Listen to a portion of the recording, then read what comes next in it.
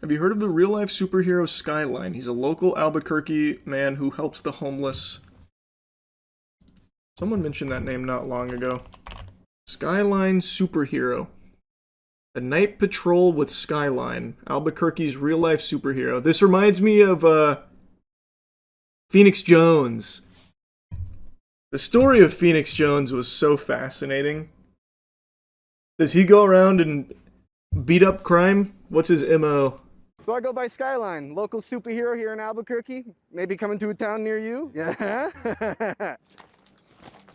Oh, that was a cool move. My parents left when I was 15. I was out on the streets. Nice and ready to go. Somebody was there. This is so cute. My main goal is to inspire people to do better, do good things for their community.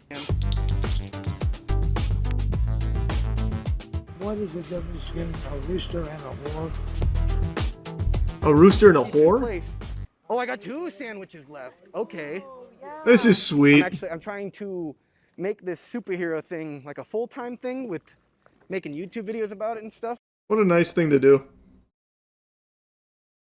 I wonder if he's gotten in any fights. Has Skyline squared up against any villains? Yeah, Phoenix Jones actually fought a couple times actually on camera. What ended up happening to Phoenix Jones? Was it a domestic dispute or something? I remember he got arrested. No, it was drugs. That's what it was. It was drug related. Didn't he turn into a villain after pepper spraying innocent people?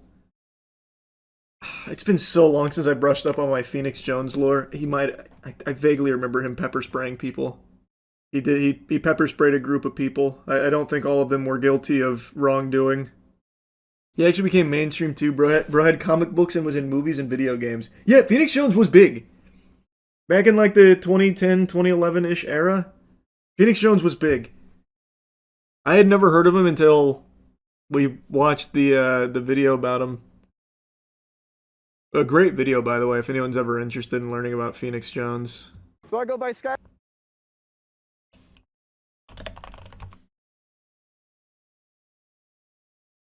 Oh, there it is. Atrocity Guide. The Fall of Phoenix Jones. My demeanor is usually very, haha, you know, let's all have fun. 1, 2, 3. Up and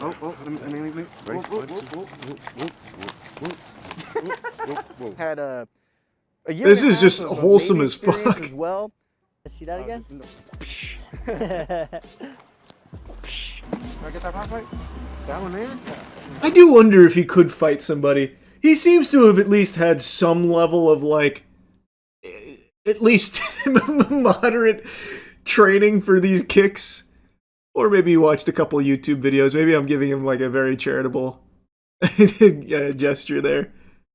I just really would love to see, like, one day some bad guy comes over, he's like, fuck those Chewy bars.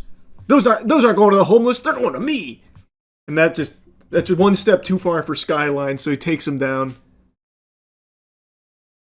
Phoenix Jones was MMA, right? Yeah, he was a former MMA fighter. This guy seems like a soup you'd see in The Boys.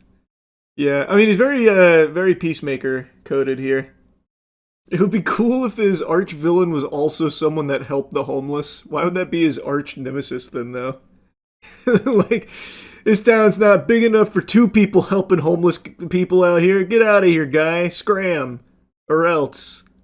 Skyline's not quite like Phoenix Jones. Skyline's more like, I'm just gonna spend some money giving homeless people some gloves and some food. He's like very sweet. And like he said, he hasn't apprehended anyone. I don't think he would look to tussle.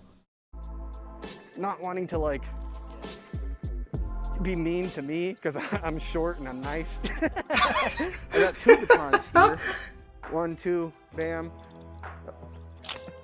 Oh, fuck yeah. Oh, wait, what? That was a Nice cool and ready move. to go.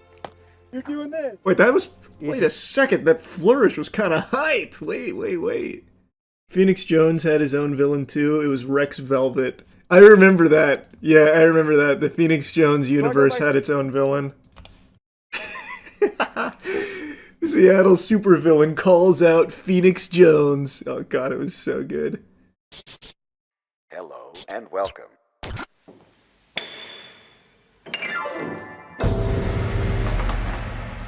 time when I could leave this lair and conduct my duties proudly and without distraction. Oh, he's theater as fuck. But Oh yeah, he's thespian troupe. along with his villain, if you will.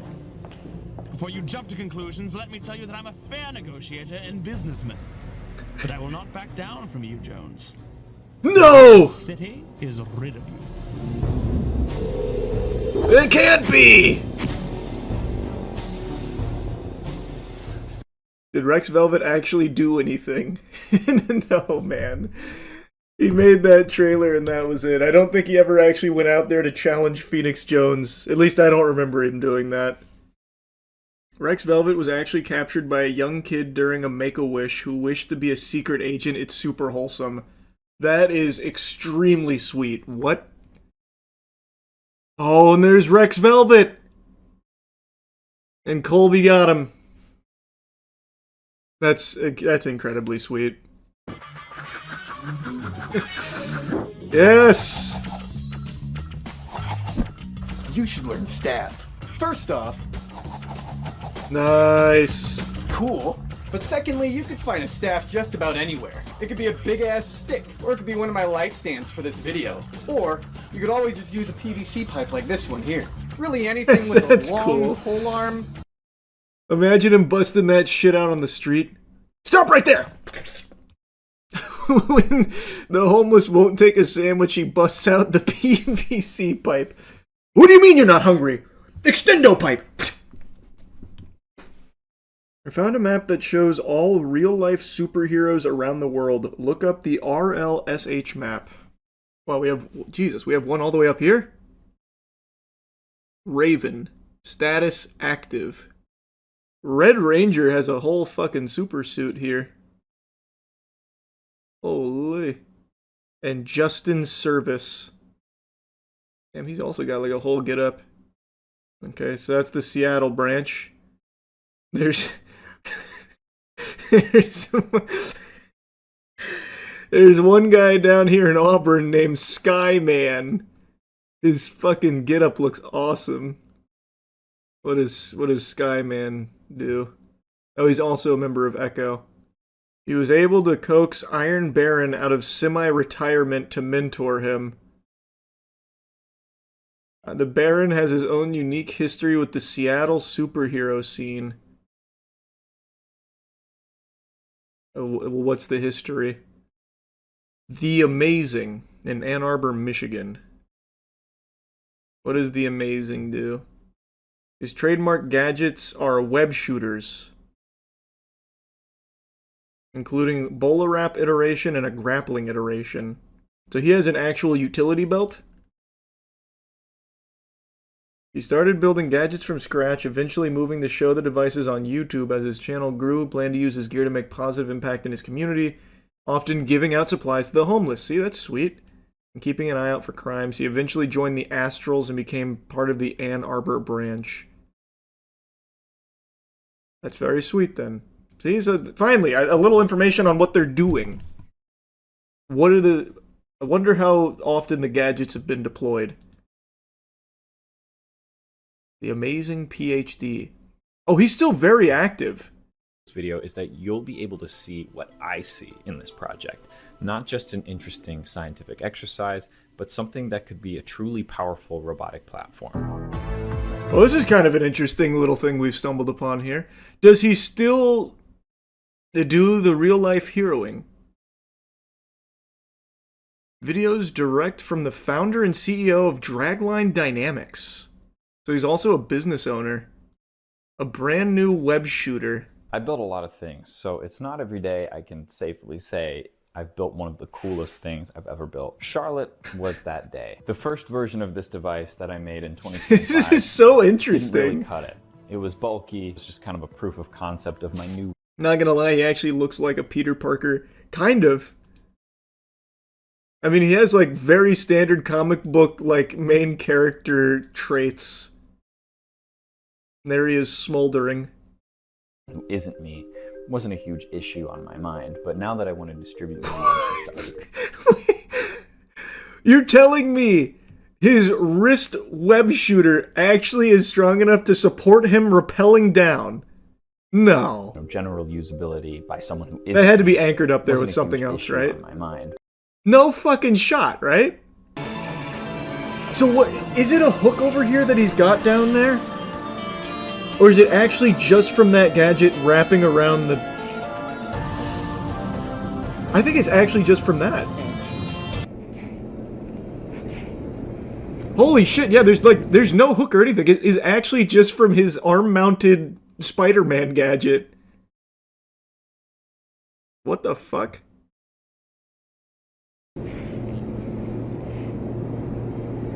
That's cool.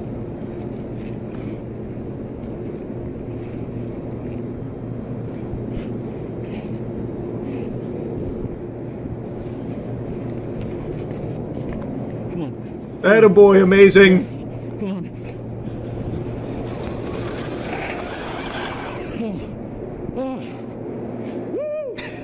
Oh my god. Security guard comes out and arrests him. Alright.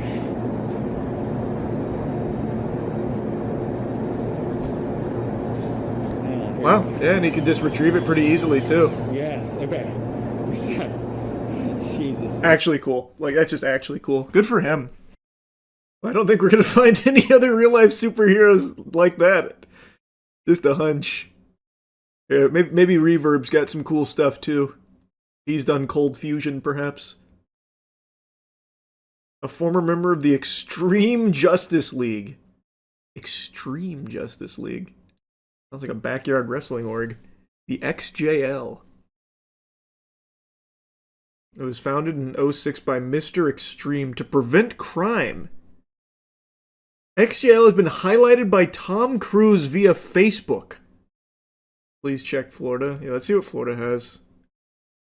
Do we have anyone in Florida? Oh, we got a lot in the Tampa area. Wait, what the fuck? What do we have in St. Petersburg?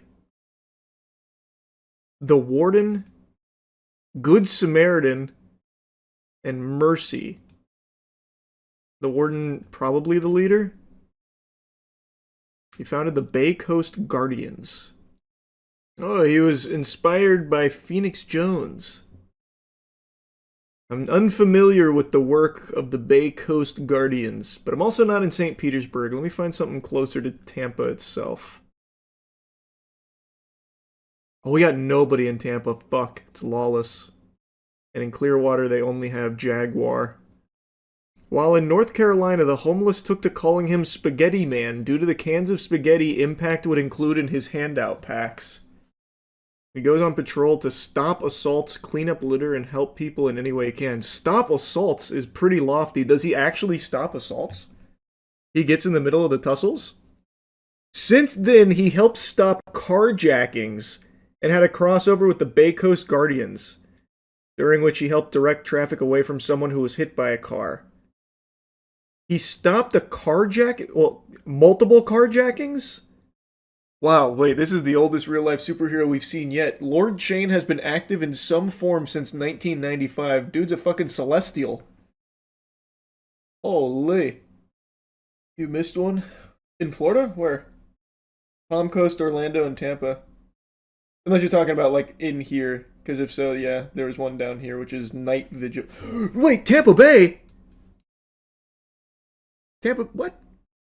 Does Night Vigil live on a boat? This man's probably saved your life hundreds of times. Can you imagine? It turns out all the good things that have been happening in Tampa are a direct result of Night Vigil. Damn, we got one all the way over here in Australia. Out in Brisbane. Naturally, it's Captain Australia. Who else? 8 months ago, 332 Captain's Log. Okay, Barry, before we do anything else, let's get the music going, okay? Ready? In 3. This is bop bop a diddly, bop bop a diddly, bop bop a diddly dee. Day 332 of the Captain Australia show. A boom boom. Otherwise, I'll just get ahead of myself and out of step. So, we're walking all around Australia for a charity called the Kids Cancer Project. Oh, that's super sweet. An hour and a half, and in the meantime, it's pack up the gear, get dressed, get on the road. That's super wholesome. Super fucking wholesome.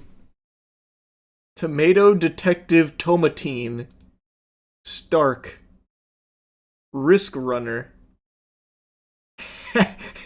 Happy Man, and Greenpeace. Happy Man. First debuting in 2015. He does litter pickup and anti-bullying activism with school children. Oh, he has a YouTube channel as well.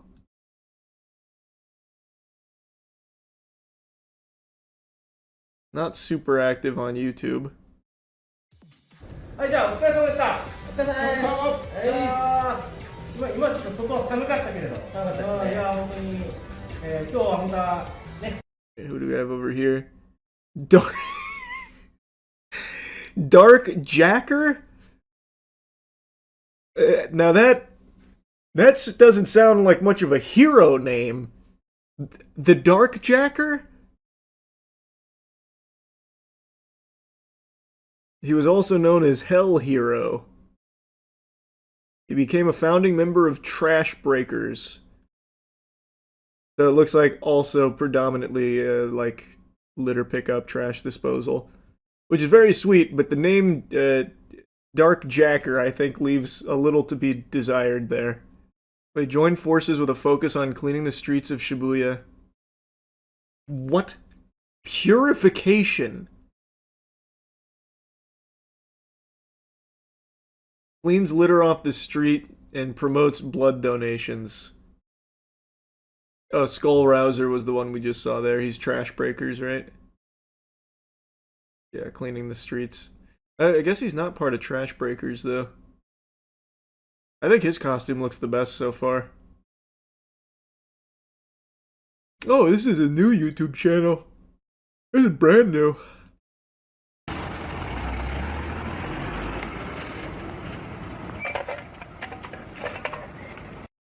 For the next TOC video, you and the boys should try and come up with your own superhero name and costume and go out to the streets and do some service.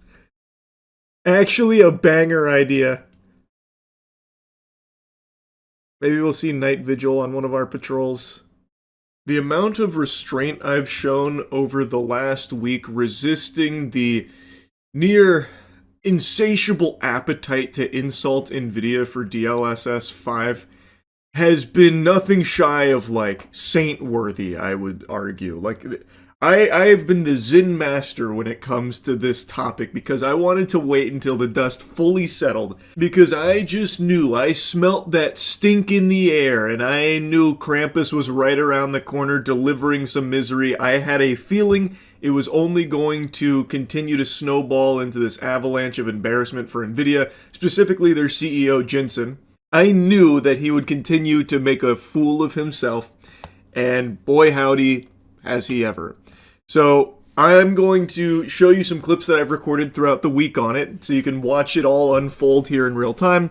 But to give you where we're at right now, after the initial backlash, Jensen went out there and said, everyone's wrong, you guys just don't see the vision. It's not just a slop filter. It's called neural rendering, you swine. It's the most sophisticated form of art this planet is capable of producing, the apotheosis of video games, where we have AI come in and guess on what it should look like.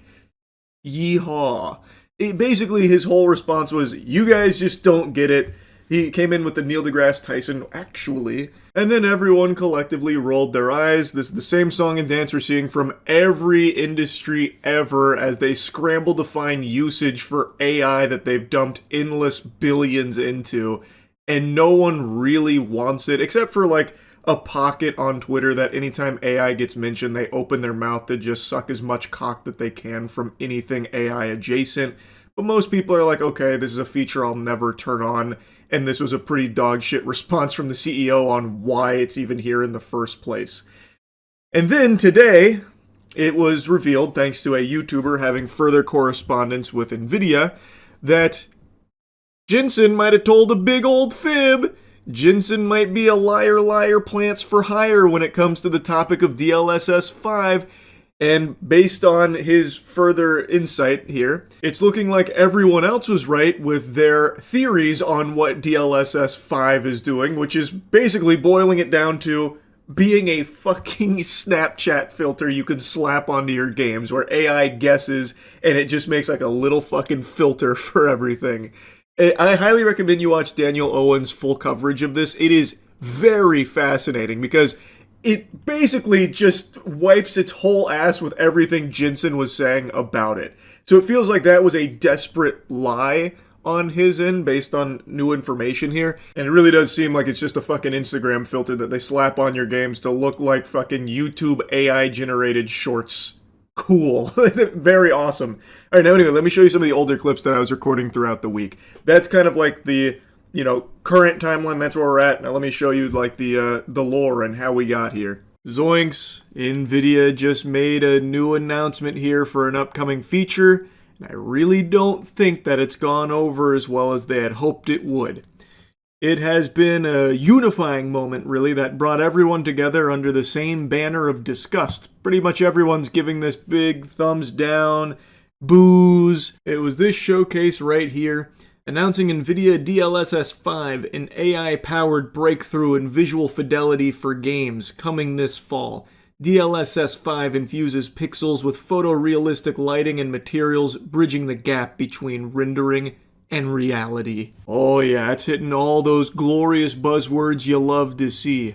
It's not just rendering, it's considering all the endless possibilities M-dash, gawk gawk on cock cock. Like, it's just, even the announcement feels like it was AI powered.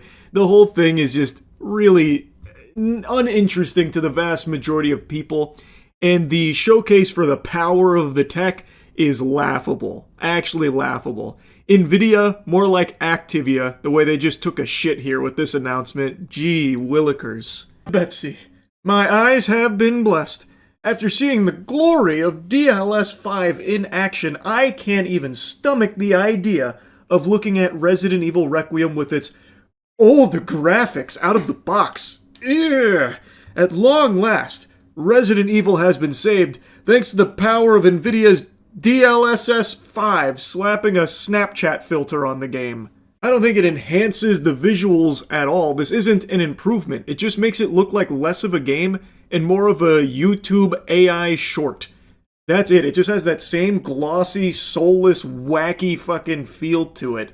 So now it doesn't even really look like a game anymore. It just looks off.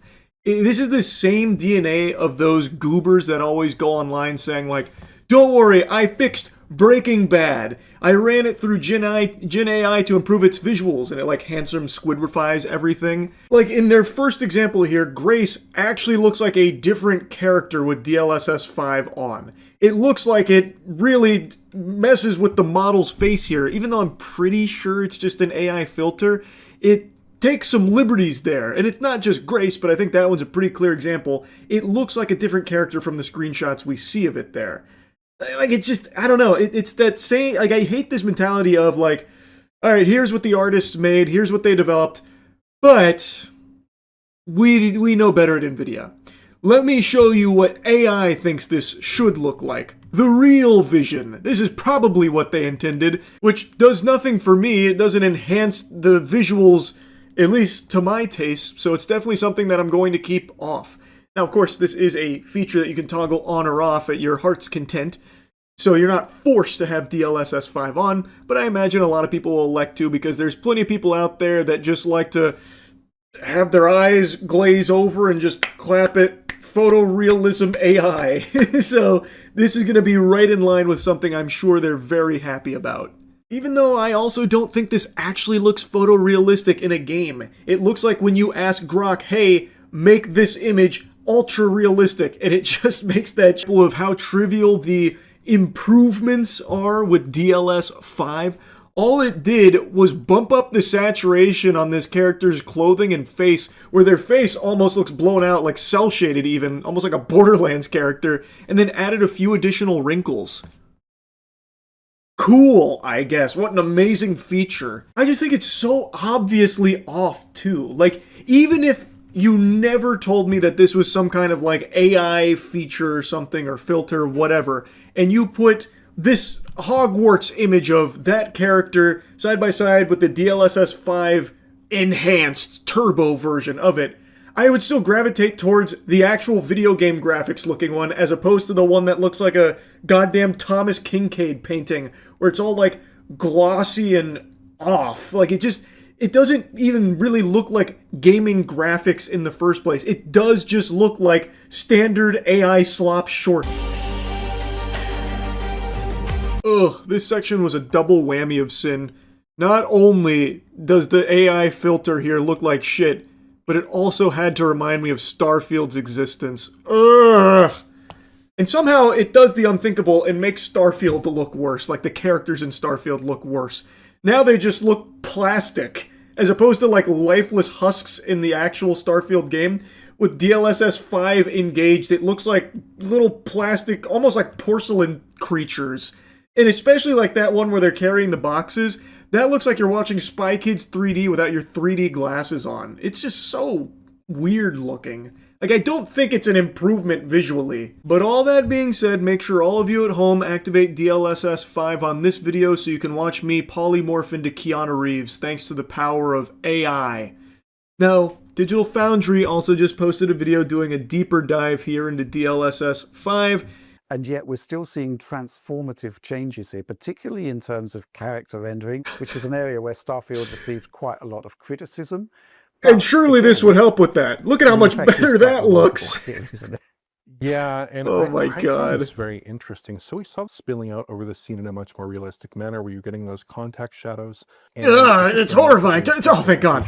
Even they Thank you for pointed out, applying like, the slop some of filter. the, Now I can character models enjoy maybe are this. A little bit on the safer side, but they still look like garlic to a lot vampire. Keep better DLS 5 when on. We put DLSS 5. Ah, thank heavens. I mean, they look a little Much bit better. uncanny, I would say, but definitely the overall portrayal of those characters is much more sophisticated.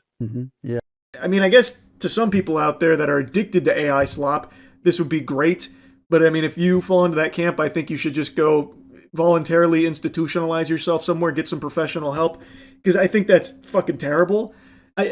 There's a couple things they show in the Digital Foundry video where like I can almost see someone being like, oh, that's super cool when it comes to like environmental lighting in some of the games they showed, because there are times where they use the DLSS 5 showing like some environments where it like cleans up some of the lighting, but also in doing so it gets rid of certain things like shadows. It doesn't really like a lot of shadows in some of these places, so then it just feels very sterile, and then it also then stops looking like a game and once again falls into looking just AI generated. So I don't like that either, but I have seen a lot of people really excited about it, which, I mean, I'm not your fucking dad. If you want to activate DLSS 5, by all means, all power to you. I just think it looks not great. It seems like a useless feature. It feels like a useless use of resources. Alright, big news today. There's quite a few reports of game companies out there that also aren't excited about DLSS 5, such as Capcom here, that was reportedly in the dark about it, and based on reports, pretty anti-AI when it comes to practices like this. A lot of companies have actually come forward based on information out there now, saying that this isn't something they signed off on and isn't something that they like, which is unfortunately a big blow to everyone that was coping and doing their best to defend DLSS 5 by saying, look, some of these developers are really excited about it. And then they mentioned Ubisoft, because Ubisoft seems to be like the only place that is really celebrating this, because now they get to be even fucking lazier, I guess. If you have Ubisoft singing the praises of something, the good rule of thumb is it must be bad. I can't believe we've reached the point where now people are like using Ubisoft as like a look, no, this is a good thing because Ubisoft says so. You are really scraping the bottom of the barrel if you're saying that Ubisoft pumping their fists means we all should be happy about it. There is no corporation more delusional in this universe than Ubisoft.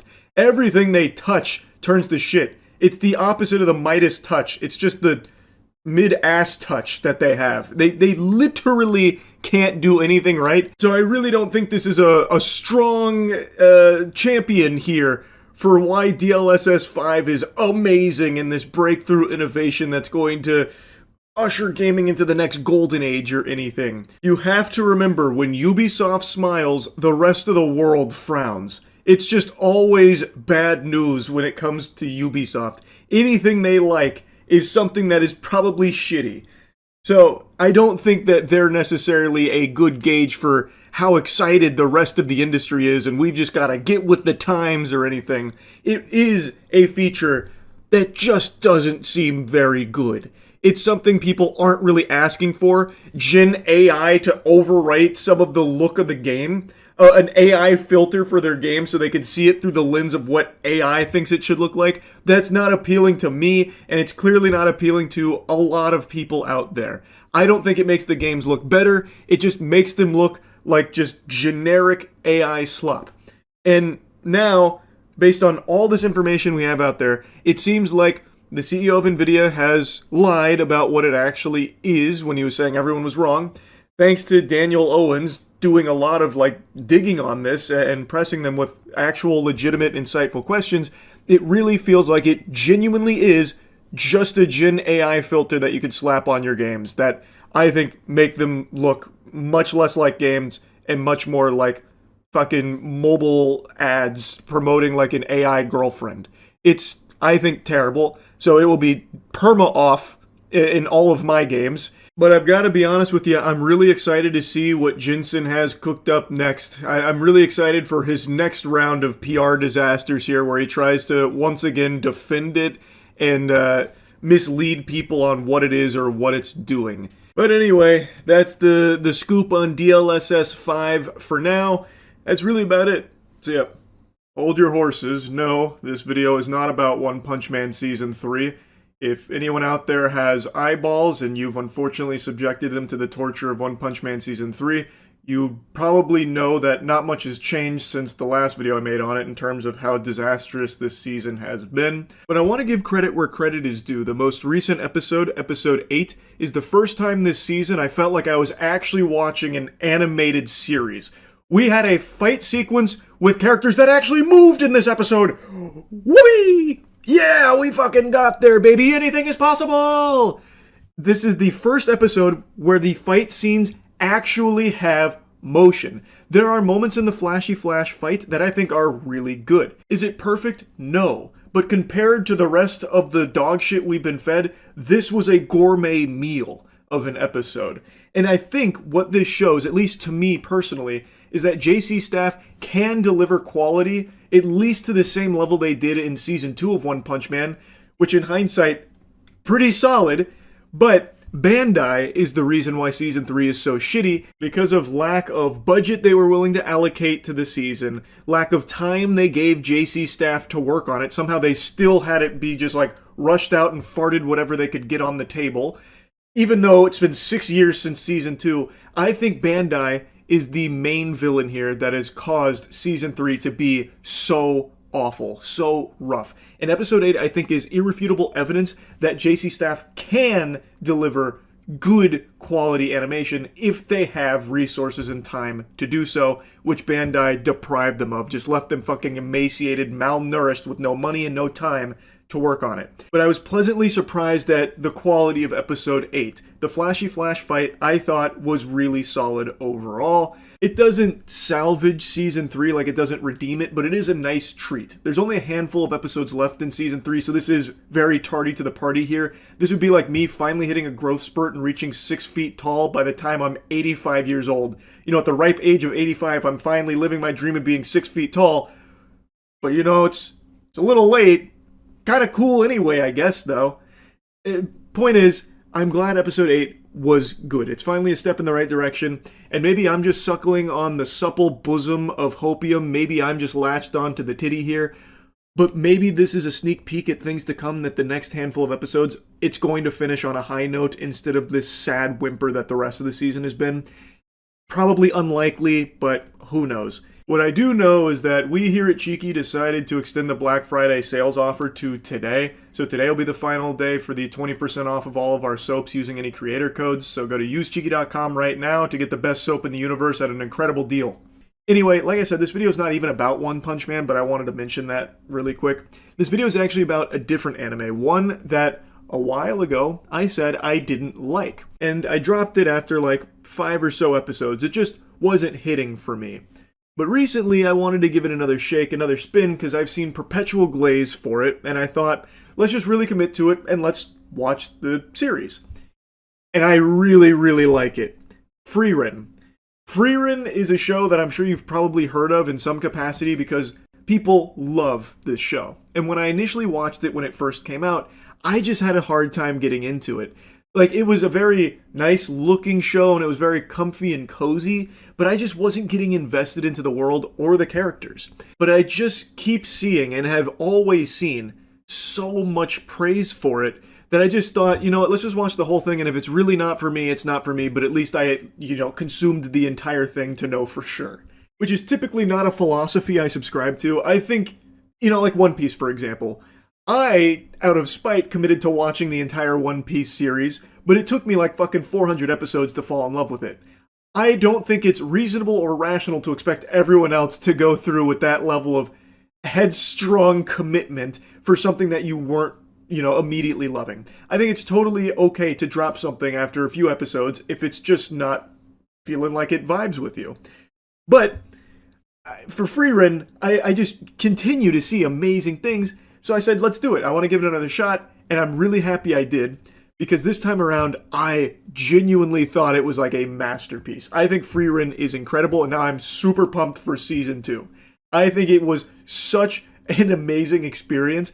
I don't know what demon crawled up my ass the first time I watched this, but it must have been clouding my vision with sin and folly, because I was a big dummy back then, I suppose. And looking back on it, it's weird because I've never had an issue with slow burn in media, whether it's games, movies, shows. In fact, some of my favorite are more of a slow burn experience, which Frieren definitely is. But I don't know, I guess just initially I didn't get hooked by the concept, and Frieren as a character wasn't someone that I felt I could care about across many episodes. And I think that's probably because the show does something I don't think any other shows I've ever seen have done. It starts you at the end of a hero's journey. Frieren's previous party had just completed the major task, defeating the ultimate evil, saving the world. You as the viewer don't get to see that happen. You don't watch the show that focused on that hero's journey. You are watching the show of what happens next through the eyes of Frieren, who is an immortal being. She is an elf, so the 10 years they spent on that journey saving the world, that's not even a blip on the radar of her overall lifespan. And the way she views the world around her is very distant and removed emotionally, because everything she is experiencing is so trivial in the grand scheme of her never-ending life. Her extraordinarily long life, all of this will be meaningless at some point. So she's very apathetic. There was a comparison I drew on my first watch that I still think is somewhat applicable, where there is a game, an amazing game I played a long time ago on the Xbox 360 called Lost Odyssey, that kind of tackles occasionally similar things as Frieren through some short stories in the game. And I don't know, I think maybe I just got the wrong impression for what the show was really about and where the show was going, because I didn't give it enough of a chance. But I'm just so happy I went back to watch Frieren, because this show really is special. And even the first 4 or 5 episodes this time around, I was a lot more gripped by. And the show does, really gather a lot of steam after you get through, the initial building blocks and the foundation that it lays. My initial impressions of Frieren was that she was just going to be, kind of a generic stoic character, an immortal, where, everyone she could ever care about will die, so what's the point in caring? Which is something I've seen in other shows where they have, a character that feels kind of like a robot, like an emotionless husk. And I thought that's what they were setting Frieren up to be, where eventually they'd start to crack that shell slowly but surely. She is immortal, time is very different to her, but she has emotions, she has tons of emotions, and she conveys them in her own way, and she subtly changes as well in her own way as a result of all of her experiences and everyone that she meets, and she starts to have regrets, and she starts to care to learn about these people that she has a party with. So it's a very cool growth to see across the season, and I just think the show is beautifully done. It has action too. It's not just dialogue and doing chores. Granted, a lot of it is them making stops in their journey to do certain things, but the stops are also a really valuable experience too, and they're not boring or anything. I actually think some of the stops are the most memorable parts of the show, with what you get to learn and what comes from their experiences at these stops, where she's collecting grimoires and whatever as payment. it's just unlike anything I'd seen before, and I think my initial impressions were that it was going to be like kind of boring, maybe even slice of lifey, so I just maybe didn't tune out and connect with the themes. But going back this time around, man, it fucking hits. Time has always been like a very grand, scary concept to me. In fact, 2 of my tattoos are time-oriented pieces, as corny as that sounds. It's just so interesting the things you can play with in this ballpark when it comes to time. And the way Frieren uses it with her, I think is brilliant. The show is just truly a complete package. It is visually breathtaking. I think they've knocked it out of the park with the animation. The emotional beats really resonate with viewers clearly because it's like one of the top rated anime of all time. But like even me personally, a lot of like the themes that we're coming across, like they do hit and it feels very poignant. Like it is a well executed show when it comes to its emotional moments, and its characters I feel like have a lot of depth and are very well fleshed out and established, and it makes you care about them and their journey.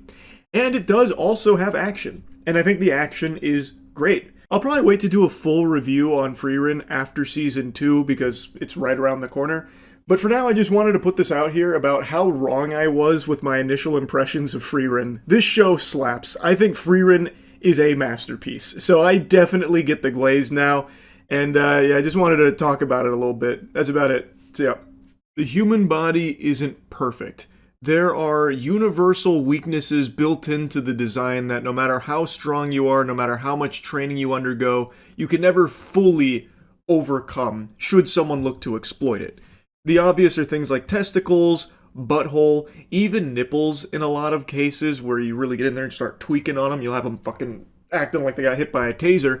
But then there's also psychological weaknesses. The most powerful being going to a restaurant and having the restaurant staff sing you a birthday song because one of your friends told them it was your birthday. I don't care who you are, how tough you think you are, you can be the leader of the salty spittoon, doesn't matter. If you unfortunately have to sit there and get sung to with a little cupcake with a candle on it while the restaurant staff unenthusiastically wishes you a happy birthday, that will incapacitate you. It is a cringe that is hardwired into the human DNA. We were not meant to endure such torture. It will pierce even the most fortified psychological defenses. And I just saw a clip from some masochist willingly putting himself through this for the sake of some clout online because he really thinks, I guess, he was hot shit for spending $1,000 on a steak in Las Vegas.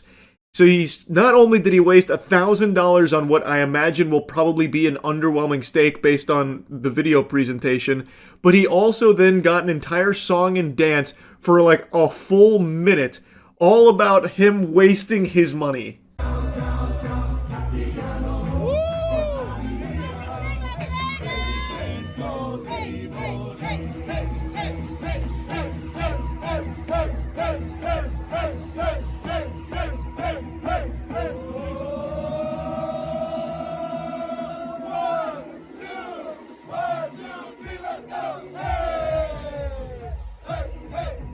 Heavens to Betsy, it's like a fucking Bring It On cheerleading routine they've choreographed here, all because some goober forked over $1,000 for a steak, probably to flex to his Tinder date or something. And then he filmed it himself. My heart breaks for the staff here. I bet there were tears in their eyes when they got told that it's showtime because someone just spent $1,000 on the Golden Steak Boogaloo. So then they have to go in there, and I assume they have to be like trained by the restaurant to do this, like a break in case of emergency. If someone spends $1,000, you got to put the tomahawk in the golden case. You got to cue up this song, get the DJ on the horn, and then you got to go over there and just go, hey, hey, hey, hey, oh, hey. Oh, it sucks so much ass. Holy. It is awful to imagine being in that situation. I couldn't even fathom the poisoned brain that would lead someone to want to do this to themselves willingly because they think it looks cool on TikTok. Like, you have to know people, not only in the restaurant, are turning around because of all this commotion, insulting you, laughing at you, but you also have to know the video you're filming is going to get you ridiculed as well. It's not like a cool thing to waste $1,000 on steak and having the staff be forced to come over here and pat you on the back for wasting your money, as if this is like a cool thing that you've done. They don't want to be doing that. Don't let those hollow smiles fool you. They would rather most likely just be going about their business, doing their job, and then calling it a night without the need to have this, like, performance here.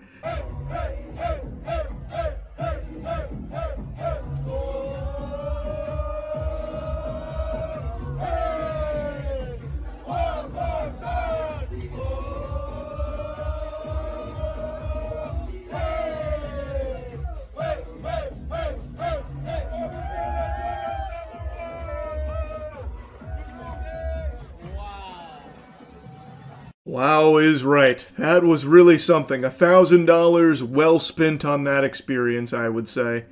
Also, that like, oh, hey, that they're doing, it reminds me of that episode of Jimmy Neutron when Jimmy's dad, Hugh, starts hunting caribou with his boys after that ice age happens and they start chanting, hoo, caribou! Also, if you're gonna do this kind of thing where you charge an exorbitant price for something and want to make a whole spectacle out of it, this is about as lame as it can get. This is like a half measure. This is half-ass semi-chub. There's no costuming. There's no real, like, fun, flashy lights. There's no fog machine going off when they open the briefcase there. The briefcase looks like a Deal or No Deal prop spray-painted gold. It's lazy. It's uninspired.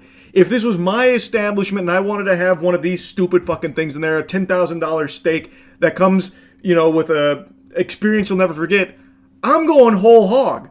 If someone orders that shit, I'm sounding alarms. I'd have a spotlight kick on and blast light like a heavenly glow on this stupid asshole that just wasted his money. And I'm having Cirque du Soleil flood out onto the dance floor and go through a crazy routine. I'd have a magician on standby just in case, and we'd wheel out a coffin that he'd sit up out of like the Undertaker and start pulling quarters out from behind this guy's ear that just wasted his money. I'd have this be the bells and whistles. This is nothing. This is trash. This is very uninspired. So you get $1,000 and a bunch of hey and a little like hand waving, and that's it. It's stupid. Well, I mean, obviously it's stupid, but I mean, like, if you're gonna have like this really over the top thing for a crazy price, make it over the top. This is just a very slight upgrade from what Chili's does when you tell them it's your fucking toddler's birthday. It's just bad. It's lame, and they don't even fully commit to it, damn it. So anyway, yeah, I think this shit sucks. Anyway, that's really about it. See ya. Man, I haven't had a giggle quite like the Afro Man trial has delivered. I have been getting tickled all day watching this trial and catching up with what I had missed previously on Dragon Ball Z from yesterday in the trial. It's just concluded, spoiler alert, Afro Man completely won. And I mean, it was a complete victory here. He got him with the Mortal Kombat fatality in the courthouse here. The fucking police officers that were suing him are licking the toilet bowl clean after he shit all over them. I'll show you the clip of the ruling in a moment here. For those that don't know, Afro Man's house was raided a few years back under suspicion of kidnapping and narcotics. They found nothing. It was a complete sham. It was a load of barnacles. And Afro Man had security cameras set up on his property, so he caught all of this on film, and so he started to use some of that footage to make music, insulting them, ridiculing them, making fun of them, turning this misery into some boner jams for his art. And the officers that he has made songs about and made fun of got really upset. They got super sore about it, so they filed a defamation lawsuit against him. And the lawsuit has made it all the way to court, and now it's settled, but we got to witness what has to be one of the most entertaining court cases ever broadcast. In my opinion, I fucked his wife doggy style. He said it like they were facts. I don't know how the jury just didn't erupt into laughter numerous times throughout this case. There are so many moments just like that. So he has made a lot of songs and a lot of like clips all about this raid and making fun of these officers. And I can't believe at no point throughout this process did the officers think, this is a bad idea. More people are going to find out about this. And that's exactly what happened. Huge Streisand effect here. So many people are learning about Afro Man and the new songs he made about these officers through this defamation trial that's gone to court. So now the songs are blowing up all over again. So like will you repair my doors? Over 9 million views. Lemon Pound Cake is probably going to start charting on fucking Billboard at this point. This one's going nuclear right now. And it's in part a large thanks to these officers being such fucking bumbling, drooling imbeciles that they actually tried to sue Afroman for defamation because he hurt their feelings through making fun of them in these songs. I gotta tell you, sports fans, if the officers were upset before, they're inconsolable now. Unless they have a humiliation fetish, they're probably not feeling too great about how this one's gone down, because everybody is making fun of them even more so now. And honestly, this whole case is fucking ridiculous. Like, anyone should look at this and obviously not be on the side of the officers here, because this is so absurd. Really, Afroman said it best while in court. Fact, they never should have came to my house in the first place. Fact, if they hadn't have came to my house, they wouldn't have put themselves on the video camera and in my music career. All of this is their fact. All of this is their fault, and they have the audacity to sue me. These people and you are the predators and the victim at the same time. So what they did, searching your house, gave you the right to do everything you Under the circumstance that I got freedom of speech, after they run around my house with guns and kick down my door, I got the right to kick a can in my backyard, use my freedom of speech, turn my bad times into a good time. Yes, I do. And I think I'm a sport for doing so, because I don't go to their house, kick down their doors, flip them off on their surveillance cameras, then try to play the victim and sue them. Amen. I think that about sums it up. He has the freedom of speech to make fun of these officers. They are public officials. They went onto his property, breaking his shit, apparently even disconnected some of the security cameras, which I feel like that should be completely illegal to disable, lawfully put up security cameras around one's own home. I think, and it seems court agrees, he was well within his rights to be making fun of these officers and using the footage of that raid in the subject of his songs, making fun of them, joking around, whatever he was doing with that music, using them. There should have never been a defamation case that went this far in the first place, but the fact that it did was a fucking slam dunk for comedy. So, let's dive into some of the highlight moments here from the court case.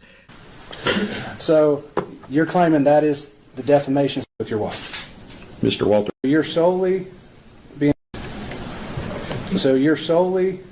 being painted in a false light due to Mr. Walters saying he had sex with your wife. Mr. Walters does have sex with his wife. Mr. Foreman doesn't. Good catch on that. Yeah. So you're claiming that is the defamation statement, is that he said he had sex with your wife? Yes. Okay. And that's painted you in a false light? It's caused tremendous pain in my life. I'll get to that. We have to go through false light first. So does it paint you in a false light? Yes, that my wife is cheating on me with Mr. Foreman. But we all know that's not true, correct? I don't know. Yeah.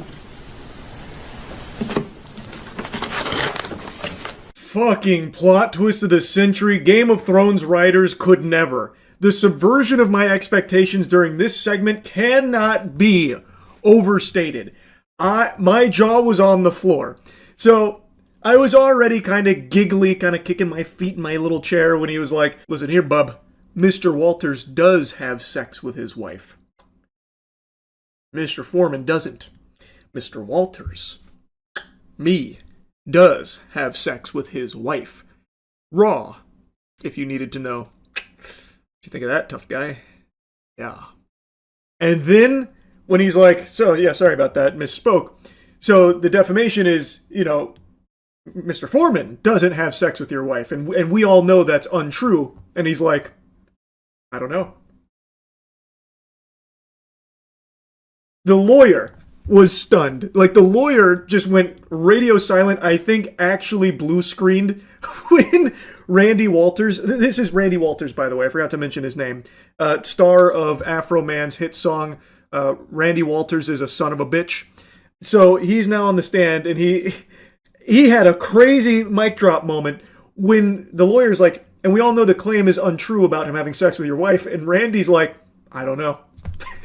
So it seems like he actually thinks Afroman might have fucked his wife or something.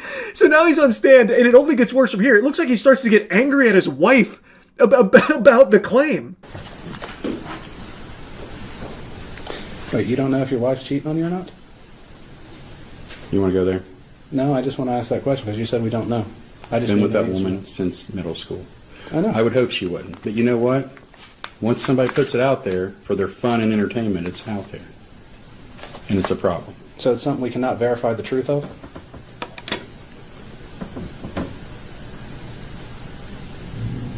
Is it a thing that can be verified, true or false? Ask your client.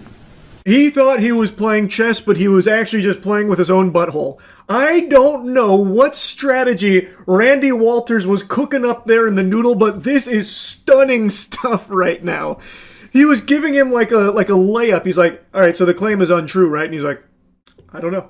I would hope my wife isn't cheating on me. We've been together for fucking years, but now that he's made a song about having sex with my wife, well, maybe he is. And maybe she's cheating on me, and maybe I hate her for it.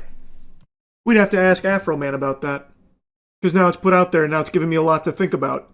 Like, it looks like he starts to stew, like steam there about it. I really don't know what happened there, but oh my goodness gracious, when I tell you I was laughing, I was belly laughing when this guy started saying that. And you could hear the lawyer kind of switch on to like okay, this is weird, but I'll play along mode, where he's like, okay, so you're saying we can't verify whether or not this is like a true or false claim, it's not verifiable info? Because if he's going to try and say that this is defamatory and then turn around and say that he doesn't know if it's true or not, how the fuck can you say it's defamatory? Like, it's an outrageous tactic?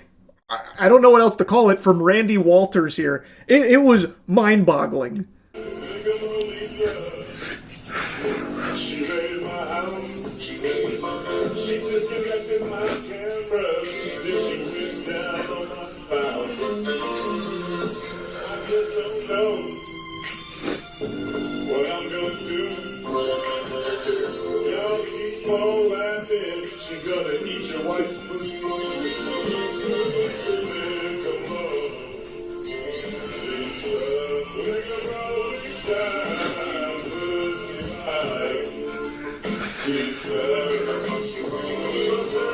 As you can probably gather from the song here, this is an officer involved in the raid. Her name is Lisa. According to Afro Man, she even disconnected one of his surveillance cameras. I bet she's really regretting not bringing a fucking EMP device there to blow them all out, so that way, you know, the songs never got made. But here she is taking the stand in court, and boy howdy. So they're playing the Lick 'em Low Lisa song, which is one of Afro Man's tracks dedicated to her. He made songs for like every single officer in the raid. So they're playing her song, her ballad, and she starts crying during it.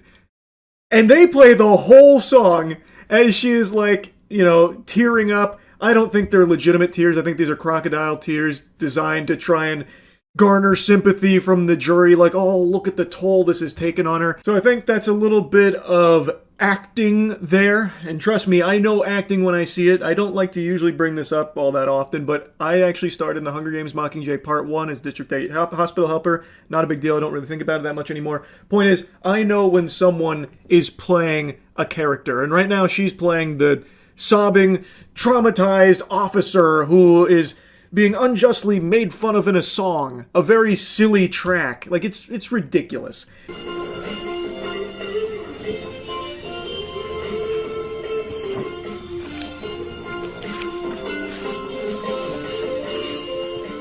They play the whole song, too. They sit her right there like it's a fucking Fine Bros React segment, and they make her listen and watch the entire thing. I don't understand why, to be honest with you. I feel like he probably could have just played like the first minute, maybe minute and a half, and I think the message gets across. It's a song making fun of her. Talking about like how Lisa eats a lot of pussy and, you know, not taking her job all that seriously. I feel like you probably don't need to play out the whole song, but the fact that they did is comedic gold. So the cameraman even pulls off it there for a little bit just to show like the whole scene in the courtroom. And I'm very curious what the jury was doing. Like maybe they were stomping their feet and snapping their fingers to the track because it kind of makes you want to groove a little bit. It's got just like a real like classic feel to it. And then it pans to Afro Man.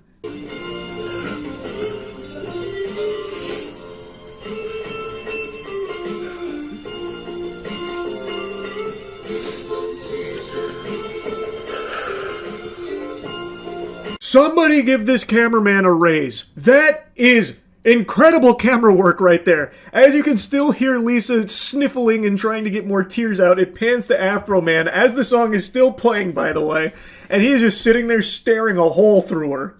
He is just unflinching, just staring at her. I erupted into laughter with that camera pan to Afro Man. And now, it doesn't stop there. As she's still on the stand, they didn't just play the track or anything. They also just started playing some clips that he made making fun of her. Almost as like a non sequitur. They just kind of pull it out of nowhere. Like, can you pull up another insult here real quick? The jury's going to love this one. Go to the next one. Which number is this? Number 21, and it's a video.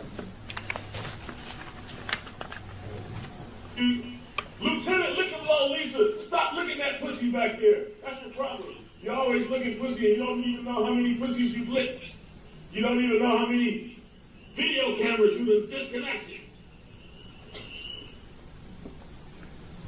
What number? That was 21? Yes. Did you see that video when it was posted? Yes, sir. Let's go to the next one. Yes, next one, please. They got a whole folder here to go through. They got her posted up there like it's a Comedy Central roast. They don't even, like, go in there and really talk about it all that much. It's just... did you see this one when it was posted? Yes, Your Honor. Did you make sure to leave it a like and a thumbs up? Did you leave a comment as well for engagement? Okay, just checking. I'm gonna be honest. Like, I get why it's there, trying to show, like, you know, he's insulting her a lot or, like, defaming her by making fun of her a lot. But, like, these are just short clips of him taking the piss. He has a right to do that. Like, all you're doing now is just showing a bunch of insults directly to the person being insulted and maybe making some people on the jury laugh. Like, truly incredible strategy, I've got to say.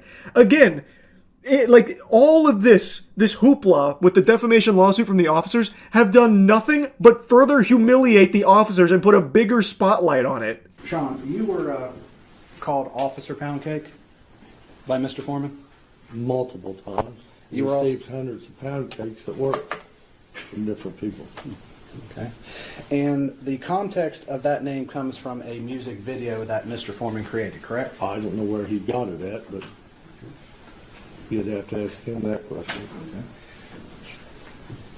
Well, I'm going to play what's marked. Okay. Okay.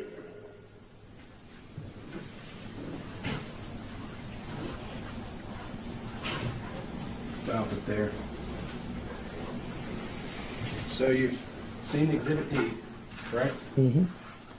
You would admit that's you with the glasses walking by a lemon pound cake on the counter? Yes.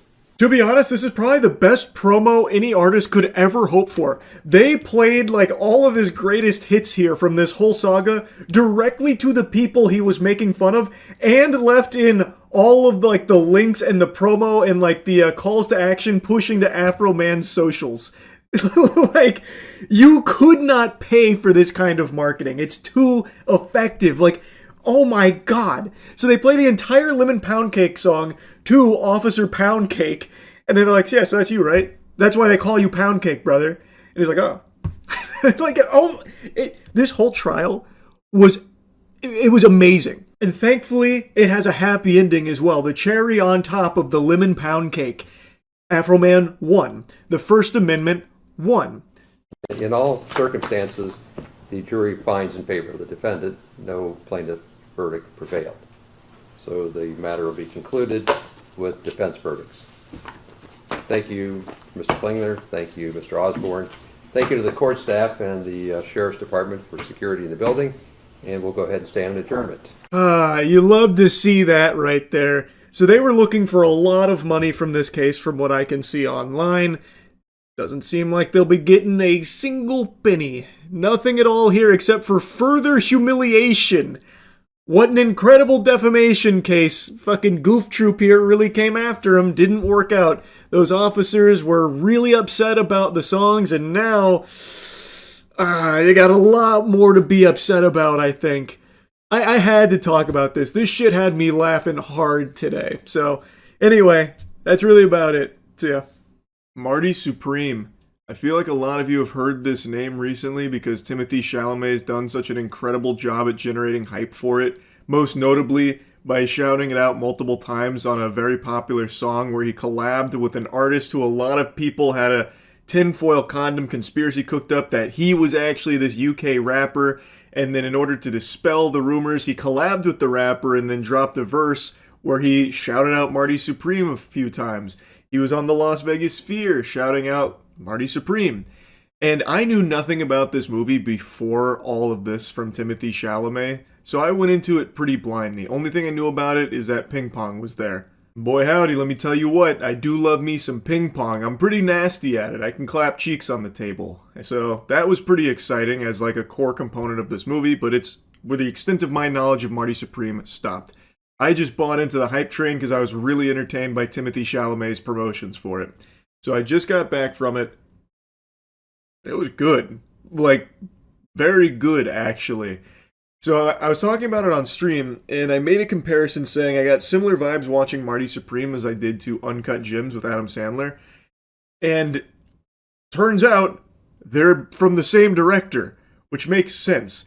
Safdie has truly mastered the art of capturing chaos and stress and carrying that momentum throughout an entire movie without ever letting up. It is unrelenting.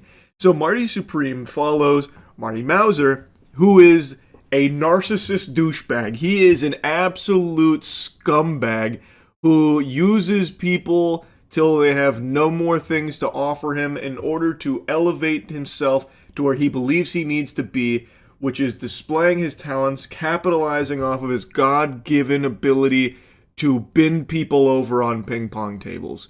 He is an extremely talented table tennis player, and as such, he wants to be the face of the sport that he believes is going to take over the U.S. He is uniquely positioned, as he believes, to be the best possible candidate to make table tennis even bigger than it already is. And what a fucking journey it is. There's not a ton of ping pong played in here, though when it is played, I was pretty hyped, kind of wiggling in my seat excitedly. I love ping pong, so that was fun to watch. But that's not the most important part of this. It really is a exploration of one man's fucking unhinged journey. I could never expect where the movie goes next.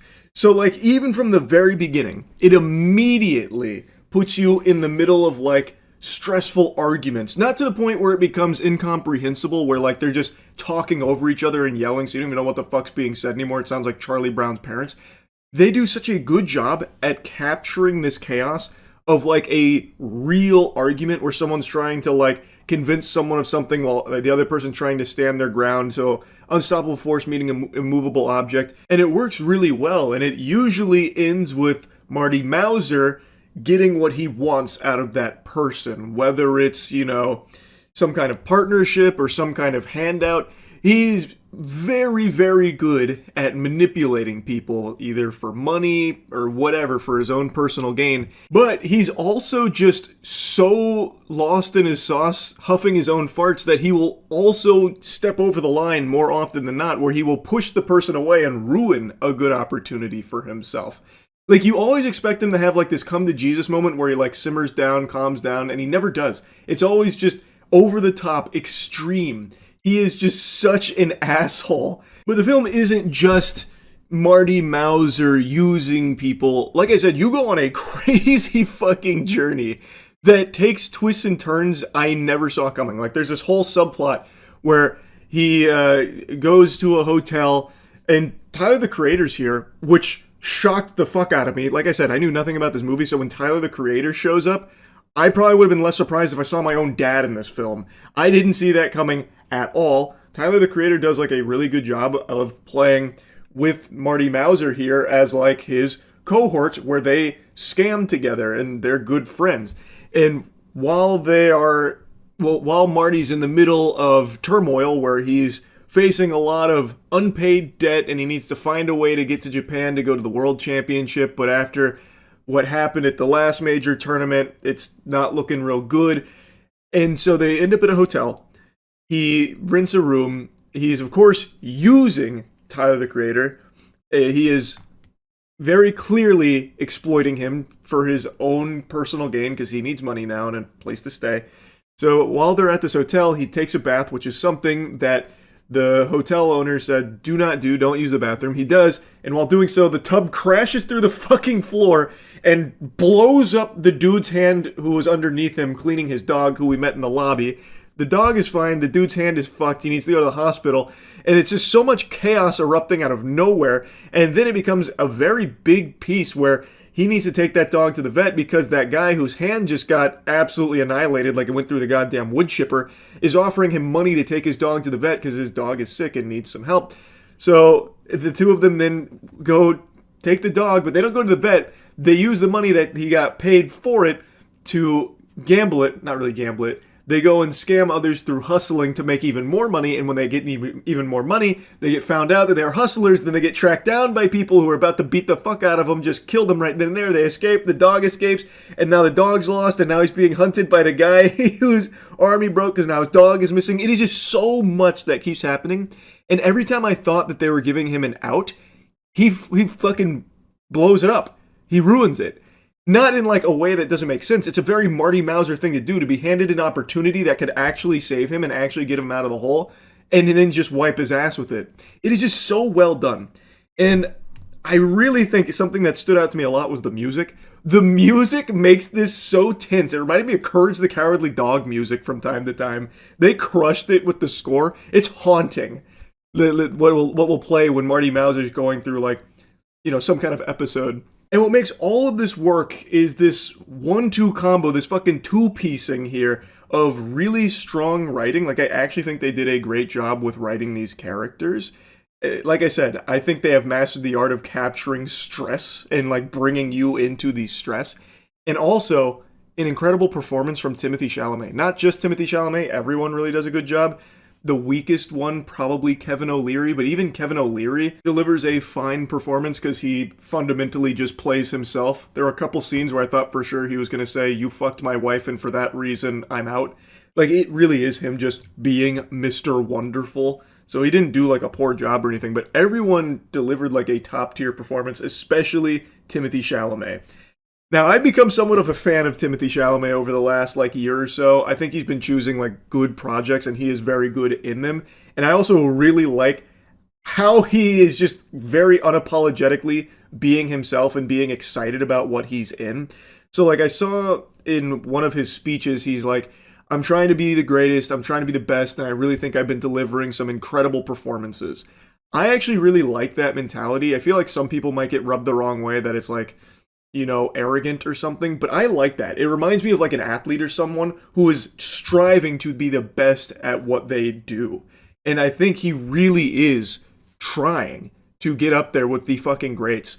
And with performances like these, he shows he has the jaw for it. It shows he's got the talent. I really was very entertained by Marty Supreme. Again, I knew nothing about it going into it. I was fully open to the idea that this might just be trash, that they were desperately trying to make a break even on or something with having Timothée Chalamet shouted out all the time. That's not the case. I can see why he's so proud of it. It is a very good movie. It was extremely entertaining watching Marty Mauser basically solve a problem and then immediately fuck himself in his own face right after. So, like, he is extremely good at getting people to do his bidding and putty in his hands, but he always keeps going. He doesn't know how to stop. It is just so hectic, so chaotic. So even, like, when he is in a position where problems would be behind him if he would just, you know, call it quits right there, put the kibosh on the talking and the bravado and everything. He can't. Best example, and the one that really caught me off guard, is towards the end of the film. Spoiler warning. I've given little light spoilers. This is another like light spoiler. It's not the biggest one in the world, but just warning. As he is like on his hands and knees at his wit's end, he has to get to Japan because he needs to go to the world championship to prove he is the best in the world. But he still doesn't have the money. Everything else is crash and burned around him. Everyone has been hurt around him. His last-ditch Hail Mary was to try and manipulate Gwyneth Paltrow's character into somehow giving him the money through making him, through portraying himself as like very sympathetic and all of that, where she'd feel inclined to help. It's not really working, but eventually he weasels his way to her basically giving him a necklace that her husband gives her every year that's worth a lot of money, but she hates her fucking husband. Guy's a dweeb, tired of him. She gives him the necklace because he can sell it, get the money, go to Japan, do what he needs to do to prove his greatness. And he then kisses her. And I thought that would be the end of it. They exchange a kiss, and he now has his problem solved. And he just keeps going. So a kiss turns into him eating her out in a public park in the middle of the night, and then cops are there, and they see that, and they stop them both, and then they end up having to give the cops the necklace to bribe them to stay out of jail. So now he's back to square fucking one. It didn't solve his problem, and I thought for sure that's where they were going. I thought that was going to be his out. It's not. So now he still has to solve this fucking problem in another way. It is so good that the ride never stops. Even when you think you see how it's going to go, it doesn't go in that direction. I was so entertained with this movie, man. I really did like Marty Supreme a lot. Is it a perfect film? No. I think this is definitely not going to be everyone's cup of tea either. I feel like if you watched Uncut Gems and didn't like how hectic and how stressful and even at times headache-inducing a lot of the conversations and scenarios were, this movie probably will not appeal to you. It has very similar DNA to that. He's fast-talking. It's very back and forth, or even, one person trying to overpower the other in a conversation. Like, it is going to be a lot that maybe people will find to be more frustrating than entertaining. I get that. But for me, I really did like it. Had me giggling, had me entertained, and made me want to get back to practicing ping pong. It lived up to the hype. If you're watching this, Timothée Chalamet, let me know if you ever want to catch these hands at ping pong. I think I've got a real shot. I don't know if he actually plays ping pong in real life, or if this is all CGI, phony baloney, smoke and mirrors, which I doubt it. It seemed very real ping pong there for the most part. So I imagine he probably practiced a lot for the film, and I think he would be a worthy opponent. But anyway, I liked Marty Supreme. I thought it was very good. That's about it. See ya. Alright, let's get some armor runs in there. I had to get warmed up. What was thrust again? Alt, right? Yeah. Oh yeah, that's good. Okay. What was kick? Oh. I just threw my sword down. Hold on. Give me a second. I gotta remember the controls. Man, they're much harder to slay when they have armor on, huh? Who would have guessed? That guy's over there begging for mercy. Here, I'll go finish him off. Ah! We don't do mercy around here, bud. You're making us all look bad. Stop looking at that guy. There we go. I'll carve you up like a fucking Thanksgiving turkey. God damn it. Where are the weaknesses in your armor? That's a crazy shield this guy has. There we go. Yeah, but you really regret it now, huh? Get him, yeah. Finish him off for me. They're all bullying him. Hey up! Oh, one. What the fuck? Why? I'm trying to bring this down and behead him. Not powerful enough, hold on. Okay. No honor, I see. I'm in a rough spot now. I cannot bring this sword straight down. He only wants to come at an angle. If this guy has a candlestick, it's already just GG. Oh good, he's got the shitty weapon. Yep. I win these. That was nice and quick. Bringing things straight down is fucking impossible. I just hit myself. Oh! No, put the pants on. Put the pants on. No! God damn it, put the pants on. Wait, how do I put the pants on? Oh, there we go. Phew. I got a better weapon as well. Oh! Tried to flank me, huh? Oh, wow. That was so clutch from me. He gave me a concussion, but I was able to fight through it. Shoes. Ah! Oh, I'm dual wielding. Wait, what? I didn't know this was possible. I feel like this isn't the most effective dual wielding. He's really taking a wallop though, good for him.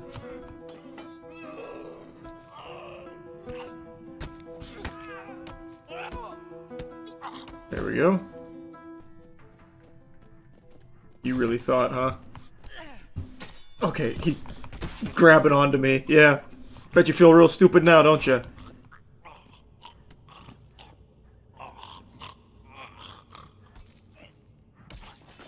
I'm trying to speed it up, man. I really am. Sorry, this is the gurglings. It's a little much, man. Thank you. Just pass away peacefully. Oh, yeah. Oh, yeah. Oh! Damn, I'm getting really good at hitting the throats. Oh, come on. Oh, my wrist. Oh, sorry. Oh, boy, that's unlucky. Oh, boy, that's real bad. I'm trying to end you fat. Oh, there we go. Cleaved in half. Much better. This is a very solid run I've got going here. Oh, shit. I got his throat. Did you die? No, he's still alive. There we go. This weapon's amazing. It's like a heat-seeking missile straight for the jugular. Oh, I knocked his hat off. He's nothing without his hat. I think this is my furthest run ever so far. Give me that hat. I'll wear it in your honor. Oh! What?!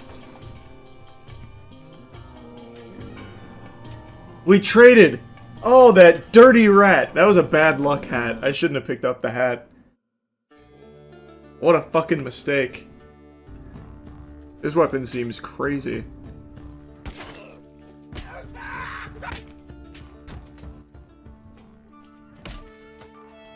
What the fuck?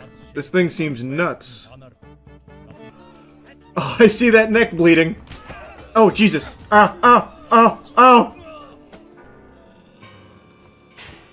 I can't believe he just pulled that off. If that isn't the biggest load of barnacles I've ever seen in my life. Run that shit back. You didn't earn that.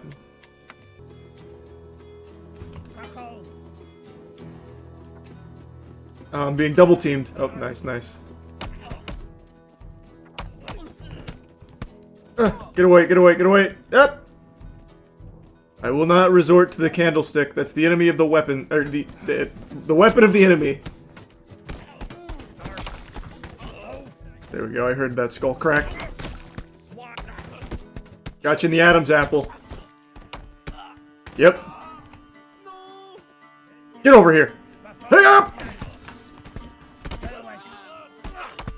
That's a big combo right there. That's some Enter the Dragon shit. Oh, fuck. What are you doing? Oh, wow, this guy actually climbed over. Just die! You're taking up valuable space in my arena.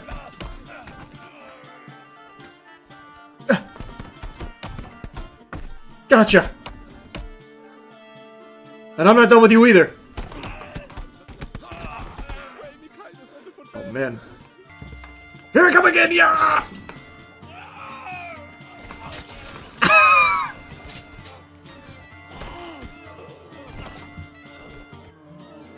Alright, these weapons seem pretty good. More! Oh, they had to disarm me here, and it still won't be good enough! My speed! You can't slow me down! Oh god, oh god. Hold on, alright, hold on, hold on. Yep! Okay, hold on, hold on, hold on, hold on, hold on, hold on. Oh, my signature weapons! Ah! The Bart Simpson strategy. Oh, shit, someone got me! Ah! I think I hit myself.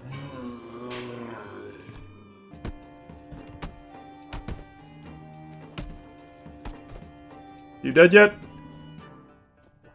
No? There we go. Oh, you're lucky!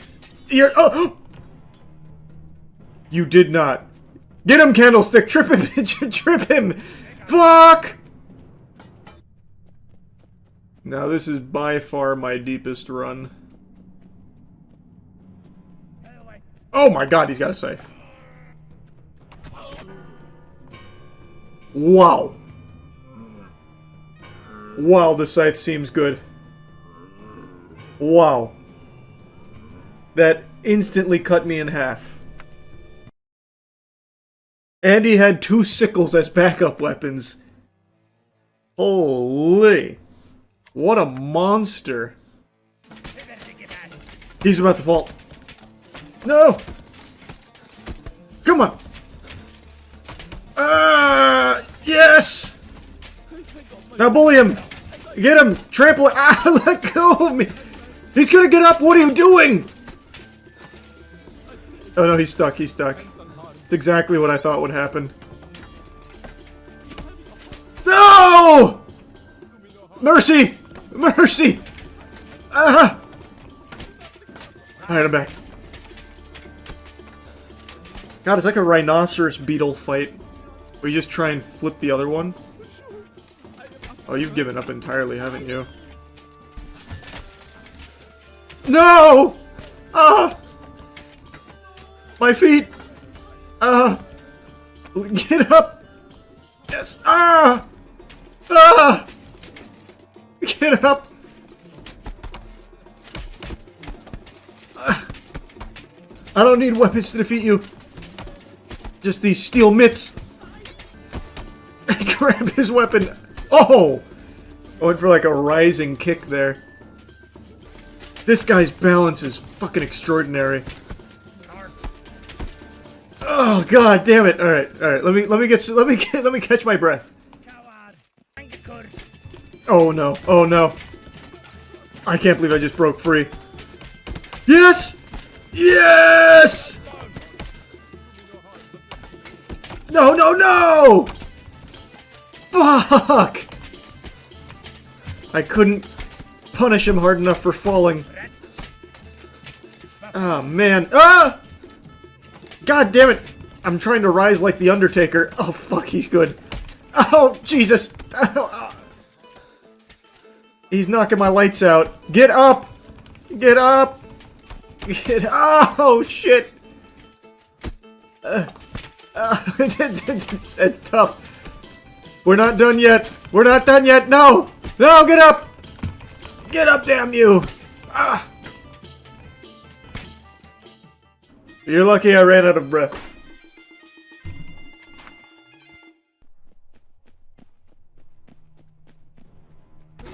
Oh, it's the scythe guy. Oh! How did that happen? Ow! Ow! Ow!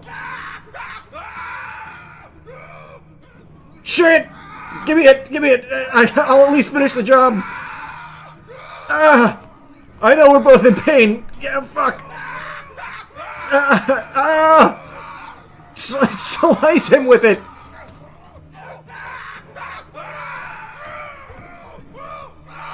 Oh my god, that worked. I did it. I don't need an arm to win. Oh! What the fuck? I don't like this guy's weaponry. My buckler isn't very useful. Shit! Get up, come on. Oh! Oh! It was booby trapped! Ow! Fuck! Ow! My foot! Oh! Oh! Jesus! Take it out of my foot! Oh! Oh shit! Let me up! Let me up! Oh! God! Ow! Ow! Ew! Ew! Ew! Ew! Oh!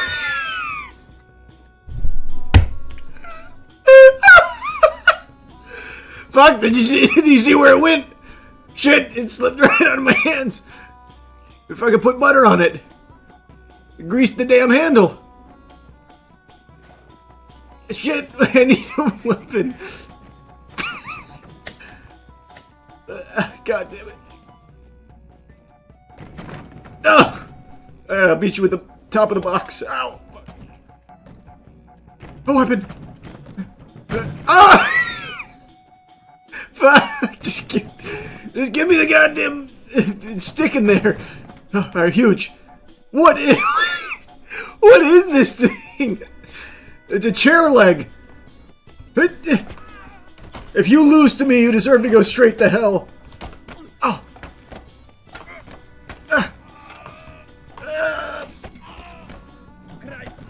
Yes! Yes!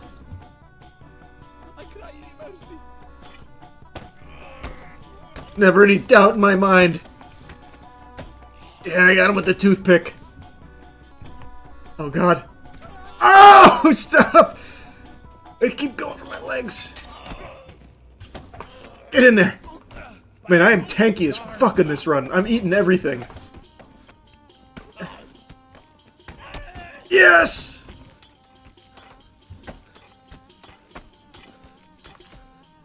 I am going ballistic with this thing. I don't need the pitchfork. I'm committing whole hog to this. Is it the scythe guy? I hope so. I'm running right into his warm embrace, his open arms. Oh! No!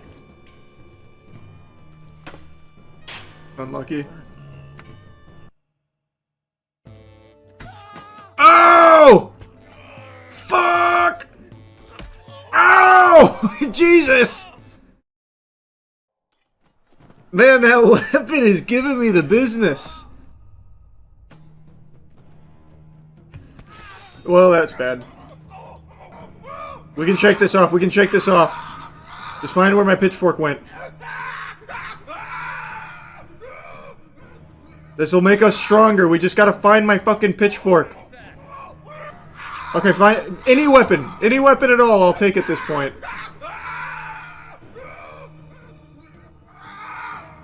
Where are all the weapons? It won't let me put it in my hands. I'm gonna have to try and stick them like this. I'm gonna try and whirlwind on him. Ow! I'm missing a hand. Get him. Oh, I hit him. Ow! He keeps disarming me. Oh, shit. I'm trying so hard to get this to touch him. Yes! That's damage. Oh, fuck. Damn it! Yes! No!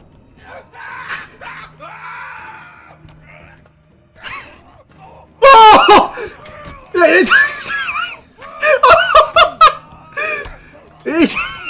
No way! I might be the best goddamn half-sword player there is. That's unbelievable. Holy shit, what a clutch. What an unbelievable clutch. Yeah, just actually built different, man, I'm telling you. Don't nobody do half-sword like I do it. Oh, shit! Ow! Ow! God damn it, I hit myself on the fucking post. Well, right back to the abyss. It is unbelievable how good that weapon is. I can't even get in there on him with the sickle. Alright, back to the abyss. My fucking home. Alright. Is it the Grim Reaper again? Because I'm coming for it. I just need to bait out and attack first. My normal rule. Oh no, it's this guy. I'll still bait out and attack. Yep. Got him right where I want him. Yep. Falling right into my trap, huh? There we go. Gotcha. Oh! God damn it! No, I surrender. Jesus. I gotta find an opening.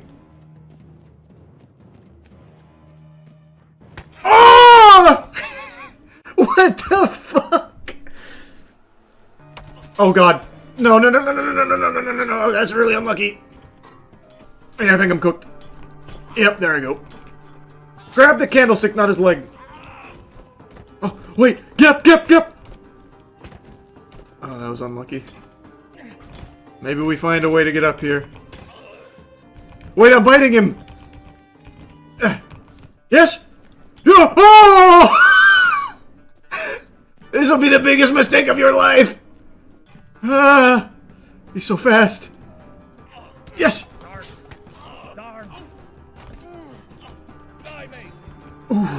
Ooh, that was a good flurry. No! How? God damn it, I couldn't get my arm up high enough. Fuck! Nice. Oh, what? I missed. Oh my god! No fucking way that just happened.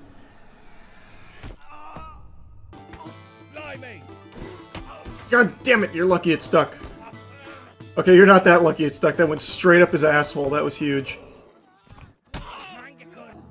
Alright, time for the Reaper. With the sickle. I just have to charge right at him. I'm gonna try and stay on the right side, though. Yep. Yep, you like that? Woo! Finally! Alright, who's the champion here? Oh my god, it's Slender Man.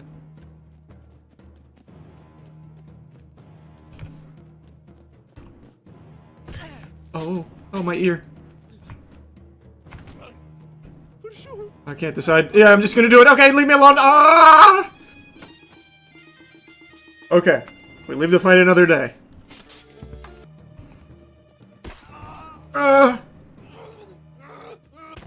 I couldn't give up in time. God damn it, that's such a wide range that he has. Holy shit! God damn it. Let me up. Oh, hello? A poltergeist is taking me by my legs. Fuck, let me up!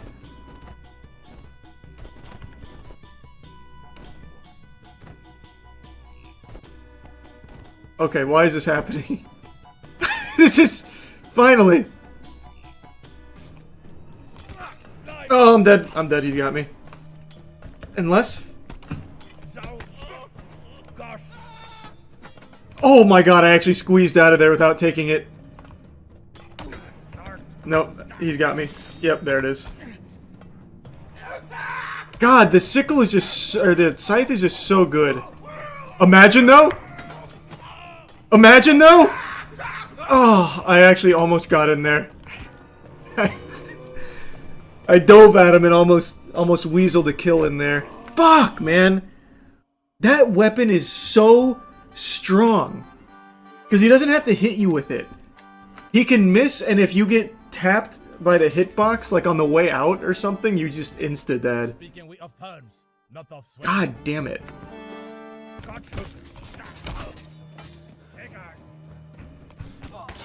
No fucking way.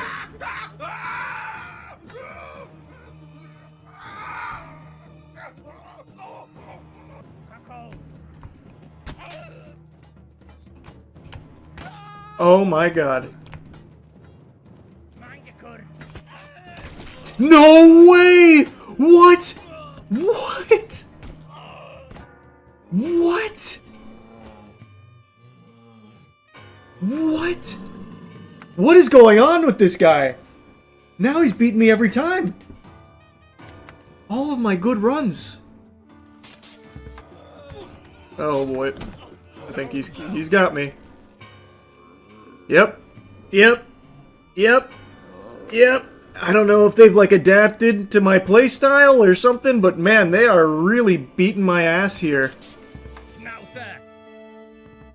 Holy. I'm getting just insta-killed.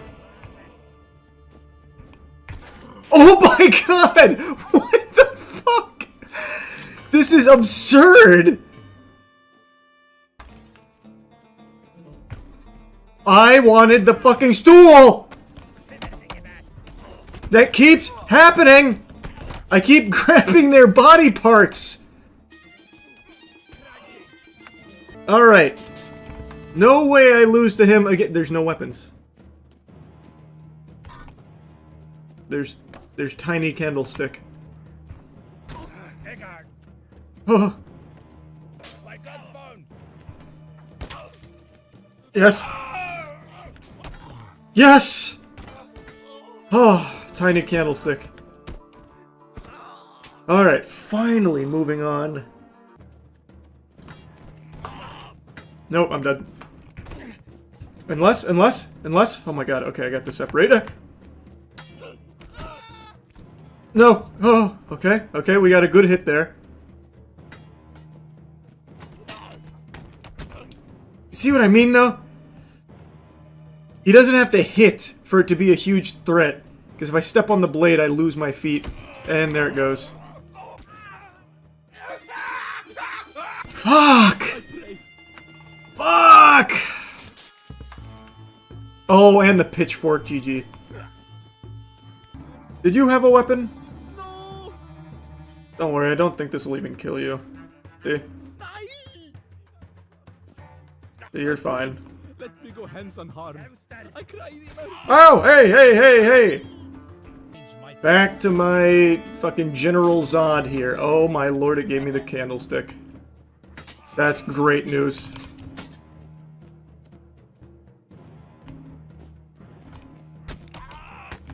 Okay. Oh, god damn it. Didn't mean to do that. I wanted to switch arms. Well, and then it still fell apart. That's crazy. That is crazy! How did it get stuck? What is happening? That is the one. Oh my god. Case is calling. Where? I don't know what you're talking about. He's not. He said the stab with the knife. Which knife? The knife I just had? Because that knife fucking sucks at stabbing. Oh my god, there we go. Got in with the cleaver, finally, thank god. A weapon. Hey, man. Can you hear me? Yeah. I got some tips for you. What's up? Okay. So I'm watching you. You know I love me some half sword. Right. Okay. I'm watching you first off. What I want to tell you, the knife, okay? I heard you make the point that the knife is absolute trash, right? Yeah. I fear that, you know, when you get to the dude with the metal helmet and he's using the axe? Yeah. The best weapon that you could use against him is that knife, and it'll spawn in the middle. Is that a guaranteed spawn? I think it is, but the thing is, when you have a knife, never slash with it. Even like the cleaver, you know how them cleavers and dudes be cutting them steaks with in them cooking videos? Yeah. Even that one, if you can get down, all you gotta do is run up, double tap, left click, and aim it at their chest. And if you have the timing right, you'll one-shot everybody. Okay, I'll give it a try again. I was having no luck thrusting though. It was not working. But if you double tap left click with the knife, good lord, that was a nice one though. I must give you credit. Thanks, brother. That was a good burp right there. But yeah, double tap knife on the dude with the helmet. If you get the accuracy down, you'll literally stab him in the chest. He'll bleed out. It's like a one shot. I'm telling you, it's like a one shot. Okay, I'll start utilizing that more then. Yes, Sirski. All right, brother. All right, bro. All right, now it's gonna Chat, be did I clean help runs. You helped me. Yeah. Do I leave the Discord call? Oh, I got it. All right, I'll do more of the thrusting with the knife, but I've had no luck with it. Oh. Hook.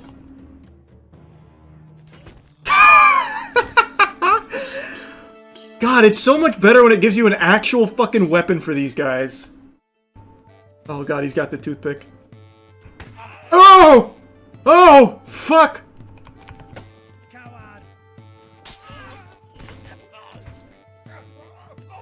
There we go. Alright, we're back to Slender Man. Fucking finally back. Alright. Alright. And there it is. Okay. God, his range is unbelievable.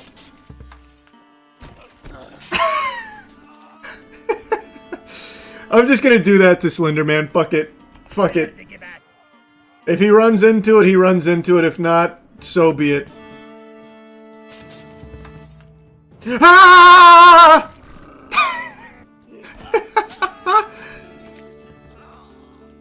Outplayed. Finally moving on. Oh god. You get that oh my god, it's a 2v1. Maybe I can make them fight themselves.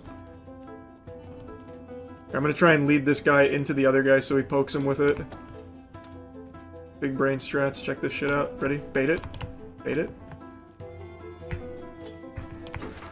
And that couldn't have gone worse. I got stuck on his sword. That's a damn shame.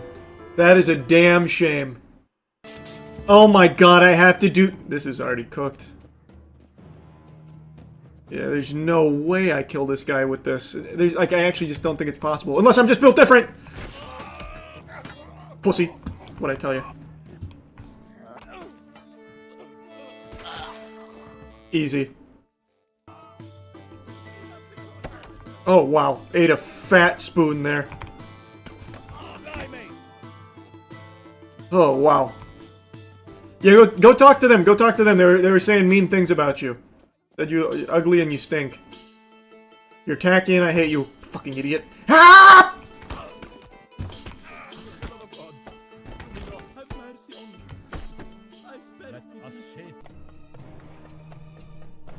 Ah! Yeah!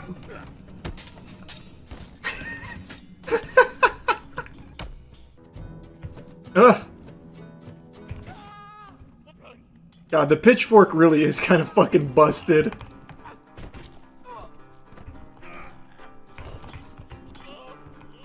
Just look at the way I work this guy. And he's still alive.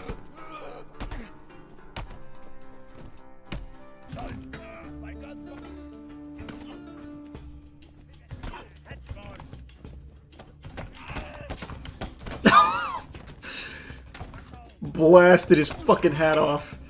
And it'll happen to you too, it's more likely than you might think! Oh, my hat! Oh, wow, he got me on the backswing. Alright, you see that backstep? That was huge. Okay. Now this is where legends are made, if I can pull this off with this fucking setup.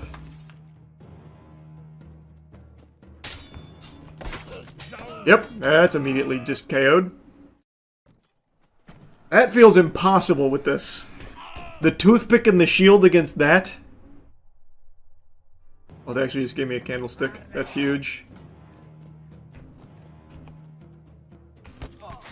Well. Should have just grabbed the knife. Should have just grabbed the knife.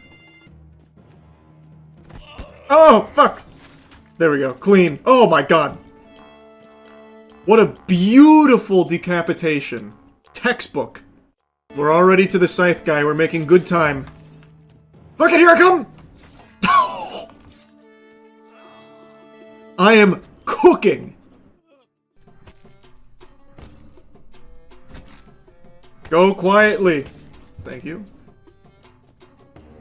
I know I don't need to do that, but I like doing that. It feels good. Stay back. How at you then?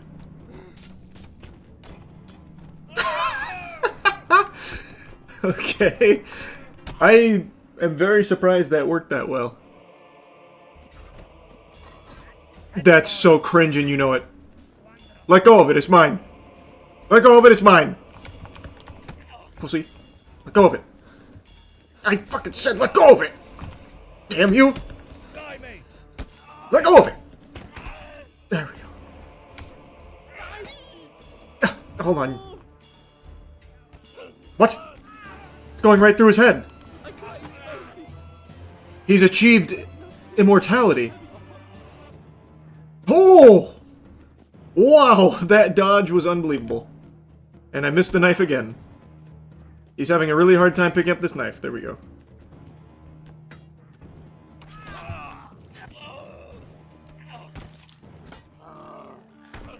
Very clean, very clean.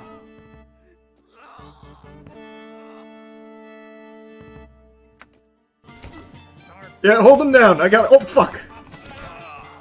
I got the wrong guy. Oh, there we are.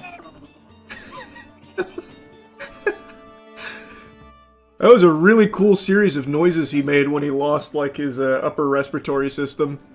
That sounded like a fucking tentacruel. Too much has been lost. Oh my god! Excellent kick! I see you know your judo well. You already know the strat. Well...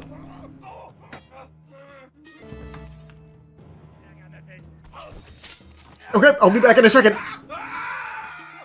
This guy's got great technique. I've come to bargain. Ow! You think you've mastered the candlestick, do you, Junior? Oh! Oh my god! Okay. An impressive move. Oh my god! How did he just do that? I'm trying to kill the other guy. Hit him with the sharp end. Oh! What the- Oh! What the fuck is that strength? There we go. That's what you fucking get!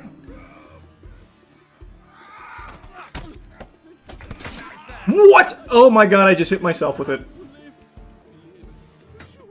Ah! What the fuck? I couldn't get any charging going. Every time I went for the thrust, it just hit me. Oh, this is this is weird. Oh, hey, get your foot off of my hoe. Thank you. Alright, let's see how it does against the Reaper. I don't like my odds with this one. Unless... Oh, why? God damn it. What the fuck? Stab him! Stab him! Just fucking stab him! There we go.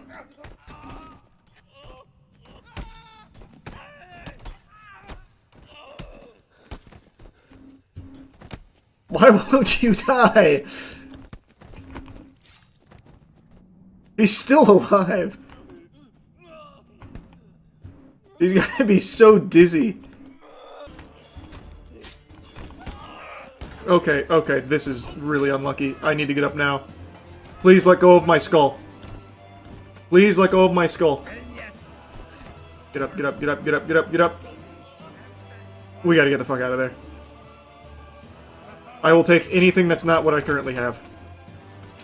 Signature technique. Engage.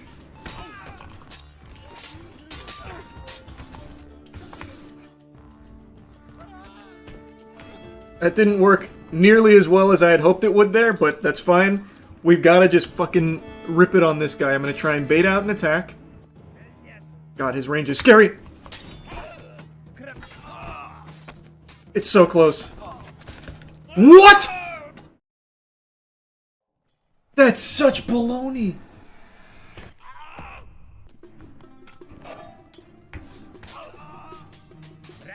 What an amazing fucking rush from this guy. He's actually beating my ass so hard right now. Yep. Yep. That guy just went fucking crazy on me. Wow. Keep kicking him. Maybe we get out of this alive. There we go. Nuts now. We're in the nuts.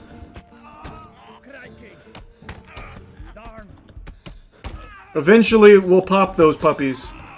It's just a matter of when.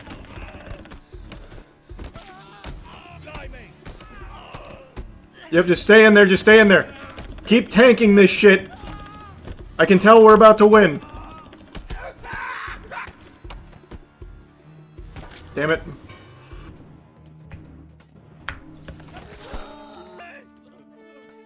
Nice. Very clean, very clean. Alright, here we go, here we go. I think I just gotta send it. I gotta go in. There we go. I just can't let him get his feet planted. Once he does that, that's when it gets hard. Okay.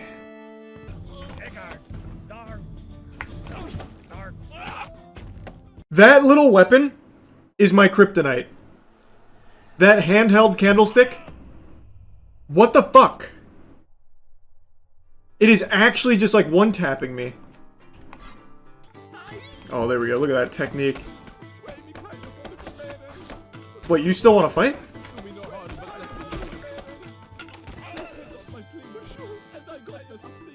There's no way you still want to fight! Jesus. Okay, hold on. Shake it off, shake it off, shake it off. He's hurt too. We got a couple of good stabs in there. There we go. Alright. This is where we've just gotta hold the pointy bit out and hope he hope he runs into it. He did not. Oh, fuck. Oh. What an excellent fight. What an excellent fight you and I just had. Wait, what? What? I'm dead. I'm dead. Never mind, I got lucky. He got stuck. I'm getting impatient. I'm getting so impatient! Oh my lord! How are you not down? What are you? I think I'm probably cooked.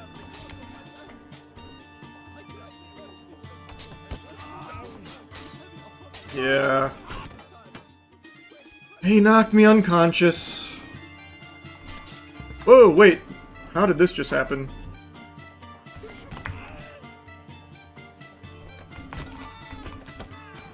How do I get out of this? I can't tell what's happening.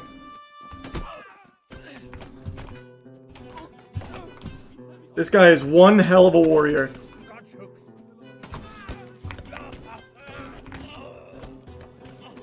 I'll always remember you.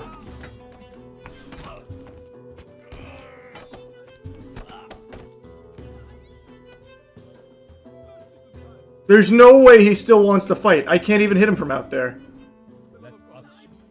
Okay, we just have to charge at the big guy.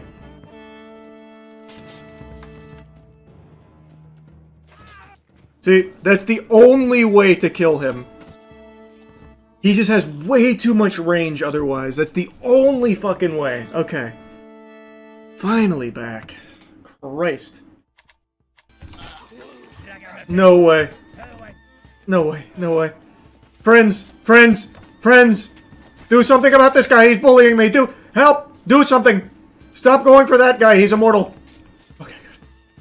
Give me a second for my arm to regenerate. Yeah, alright. You guys got him. You guys got him. I'll coach you through this. Use the Mordhau grip. Is that guy dead? How are you still alive?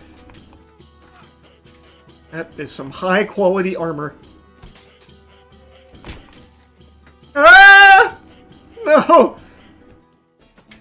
This is the most fearsome warrior. Who is this? Achilles? Christ! Okay, kicking doesn't seem super effective on him either.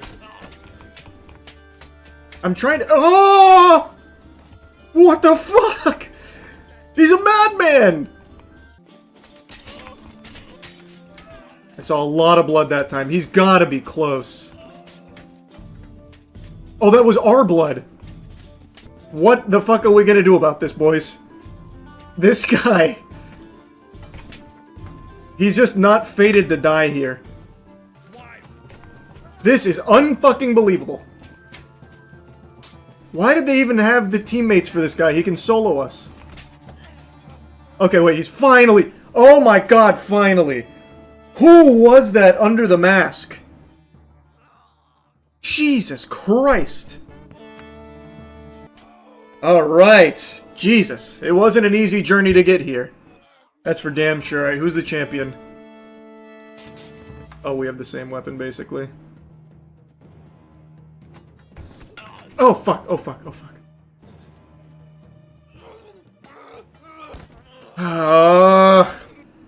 I need to just charge in there on bosses. I 100% need to charge in there on bosses. This is gonna be so hard in the abyss on this guy. Oh!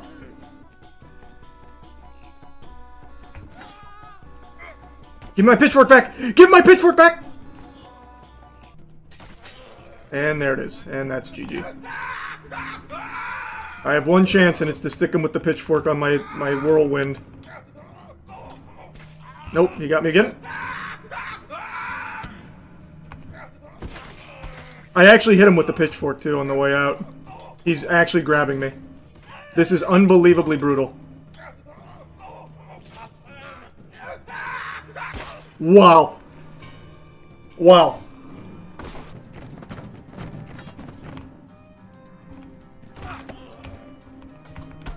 What? There's no way he just two-hit me with that. I can't fucking believe that. Punch him! Punch him! I can't believe that just fucking happened. Hold on, wait. Let's gather our strength. He thinks he's got us. Hold on. Just recharge our battery. Play possum. Play possum. And now we're up. Come on, baby. Come on, baby. Come on, baby. Yep. Shake it off. Shake it off. Nope. Come on. Come on. We can get up. We can get up.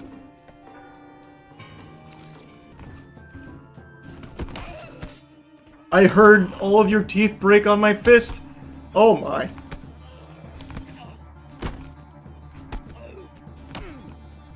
Give me the hammer. There we go.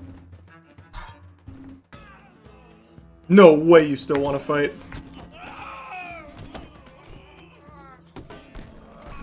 Alright, I don't think I'll kill Reaper with this, so if I die here, I'm throwing in the abyss so I can get a better weapon. Okay. I think someone had already pre-sliced him before he got out there, and they just held him together with duct tape. There's no reason that should have happened like that, but I'll take it.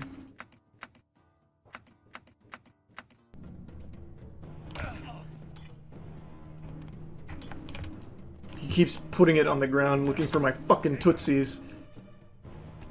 Hate it. Ah! Ah! Ah! Ah! Ah! Get away from it. Ah, fuck.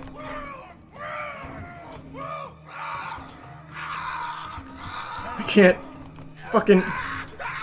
I'm trying to whirlwind on him. Ah! Where'd it go? Oh, no, no, no, no, no, no, no, no, no, that's so sad. Wait! Where did the scythe go?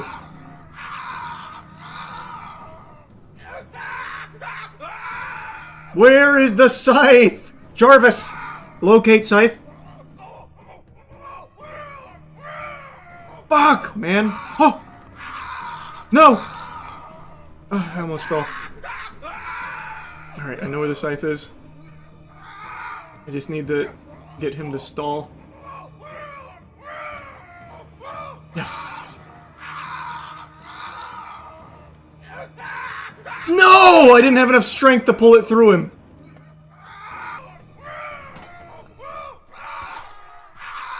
Almost killed him.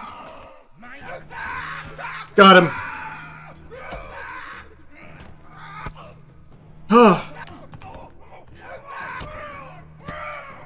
Oh boy, what a fucking fight you and I just had, huh?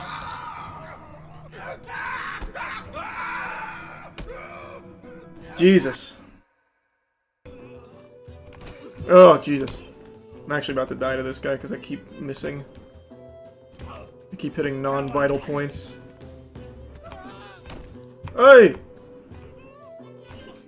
Oh, fuck, we just stabbed each other. Jesus Christ!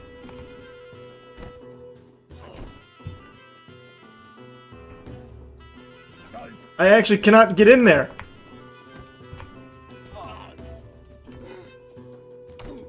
Who is this guy?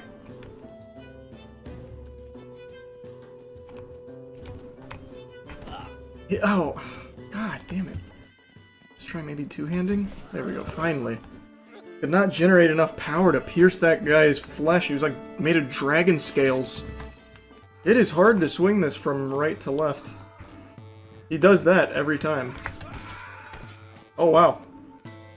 I haven't seen that kind of gore before in this. Oh! Wow! Very cool. Slenderman's been beating my ass tonight. We gotta switch it up. Hello? Pick it. Hello? Hello? Wow. Wow. Wow. Unbelievable. Unfucking believable.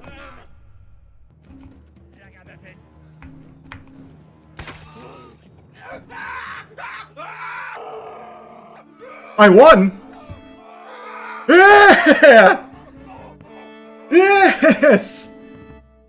I wasn't giving up. Oh, that was big. Alright, we're finally back. Christ!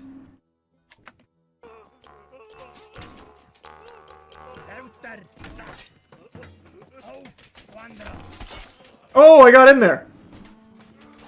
That was actually all me. Okay, wait a second, wait a second. Wait a second. Oh my god. I fucking harpooned this guy. Give it back, give it back. I know you're dead. Just give it back. Give it back! No way you're still alive. Oh my god, he's still ready to fight. Uh-oh, uh-oh. Oh! Huge! Wait, I'm liking this weapon now. It was a little finicky, but now I'm finding it. Now I'm finding the groove. Wow, that's gonna be a hard team to get in on. Oh, nice. Already got in. Oh, what the fuck? What the fuck? What? What was that? How did he... What? Oh god, I've chicken winged him. I know, this is very painful for both... Oh! Ow! Ow!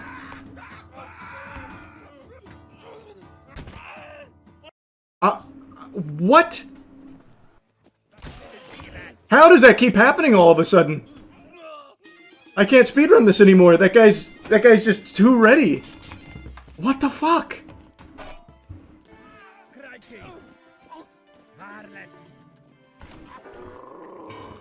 That guy he's got my number. I can't do my speed strat anymore because of that guy. Let's try you. Are you just as prepared? No. It's just the guy on the left. It's just this guy. And he's still going. There we go.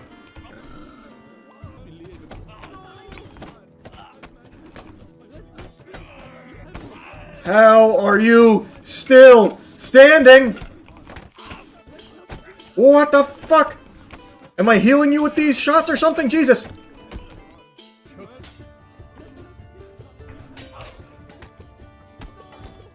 No, it just crashed! Fuck, I gotta reset. Oh, it didn't crash. Good. Good. Oh, he's teabagging. What the fuck? We killed each other again! What was that move? What did he do? What the fuck was that? That was like an Ishin Sword Saint maneuver. What? How did that happen? Surely you're done now, right?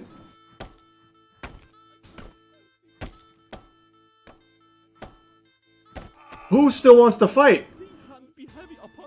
Is it you? Or is it you? No, you. I just heard you call for me. Oh my god, it is you! What the fuck, man? Are you insane?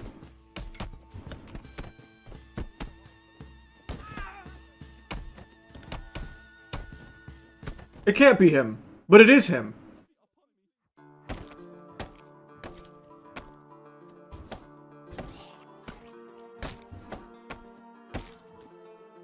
Is it you? Are you not calling for mercy? Oh my god, it was you. He was pretending to surrender. Alright, here we go. Okay. Lock in. We've got to just get right up in his ass. If he goes high, I go low. If he goes low, I go lower. Oh god, it's too late. It's already too late. Fuck, fuck, fuck! Just stay in there! It is great, like there's no way. There's just no way to get there once you miss that first initial charge. Like, he doesn't even get a full swing, but his sword is so sharp it just instantly cuts me just from me being near it. Oh, come on, man. God, that boss is so annoying. We're just going in. I didn't win that?! That was through his chest! What?! I hate fighting Pitchfork Guy with this, too. That's me on tilt right there. I gotta stop. I feel like having to go all the way back. Up! Back off, back off. And that's just GG. He actually just fucking cut my arm off. I can't believe this shit.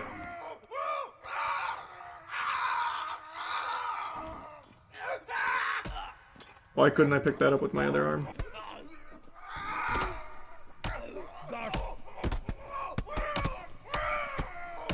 I'll just try and body bump him and kick him in the balls enough till he dies. Do you surrender?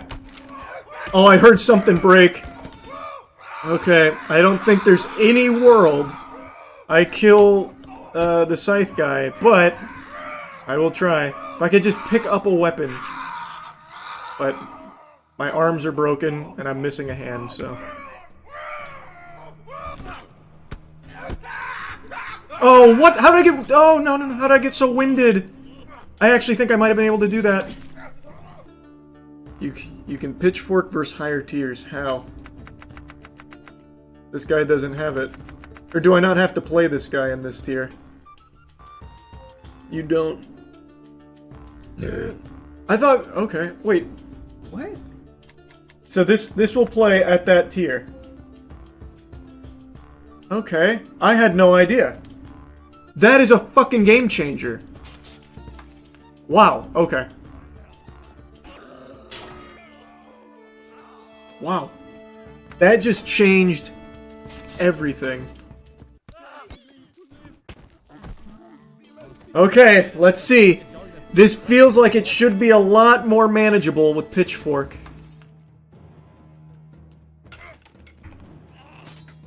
Okay. Yep. Yep. Yep. Alright, well, that was the ticket. I see. I had no clue you could do that. I thought you had to play that tier. Which one's my friend? I can't tell. I'm just gonna poke in there at... Okay, it's the tank. There's not a single fucking opening in there anywhere. Show you a fucking cuckold! Ah! I have no idea how the fuck to kill this guy. Legs, maybe? Ow, ow, ow, ow! Even his anus is armored. Nice. Good work, good work. Way to find the opening, way to find the opening. Good work, boys, good work. Alright, we're back to the boss. Okay, okay. Come on, come on! This guy's very scary.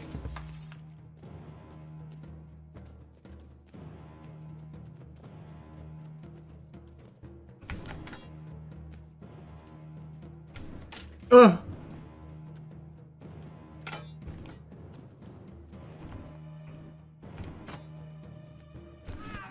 Yes! Let's fucking go, baby! Uncharted territory. Soldier rank, let's go! That was clean. What? Oh my god, that's so cringe. What? That weapon jumped up and slit my Achilles heel. Holy.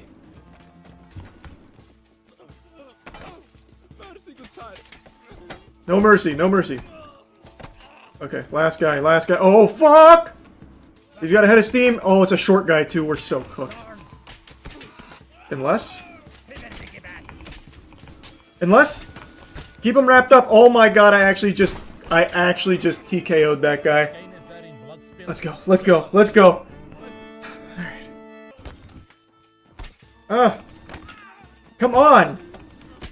Finally! Alright. New boss. Who do we got?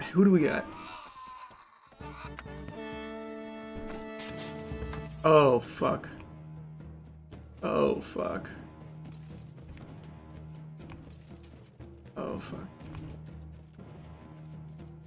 This seems hard. Oh, okay.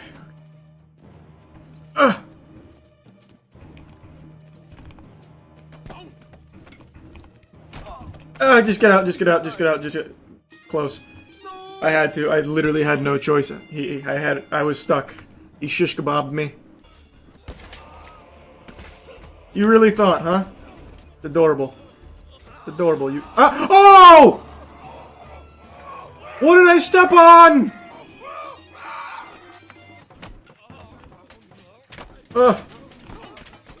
Nice. Oh, okay, I'm stepping on something sharp. Do not step where I stepped. Trust me, you don't want to step there. Okay, you've got this from here, right? It is crazy that the most dangerous part of these fights is just what's on the ground. Finish him. Oh. What the fuck? This is so cringe. That is now the third time that's happened here. Oh, what the fuck? That cut my hand off, by the way. There was no power behind that at all.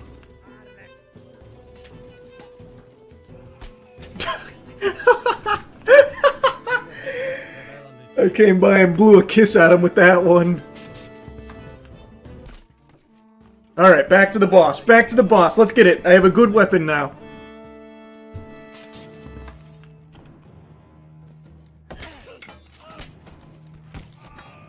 Instant kill. You love to see that, pussy.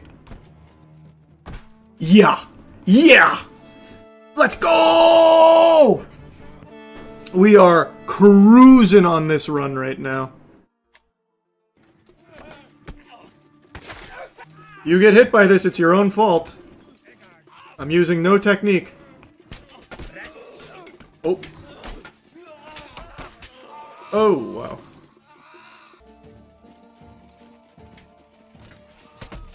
Uh-oh. He's using the same axe and they instantly killed my friend. Ooh. Got his throat at least.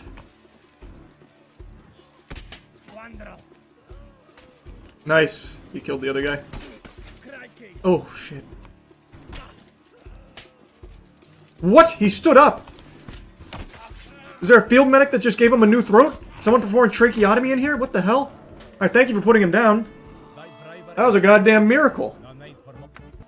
Got a piece of... Oh!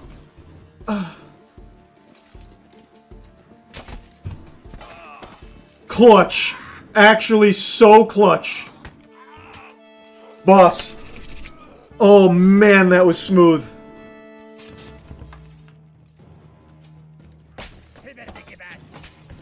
Whew.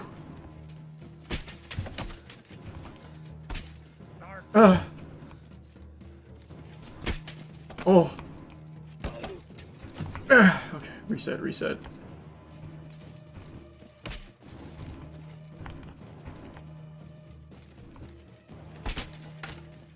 Ugh.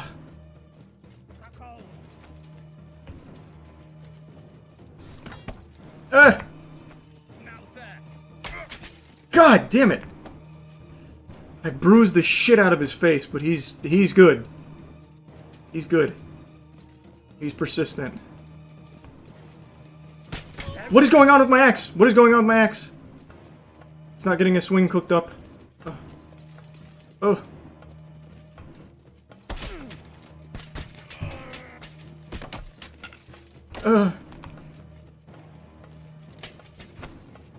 I'm getting desperate. I'm getting desperate. Ow! Ah! Ah! Ah! Reset, reset. Reset. Oh, he's wiggling his fucking wiener at me. Christ.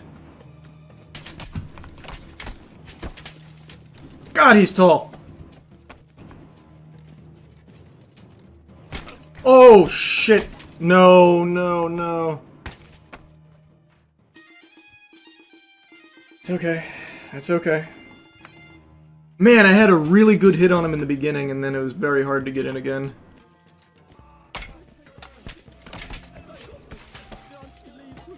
Wow. Can you stop mutilating his corpse and help me fight the guy that's... Can you fucking stop? Here. Now hit the other guy. I'm too injured to swing this...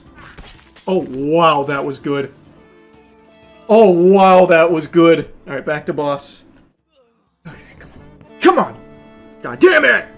Send him to hell! Ah! I bruised him again immediately.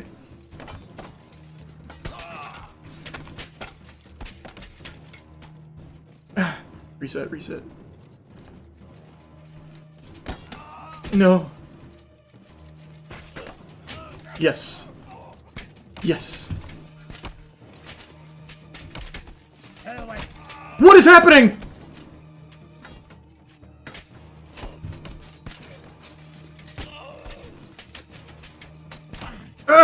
Separate, separate. What the fuck is this guy?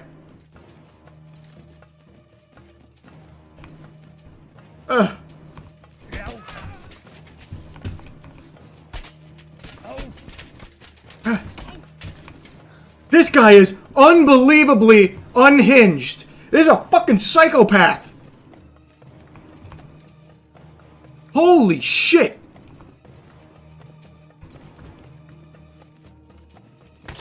There we go, finally. Had to put down that wild animal. Holy.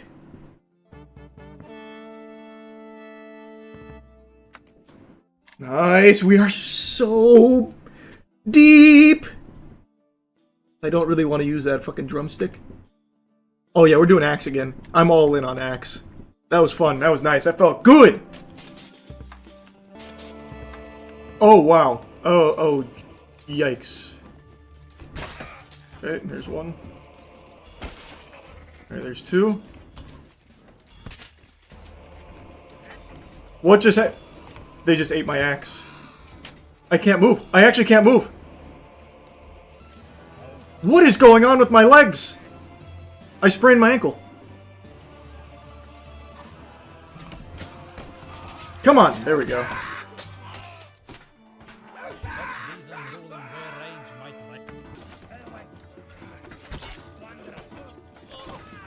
Oh man, imagine I went through and just one-tapped him as well.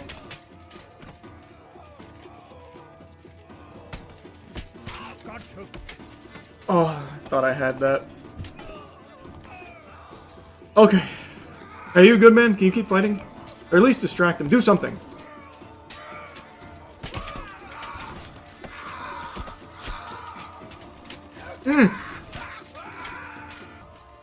Keep distracting him. You're doing a really good job, actually.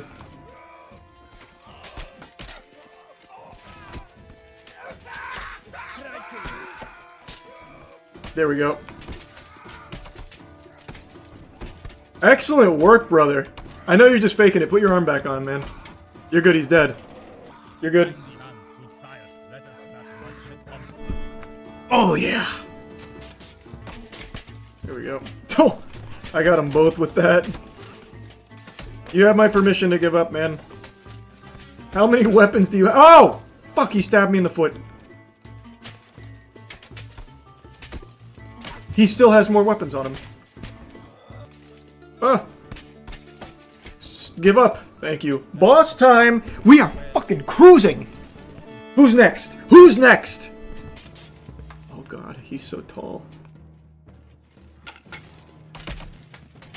I need to find the opening. Oh, okay. Reset, reset. Oh, it's his back! It's his back! His back is not armored. At least not all the way, I don't think. I think I caught a glimpse of his weak spot. I don't know how the fuck I'm gonna get back there. Maybe my movement tech? Oh, no, I'm too heavy for it.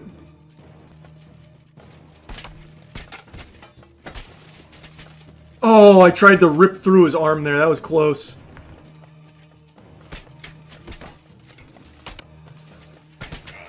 Keep him on the corner. Keep him on the corner. It's hurting him. Oh, fuck.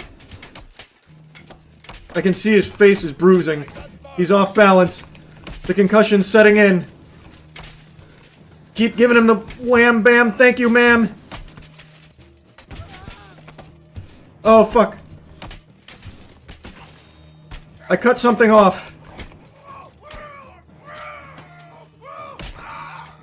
And he's still not giving up.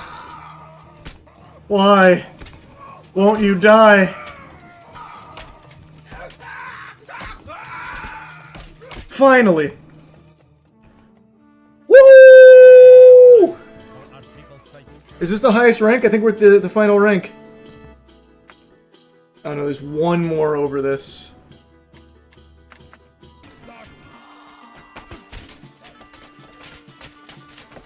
I'm making him motorboat me! It's not working, it's not working. I'm separating us. Or at least I'm trying to. There we go, finally. I'm not loving this weapon. Who just came here? There is no world you are still alive right now. People just do not die at this elo. What the fuck? That was your neck. No way you're surviving that. Come on. There we go. Good shot. Good shot, brother. Good shot. Ugh. This was not the play. There we go. That's better. That's better. Alright, so that's the strat. That's the strat. It's a hit and run attack here. Get him with that. Back off. Come back in. Oh. Oh. There we go. See, that's the way to do it. What? Okay, don't worry. I put it. No, just stay down. Why won't you leave me the fuck alone? Clobbered the homie. Oh, is this a teammate? I wasn't paying any attention to who the fuck the teammate was. I've just been hitting everybody equally. I'm giving everyone the hands. Oh, fuck. Get off me! Apparently you're my teammate, so forgive me.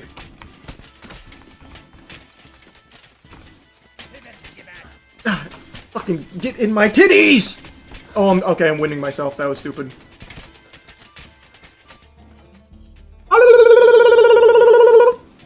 Oh, god damn it!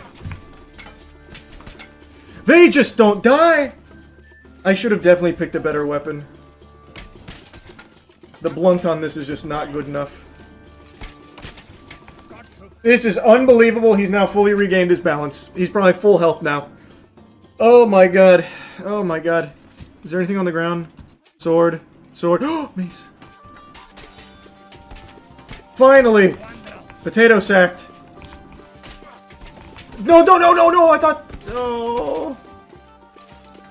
Yellow guy's down. It's just you. Just Die! Oh, fuck, finally, holy shit, jeepers creepers! Oh my god! Yeah, really fucking gang up on him. Make sure none of us can get good hits.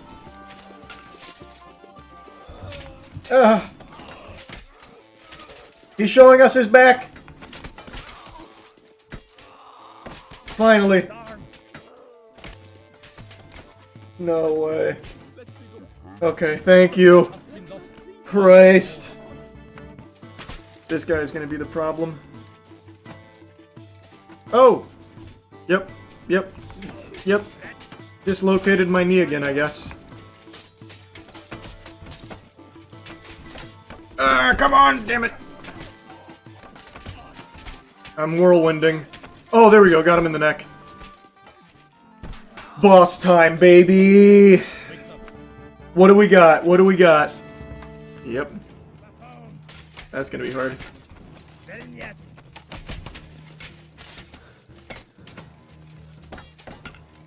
Okay, reset. I don't have good blunt.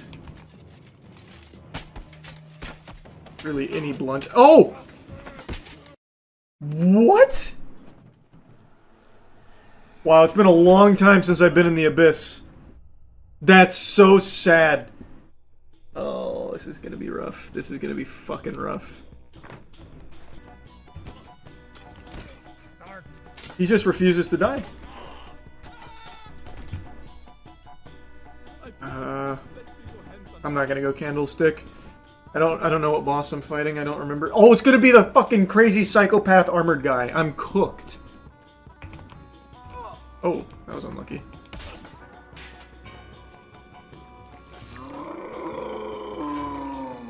Wow, I didn't expect that. Well, that was a really good run too. We are almost to the final. God damn it!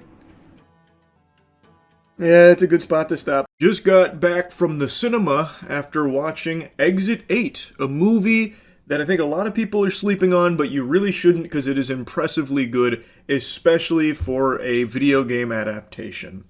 Exit 8 is based on a game of the same name, and really a game that kind of popularized the anomaly hunting genre of horror games, which is a genre that I've really started to fall in love with. Every time I play an anomaly hunting game for the gaming channel, I get fucking hearts in my eyes like an anime character. It's just a lot of fun, and Exit 8 was what really, propelled it into the, mainstream consciousness. Also, the gaming channel, Moist Critical Gaming, is by far the best gaming channel on YouTube. Just started my Sly Cooper marathon as well, so now's the perfect time to go subscribe over there. But I'm playing fucking hundreds of games a month for that. Anyway, Exit 8 is a very solid game. But I had no clue there would ever be the potential to make a good movie out of it, because it's very simple. You are trapped in an endlessly looping subway tunnel, and every time you try and go forward, you end up just going back to the very beginning. The only way to escape is by checking everything with a fine-tooth comb to see if there's anything that has changed, anything that's out of the ordinary about this corridor, and if there's any anomalies there that you detect, if something's out of whack, then you have to turn around and go the other way in order to progress, and you do this until you reach Exit 8. Like, it's a very simple game premise that was really fun. It had a lot of cool, anomalies that they threw at you. But there was not, a big, in-depth story that, would get players invested in the character you play. So I really just didn't think that there was any potential for a movie to spawn from it, and if there was, it'd just be like some boring-ass cash grab. That is not the case with Exit 8. This film fucking slaps. They did an incredible job. The whole first, 15, 20-ish minutes of the film is POV. It is first person of the character that we are following, and it actually feels straight out of the game. Except, they don't just toss you in there and start hunting anomalies. It gives you a character to care about. He is a very passive guy. He's on the subway. There's a lady with a baby that the baby is crying, and now she's getting berated by an angry rider, an angry passenger there. And he just tries to tune it out, go about his day, just trying to avoid confrontation the best of his ability, and just fly under the radar. He then gets a call from his ex and learns that she is pregnant, And that's when kind of the core of the movie, the heartbeat of the movie, takes form about, is he going to step up to be a father? What will you decide? That's like the big thing. What is the choice that he is going to make? And while on this phone call, he ends up getting trapped in this looping subway passageway, the subway tunnel. And then it becomes very familiar because they got this one-to-one with the game. It is like exactly the same as the game, which was very fucking cool. But even if you haven't played the game, it's very interesting. So he starts to piece together that something's wrong because he's just doing these fucking loops. There's some weird wacko that just keeps walking at him that won't interact. He looks like a robot, just some kind of NPC that's glitching out. He just keeps walking, and then sometimes it goes kind of tits up. This guy will turn around and like follow him while smiling. It's odd. And then he starts to panic, but then he notices the information on the wall tells him how to get out of here, the same way the tutorial in the game does. So then he go gadgets, goes full fucking inspector mode there on the tunnel, and tries to deduce whether or not it's anomaly ridden or clear. And it's always tough because sometimes there's some very obvious blatant ones like fucking big old tsunami that blasts through, and sometimes it's very subtle ones like one of the poster's eyes moved, that kind of thing. I think they did a great job of staying true to the game there and making it tense on the big screen. I thought they really played around with the concept very well. But what really elevates this from just a gimmick movie into just like a very solid movie on its own two legs is that this is a character that you actually root for. It's a character that grows steadily in this environment. So he starts as like a very passive guy and just trying to like avoid things and kind of duck his head. He doesn't think he's ready to be a father. Now I want to avoid big spoilers for this because I think it's detrimental if I just divulge a ton of things about the movie here, and I really think this is a movie worth watching, so I'm only going to touch on tiny spoilers here to continue to glaze it and also address one of the main complaints people have about this film that I kind of disagree with. But anyway, that's your little spoiler warning. Since he starts as this passive character, it seems like he's always leaning towards just ducking out and just avoiding anything that might be too hard for him. But now that he's in this endless looping tunnel, he has to really start evolving. He needs to start growing here. And I think they really play around with that well. And it's not just him. They introduced two other characters as well, such as the Walking Man, who was a really interesting character. It wasn't like just some flat throwaway character. They fleshed him out in a really fascinating way. And then there's also a boy that gets introduced here. And that is when the whole thing changes. So, once he figures out the rules here and how to escape, he starts, learning, the second I see an anomaly, turn around and go the other way because it might be dangerous if I don't. So when he's doing one of his investigations, he instantly sees a child there. Just this boy that's standing in the middle. So he's like, yep, obviously that's a fucking anomaly. So he turns around and goes the other way and expecting it to progress, but it actually resets his progress to 0. And he realizes, oh, that wasn't an anomaly. That's actually just a child that's also trapped in this as well. And then the two of them work together to try and get out. But it's obviously not that simple. And now he has to kind of be like a father to this child here and protect him. He takes on a more protective role when, before he arrived at this endless subway tunnel, he might have just did exactly what he did on the subway itself and just tune it out, ignore it, and go about his business by himself because it would have been easier. But he steps up here as he continues to grow. I think it's a gradual, well-done development of this character through a really interesting way, and it's also shot in a very interesting way. It's not like the craziest cinematography ever, but it's really well done, and it makes you care, and it keeps the shots interesting, which also elevates like the anomaly scares and frights and spooky stuff, that kind of thing when the anomalies happen. And that brings me to what it seems like a handful of people are really complaining about with the movie, and that's the fact that he doesn't always just immediately turn around and leave the second that he notices there's an anomaly.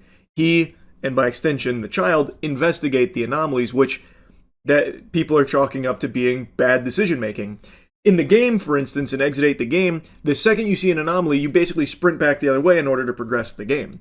In the movie, he tried that with the child, and it turns out that wasn't an anomaly. So I actually think they do a good job of showing why he investigates the anomalies more so after that, because he had already tried just instantly turning around when he thought he saw an anomaly, only to realize, nope, that was normal. So I feel like that makes sense there, but also there's a bigger messaging with it. And this is where it's going to be spoilery. There's no way to avoid this. This is a bigger spoiler. But him investigating the anomalies is what helps him grow as a character. Like, for instance, the most important moment in the film was the anomaly where the door opens, which the second the door opened, they could have turned around and left and it would have been correct because obviously something's out of whack, it's an anomaly, and you have to go the other way to progress. But they opened the door fully to see what's on the other side, which everyone's like, why would you do that? That's fucking stupid. These are dumb characters making dumb decisions. And yes, it is a dangerous decision. They could have just opened that up into like a fucking wood chipper or something, or just fell into an endless void like the Oblivion, just this giant shithole. Very possible. But the messaging there, when they open it, what he sees is himself on that subway ignoring the woman and the baby that are in distress because of this asshole that's now like attacking them. And he is overcome with regret. And it's such an emotional beat that only happens because he investigated. So the anomalies are what lets this character grow. So yeah, the optimal play would be just immediately turn around and leave. But if he did that, he would have ended as the exact same character that we saw him begin with. There's no growth there. So I really think that it was well executed there. Yes, you can nitpick it saying like, it's stupid, that's suboptimal. But without it, he doesn't change. And his change and everything he learns about himself and his journey throughout his time in the Exit 8 endless tunnel there, the fucking treadmill there, that is what the movie is about. Him and his experience there and how it changes him and helps him develop. And I thought they did a great job with it. They took a very simple horror game concept of basically, you know, that old game you'd play in the picture books where what's different with this picture and this picture? Circle it. You win, that kind of thing. They took that and used it as a character development tool and set up a really interesting world with it. I was really impressed with how they used it in Exit 8. I thought they did a great job with this movie. I don't really have any complaints other than sometimes it drags. They do let some shots sit for too long that don't really add suspense or tension. It just kind of makes it feel like, all right, come on, we get it. Let's kind of move on to the next thing. Like, there definitely were moments that I thought dragged, but nothing, like, egregious. I really enjoyed this movie a lot more than I thought would ever be even possible with a game like this. So yeah, I thought this slapped. This is definitely a very solid video game adaptation. They took the game and added a story to it and really did it justice. You could even make an argument that they elevated it as well. I'm very, very impressed with what they've done here. So I wanted to yap about this and give you a little review on it, I suppose. That's really about it. Oh, another thing I want to mention. The music in this. They did a great job with the music here, which I didn't expect at all. It's a movie that's really quiet for the most part as he's facing these anomalies, which, again, the message that that is being delivered is about how he's not just like facing these random anomalies. These have meaning. He's facing parts of himself and needs to overcome and grow in order to, you know, make it out of the endless, you know, subway station here. But most of the movie is quiet and a lot of just environmental noise and background noise. But when there's music here, the music goes ballistic. They kind of went hard on the score here. I wanted to make a special mention of that. But anyway, yeah, like I said, it's a very good movie. I recommend it. That's really about it. So yeah. I was sleepy once. It was a long time ago. If you think I look tired, well, you better get your eyes checked, Buster. That's a certified WebMD diagnosable moment right there that something has gone awry with your peepers. Could a sleepy man do this?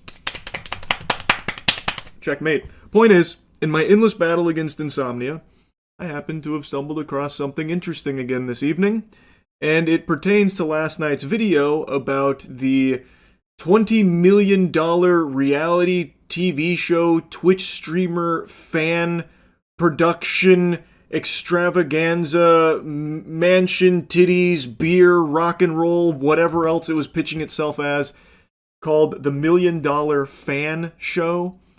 Well, I speculated that it was a big scam, and a lot of Twitch streamers had been publicly put on the website. Some had even made announcements about their endorsement of the $1 Million Fan Show, and nothing about it seemed legitimate. I'm not just going to regurgitate everything from last night's video. You can check that out if you want a deeper dive on everything that was wrong with it. But last night on stream, like 45 minutes after I posted the video, they took their website down. Then I was checking their other ancillary shit, and all of that is removed. It seems like they are scrubbing any existence of the $1 Million Fan Show from the internet. So like even the Reddit post that the livestream fail mods posted is taken down. I don't know if that was by order of the $1 Million Fan Illuminati, or if the mods that had signed an agreement with them had a come to Jesus moment that they may have been misled, so they decided to take it down.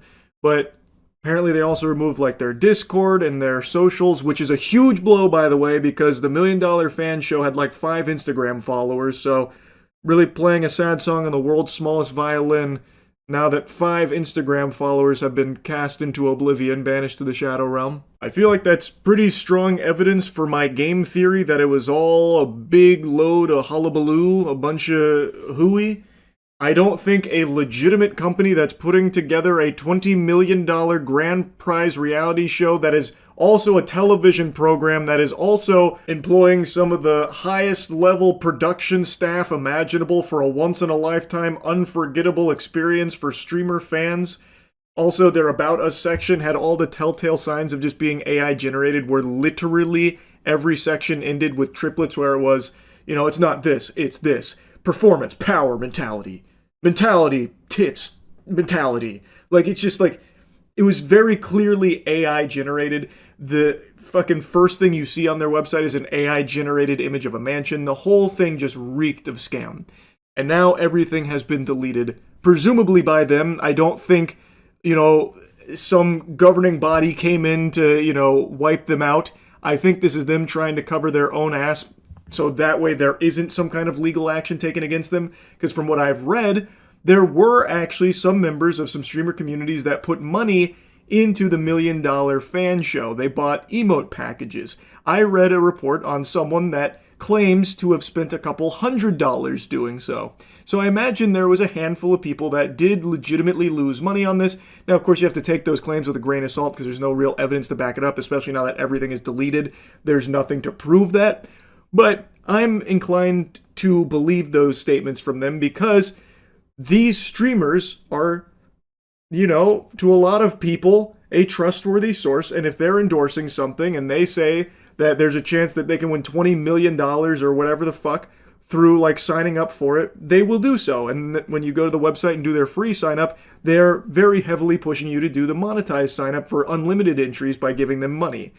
So I bet a lot of them were baited into doing that. Now, as I said in the last video, I am shocked that Mythic Talent actually even floated this to their creators like Extra Emily. She, in her statement, mentioned Mythic Talent by name, that they had pitched it to her. I was surprised it made it to a streamer because anyone that even had their eyes open and neurons firing for a second would go to that website and know full well immediately, right from the jump, that this is not real, that this is fraudulent. So I did a little digging, and I was able to get in contact with an agent, not at Mythic, but at another agency that did have this exact same thing come across their desk for their streamer clients as something to pitch to them. And according to that agent, I don't know how deep into the nitty-gritty I'm allowed to get, what they sent them, the pitch deck, was extraordinarily different from what ended up making it to that website. From what I understand, and from what I have been told, they were under the impression that this was an Amazon-backed production, at least initially. And at the time of receiving this offer, they didn't have a website or anything public outside of that pitch deck, I guess, they were hawking to agencies. And it is indeed a paid promotion. The streamers that are listed there were paid for this partnership, and there was no additional information available beyond the concept of the show and the promise that Amazon was behind a historic $20 million streamer fan buttfuck hullabaloo reality TV show. Now, one of the streamers also sent me the exact offer that was presented to them, which gives further confirmation to all of this. It comes from Mythic. This is the direct offer from Mythic that this streamer received. I'm not going to show the actual thing, so that way no one gets into legal hot water here. I don't want to, step on too many Legos, but I will give you the general overview for what the pitch was, the offer. Interestingly enough, the offer came back in June of 2025 from Mythic. And the opening line was about how it's an Amazon series. This is an Amazon series looking to break records, a historic $20 million prize purse reality show. It doesn't even name the show, by the way. I'm guessing back in June of 2025, they didn't even have the name of the show or anything concrete. There was no website, no mention of like LSF or brand partners or anything like that. It was just a single sentence that said, Amazon reality TV show set to air on Amazon Prime, featuring the soon-to-be-broken Guinness World Record book for biggest prize pool in history, 20 million, winning group splits money in half, 10 million to you, and 10 million to the fan. That is the entire explanation for what this deal was. Interestingly enough, like I said, June of 2025. The deliverables were a reality TV show appearance, 1 to 7 days, depending on how far you make it, and a single social post. The initial filming date was November 3rd to November 10th, but guessing, some wires got crossed there, fucking nipple clamps came down, maybe government shutdown, put that on the back burner, so that had to put the kibosh on that and shelve it till, I guess, 2026. Anyway, though, they were offering $3,000 for the streamer involvement here, plus 20% of net ticket sales from your ticket, which the streamer expressed some confusion over because they didn't believe Mythic knew that there was like this paid entry option, but in the offer it says they were getting 20% of net ticket sales. When you go, well, knowing now, hindsight's 2020, but like going to the website that existed, when you would sign up through a streamer portal, you were paying for those entries if you wanted to extend beyond just the free submission. So I'm thinking that the idea from this offer was that when someone, a fan of the streamer, did a paid entry through their portal, they would get a portion of that. So like I feel like Mythic would have had to have known that there was some kind of like paid component to the fans, but who knows? There's so little information here in the actual offer that Mythic took to the streamers. I am still extremely surprised it even made it to a single streamer as something to consider. I don't know why there wouldn't be more digging to confirm if this is actually even an Amazon show, because after the offer, they then go into like a general explanation for it, and it is so bare bones. It sounds like something that a person would cook up in 5 minutes while taking a shit after consuming like, their morning oats or something. There's not a whole lot of thought into this. Competition details. 1 creator, 1 fan group eliminated per day. $20 million cash prize. 1 creator, 2 fans. They will be gaming, IRL, and cognitive challenges. Think Survivor, but for creators. And then it just lays out like the most simple, boring shit ever for the competition. And then the Apocalypse Challenge on day 3, during which fans will compete head-to-head with each other, resulting in a mass elimination. Narrow the group down so each creator is ultimately paired with one of their original fans for the last 4 days. It's like, it's if you went to like a fucking Redditor and asked them to really quickly come up with a streamer game show or something. Now, as for the initial start date of November, the streamer was just told that it got pushed back to March. I don't think there was any like real explanation for what went wrong. Maybe bad weather, perhaps government shutdown, all kinds of possibilities for why it got moved. But they weren't really, kept up to date, kept abreast on everything going on here with this huge, giant Amazon show. I am even more surprised that any agency would have seen this and just shipped it as is, just said, fuck it, do it live. We'll send it out to our streamers to see if they'll accept the $3,000 offer with the 20% ticket sales split or whatever. Because, like, I feel like when you are getting this as, pitched as an Amazon production, you would probably want to confirm if this is actually coming from Amazon. Because if you're going to work at this agency managing these kind of contracts and stuff, but you're working under the impression that no one's going to tell lies on the internet, what's stopping just any old Joe Schmo Dorito dusted fingers from sending you a cold call email saying like, hey, This is me, Amazon, pitching you a $50 quadrillion reality television show. I'll offer like $3,000 with some rev split to your streamers. Do you mind taking this to them? I'd love if they start shouting out goochsweat.org soon. It's a very legitimate reality TV show. We're Amazon, by the way. And you not press that any further, because that's what it feels like. Looking at the offer, there is no actual information about like Amazon being behind this. And since this was back in June of 2025, I can understand the absence of a website a little bit more back there, because if this is like an Amazon show, they're probably not going to make the website first and foremost because they don't want to like spoil it or anything. Like, I can kind of understand that. So streamers being left in the dark on, you know, like a website that they can access, like this website, it didn't exist according to the streamer. It just recently popped up, which according to Whois, that does appear to be the case. Even though the domain had been registered for a while, it was updated in like late December. So that's probably when it actually went live, which is when anyone could go on there and see how fraudulent it was with just a single fucking glance. So I do now understand that there were streamers that literally couldn't look up this show because the offer doesn't even have the name of the show and the website didn't exist. What I'm still confused on is like why anyone would still accept that deal. And then I start to understand a bit more that they just have trust in the agency not to be presenting them with a scam. They had trust that the mythic talent, for example, like in Extra Emily's case, was bringing them something that was legitimate. So they're seeing like, oh, it's an Amazon show that wants to work with me and they're making this offer. Okay, this seems like a big deal. I'll sign up to that and, you know, do the social post or whatever.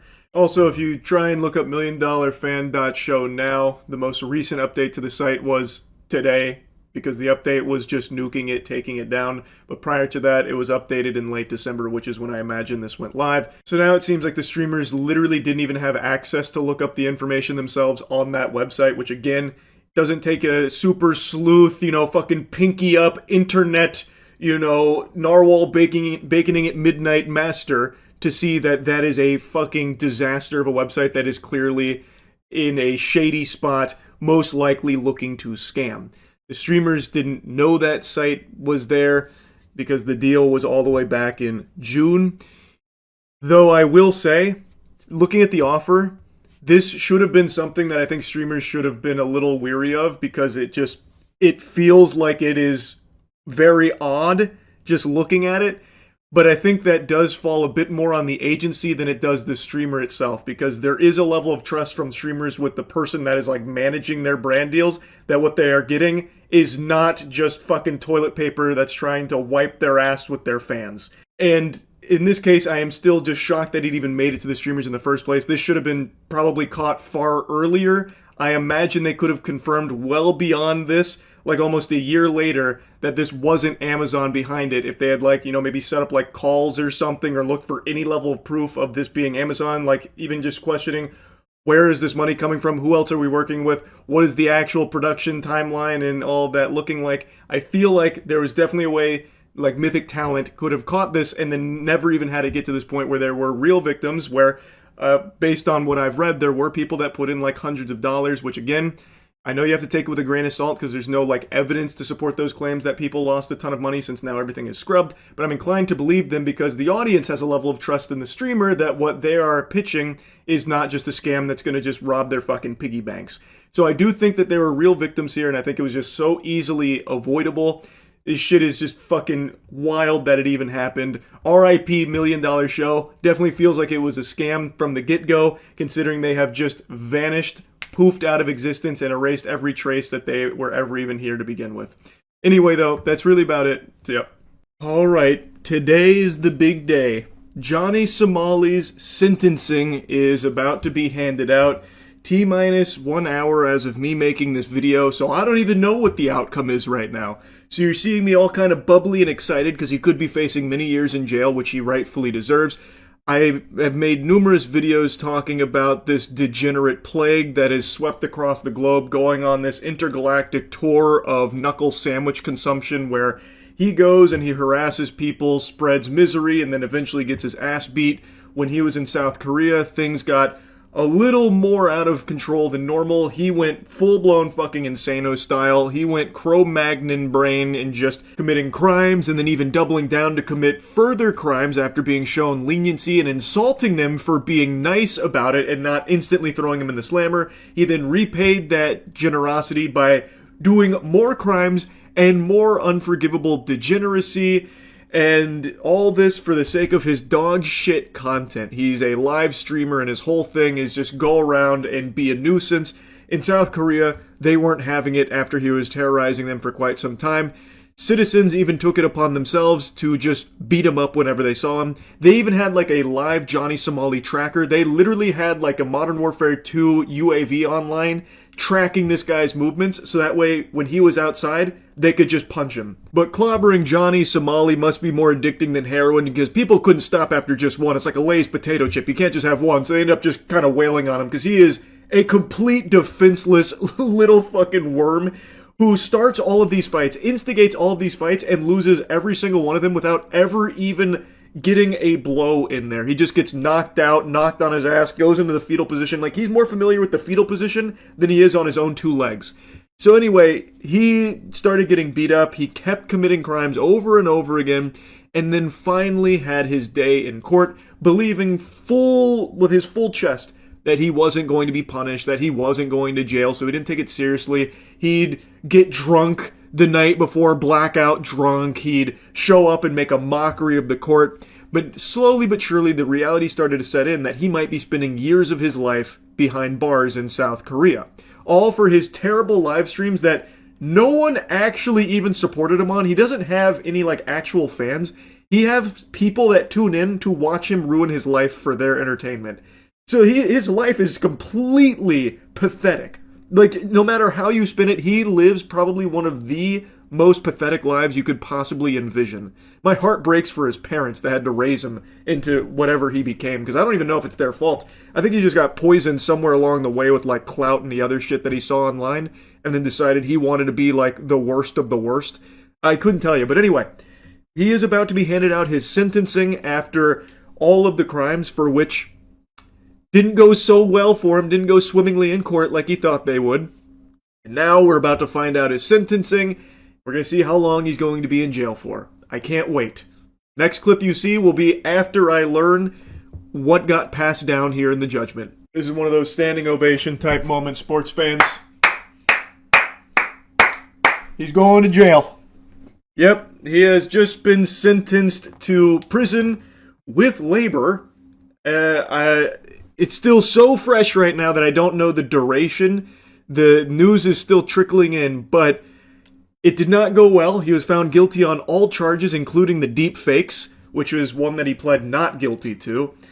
The others weren't really a surprise or anything, but they came in there and fucking slapped him around in there, it sounds like. I'm very curious to see what the duration is for his prison sentence, but probably not the result he was hoping for. I just have a hunch. Apparently, he has the opportunity to appeal within a week, which I assume this slimy douchebag will. I'm taking a guess. I'm not his lawyer or anything, but I'm assuming it's going to be a desperate claw to try and get some kind of leniency, which he has already shown numerous times. He washes his ass with leniency and will never actually learn his lesson. When he did this shit in Japan, and Japan showed him mercy, he insulted them for it, and then when he left Japan, he continued to insult them and then continued doing the exact same public disturbances and like the harassment and the crimes and shit he continued to do after they showed him some leniency. So I hope that he is not granted any leniency here in his case in South Korea. It doesn't seem like he is, because he has now formally been sentenced to prison with labor. And I am salivating. I am sat in my seat like it's the fucking Super Bowl, just waiting, watching on bated breath to see how long he is going to jail for. Because with all of the charges and all of the crimes that he has been found guilty for, this could be many years. Like, it could potentially be a large chunk of his life spent behind bars in South Korea. Now, all from his obsession with clout through being a live stream asshole, a public nuisance streamer. He dedicated his life to just making everyone else's life around him miserable for his content. And now it's finally looking like justice is being served. So, I'm still waiting to see how long he will be spending in prison.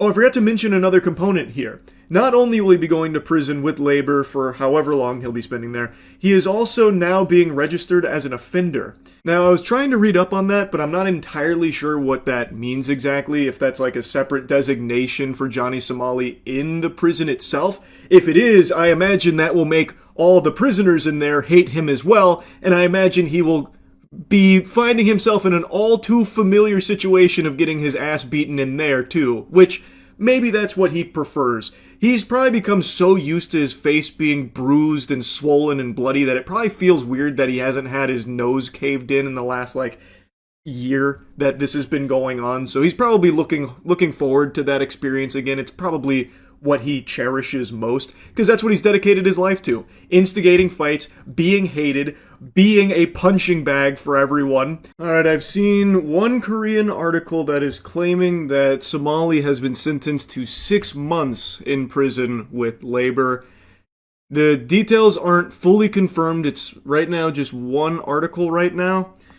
Now, from what I was reading, they recommended 3 years in prison with labor as well as a fine. As of now, it's not fully confirmed, but if that is the real sentencing, I would be kind of surprised, because they found him guilty on all of the charges. Like, serious ones. Charges that, according to the law, could carry many years worth of jail. And the recommendation was 3 years. So I thought, okay, maybe they won't do the full 3 years, but it'd be like a year or something. But not even that. 6 months. I bet Johnny Somali thinks that he's getting off with a W. And according to people that were there, he wasn't remorseful and actually seemed pretty optimistic about it, when they were putting him in handcuffs. So maybe it really is 6 months. And again, to him, I don't think that's enough. He's not going to learn his lesson or anything. When he gets out, I imagine he's going to go right back to this shit in another country. That's what he does. He's already proven that. He spent 3 months in a Japanese jail.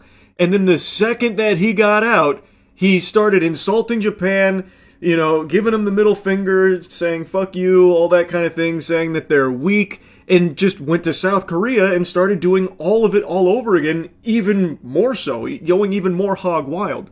So 6 months isn't that much more. I don't think that's going to change him. I'm very surprised if they really did take it that easy on him. Again, it's not fully confirmed yet. I'm going to keep waiting for more to come in, but that is looking like what the ruling is. Alright, more news has now settled. It is indeed a 6-month sentence, pending appeals from both sides here. So, could be more, could be less. I imagine it'll probably stay at 6 months. Another tidbit is that he does have that sex offender status now for 5 years. So he's got 6 months in jail in the slammer with labor and will be a registered sex offender for 5 years in South Korea, as I understand it, according to the articles I read. So it's still a W that he's going to jail, but I don't really think that this punishment is going to do anything to make him stop doing this shit. I think his behavior will continue the second he's out. Like I said, he already spent 3 months in a jail in Japan. And then the second he got out, fucking Pandora's box was opened once again. He went right back to the same content and then some. 6 months, it's not the biggest difference, so I really do think that he is probably cheering. He is probably pumping his fist, celebrating that they went so far under the recommended sentencing of 3 years. But it is what it is. It is still, at the end of the day, good that Johnny Somali is going to jail at all. That's great news. So that'll be 6 months with Johnny Somali in the slammer. Anyway, that's really about it. See ya. New crazy Florida chase just dropped. Look up Wild Chase in Florida Keys. Let's see. I bet this one goes crazy. 2 weeks ago from Scooper. A big police response. Is there audio right now? Because if it's only in the left channel, I won't hear it. My left earbud doesn't work. This one! Oh, multiple angles. It's a Range Rover coming up on me right now.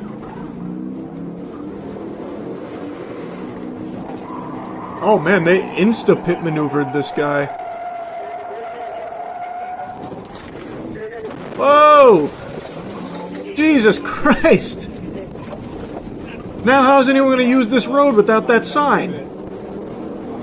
I gotta shut the whole bitch down.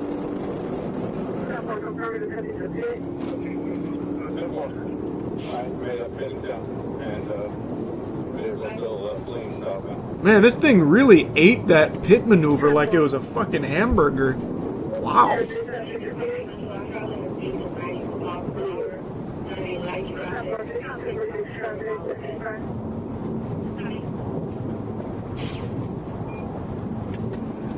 He's got the turn signals going, that's nice. He's not forgetting his road etiquette. He said, I don't respect the speed limit, but I will respect my turn signals. Oh, oh, up! Hit a banana peel.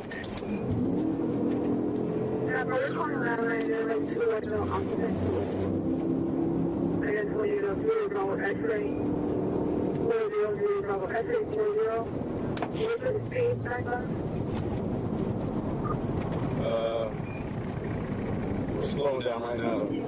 Past other vehicles, 80 fluctuating between 70 and 90. Oh, he's lurking. He's hunting for another pit maneuver. I can smell it. Oh, he wants it. Oh, he wants it. There's 3 or 4 behind me coming up on another trip right now. Passing the 96, 96. He's trying to throw him off with that turn signal there.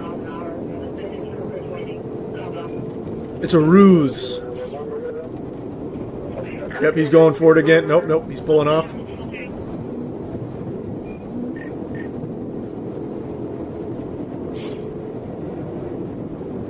He can't pit on this side. This guy knows it. He's familiar with the tactics.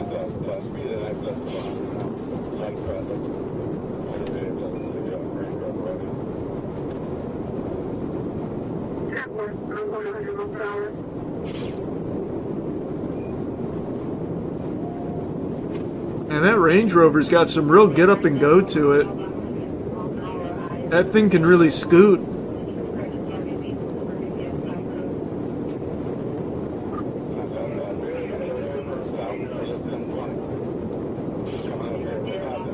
He's lucky Steven Seagal's not in this jurisdiction. Dude would be catching up to him on foot.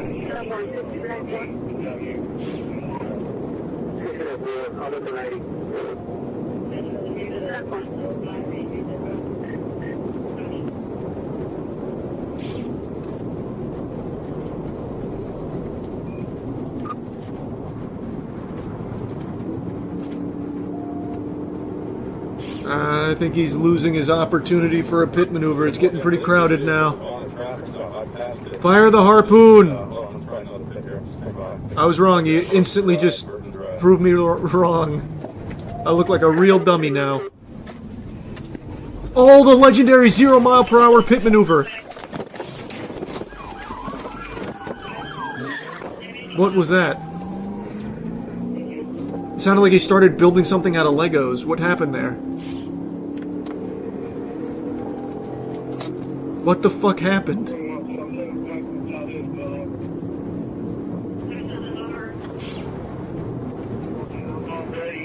Ramp that shit off of a tow truck! Briefly interrupting this police chase just to let you all know the Cheeky free rinse soap is back in stock right now at usecheeky.com. We have the best soap in the universe. Go to usecheeky.com. People have been asking me to remind them when the restocks happen, so that's me doing it right now, presently.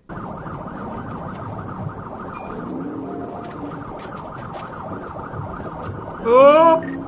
He really greased it.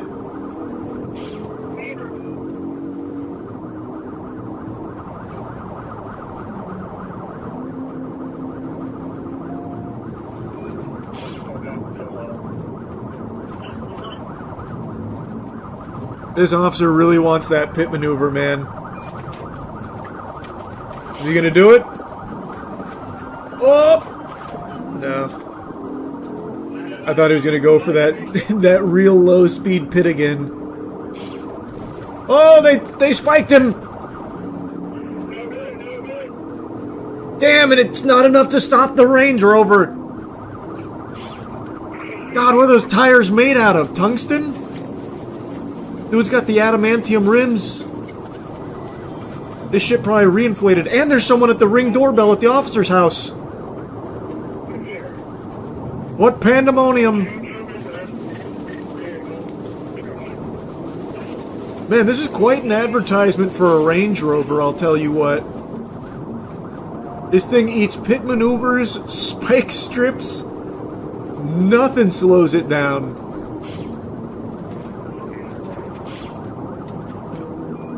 There's no way the officer's gonna pit on this side, right? That'd be ridiculously reckless. No, there's no way. Is this off? Wait, is this guy insane? He'd send him barreling towards oncoming traffic. He'd take out an innocent bystander.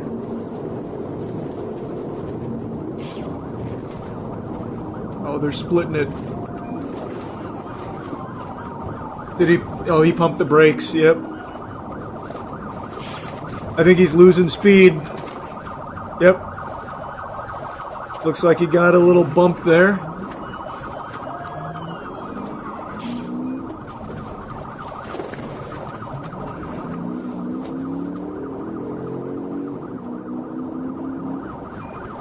Man, this is a really good tour of the Key Largo area. I feel like I've seen everything.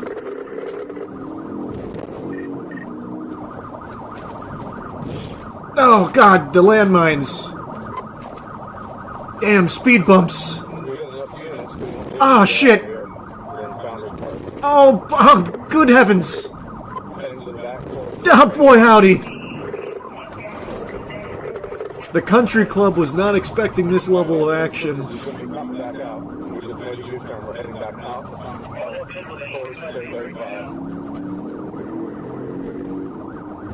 Good God, there's bumps. Oh, not again. The shocks can't take much more.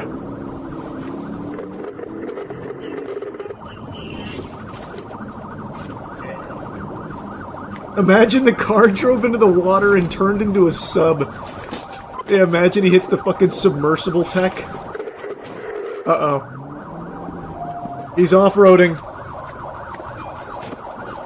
Man just transported to Narnia back there. That's a parked tow truck! Someone ramp it off that bitch now!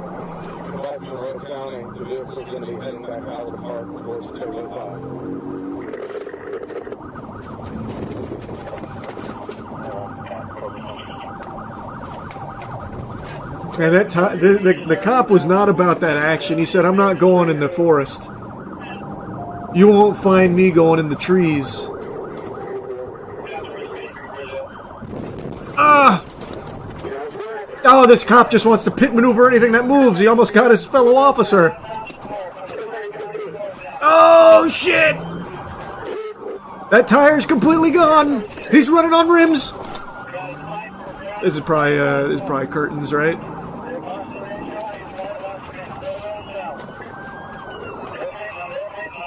Oh, they're squeezing him. They're putting the squeeze on him.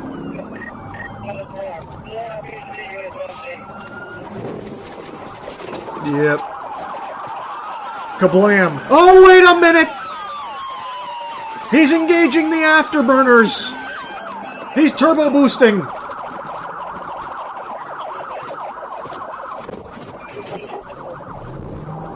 I like that the officer tried to chase him on foot there for a little bit.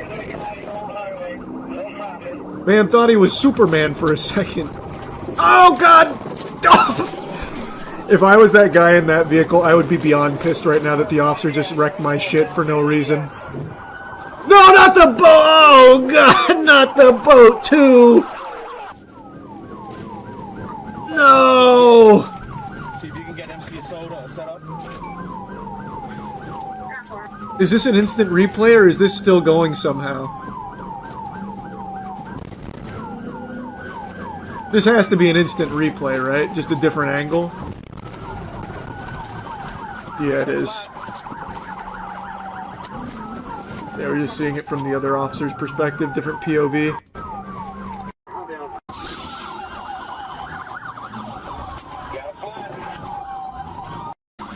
Man, they got every angle here.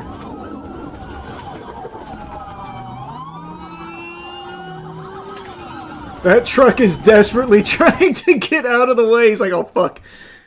No, I've seen this movie before, not my truck.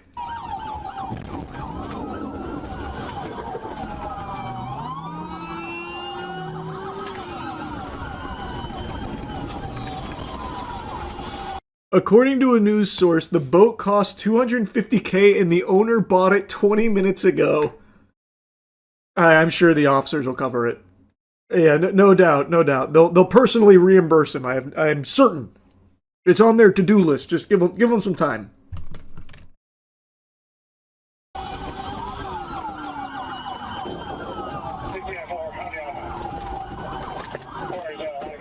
Oh man, that's brutal. Shoved up against the lockers here, right into this guy's brand new boat. Dual prop boat just getting manhandled. Fresh off the lot.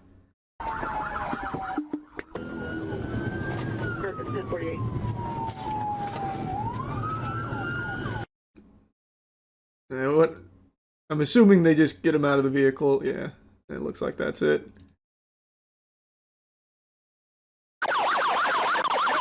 Oh, that's ear piercing. Holy.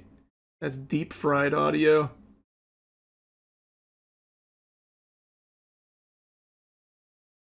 He's coming? Yeah, they were on standby. I swear them to come. Can I learn a little bit about this guy? Bring him into this vehicle for an interview. Over here across the street, like done.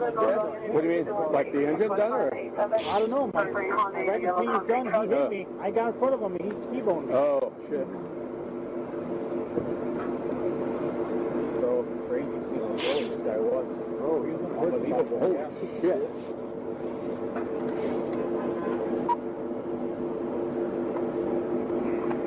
Look, boys, I know what I did was wrong, but how much fun did we have driving together, huh?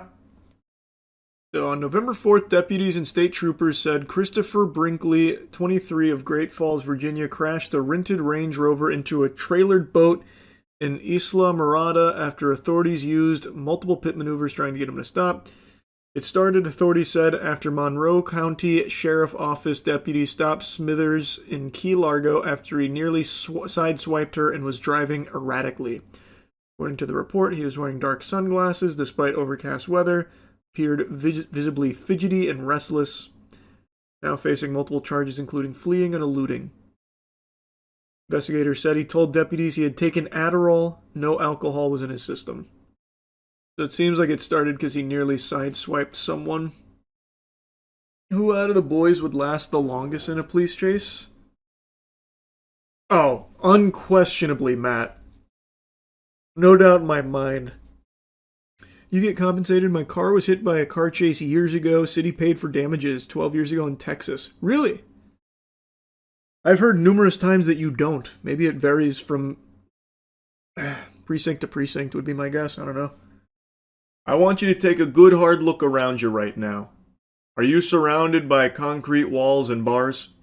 If the answer to that question is no, it means that you're not in jail. Congratulations. Good job, bucko.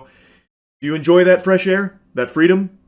Would you be willing to trade it for a couple of views on TikTok? I imagine most of you politely decline that offer. However, there is a handful of fungal parasites called TikTok pranksters that enthusiastically pump their fist and say, yes, absolutely, I will make that trade. A trade that's worse than the fucking Mavericks getting rid of Luka. There are TikTok pranksters who are totally remorseless and willing to trade their freedom for a couple of views on TikTok. And today I just learned about the most egregious example of this. Alexis Martinez Arizala. You don't know his name. You'll never know his name, but you do know, most likely, what he did recently. Alexis was that brain-dead goober, that bumbling, drooling idiot that did the AI prank on the officer, where he showed him an AI-generated video of that officer's patrol car being broken into, and then got arrested for it. This video kind of popped off because everyone was clowning on this guy for a dog shit AI prank. I talked about it a little bit, but I didn't really follow it because I just assumed this would be business as usual with these parasites where they get a slap on the wrist, thrown back into society for them to just continue to be this miasma of cringe that haunts every fucking facet of civilized society for their TikTok clout. But it turns out I was actually wrong. You see, this dumb asshole actually went above and beyond the Call of Duty here for garbage pranks. He did this AI prank multiple times to such an extreme degree that he has been extradited from Puerto Rico and is facing serious charges here in Florida, and according to Atozi's video, could carry up to 12 years in prison. So let's go ahead and show you the most viral stunt that he did here, his AI prank on the officer. We are told he's a South Florida native, but U.S. Marshals actually caught up with him in San Juan, Puerto Rico. You're actually in here. Here's the video circulating on social media. It shows 4 men in suits entering a Seminole County deputy's patrol vehicle. They were going inside of your car, in and out. An online prankster recording the moments he walks into Academy and shows it to the deputy. The deputy, clearly convinced, runs out to the parking lot, hand on his weapon. So you probably just left it unlocked. It should have been unlocked. I hit the button. But this video is fake. It's a deep fake, to be exact. What a classic gut buster there. Haha! Gotcha. You thought your car was being broken into. And he doesn't just do it to officers, by the way. He actually does this to normal civilians as well, terrorizing them with these same kind of AI fakes that he makes of them and doing like crazy shit or having their things stolen or even their spouse cheating on them. But this officer one did get him arrested. And something that got pointed out in the reports is that the officer was on edge approaching the vehicle thinking that it had been broken into, so he did have his hand on his weapon. If there was just a completely innocent civilian that happened to be near that police car with the officer approaching it, there is no doubt in my mind, and also other officers chimed in and also echoed the sentiment, that that would have been a situation where the officer would have probably ended up detaining that completely innocent person solely based off of this AI video that this fucking loser made. So, and that could have, who knows what could have happened there. It's extremely dangerous. James Copenhaver agrees. The former detective says this deputy did everything correctly, but things could have ended differently. What would have happened if some bystander would have been stopped at this patrol car, tying his shoe or what have you, and this deputy approached? Pretty good chance that person's going to probably be put on the ground at gunpoint because the deputy doesn't know what's going on. That guy is totally right. The entire basis of this prank, like the punchline, is making the person you're harassing fearful. In this case, it was the officer. Like I said, he does it to normal civilians as well in similar fashion with their shit being stolen.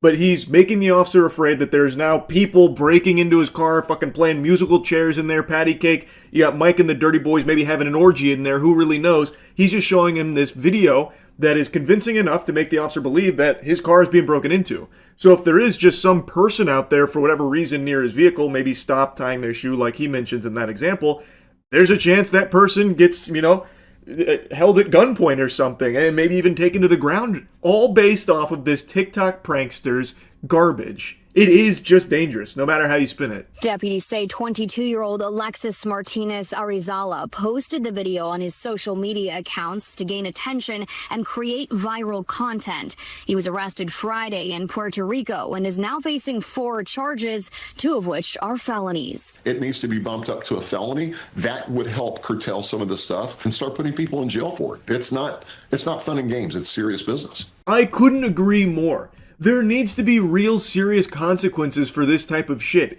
It's not pranking, it is harassment, and in some cases, in other pranksters, just assaulting people as well. Like, there needs to be legitimate punishment there, otherwise it's going to continue to snowball as it currently is, and has for years.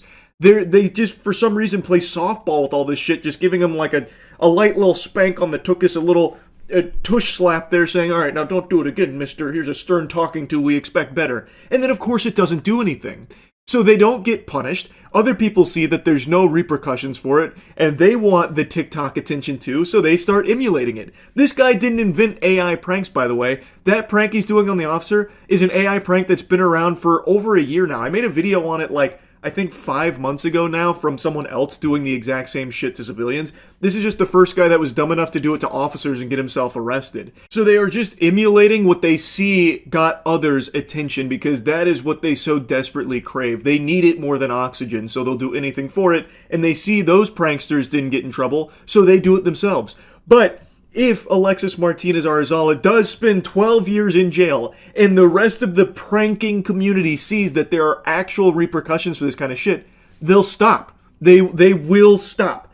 So yes, I do think they need to be going to jail. I 1000% think that Alexis deserves some time in the slammer here as a great deterrent from other people trying to do similar shit or worse shit to keep one-upping and elevating, because that's how it goes. Someone might see this, and if he gets let off easy, they'll be like, okay, I'll take it a step further. That's how you keep ending up with pranks like this. Officials say he's now facing multiple charges, including fabricating physical evidence, making a false report to law enforcement, unlawful use of a two-way communication device, and knowingly giving false information to a law enforcement officer. And a whole stack of charges. On top of the charges I mentioned earlier, he's also facing a felony tied to tampering with evidence, along with additional misdemeanor charges. But based on Florida law, one of the biggest charges he's currently facing is tampering with or fabricating physical evidence, which is a third-degree felony. And that alone can carry up to 5 years in prison, along with probation and fines. Pretty serious charges that he's facing here. He's looking down the pipe of quite a few years in the big house.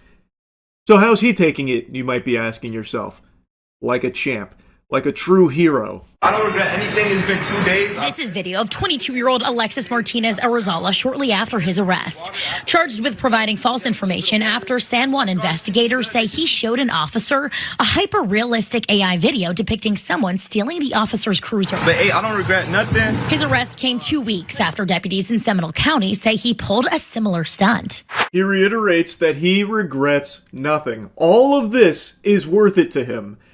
Potentially many years in jail is worth it because he got some TikTok views. Fucking insanity.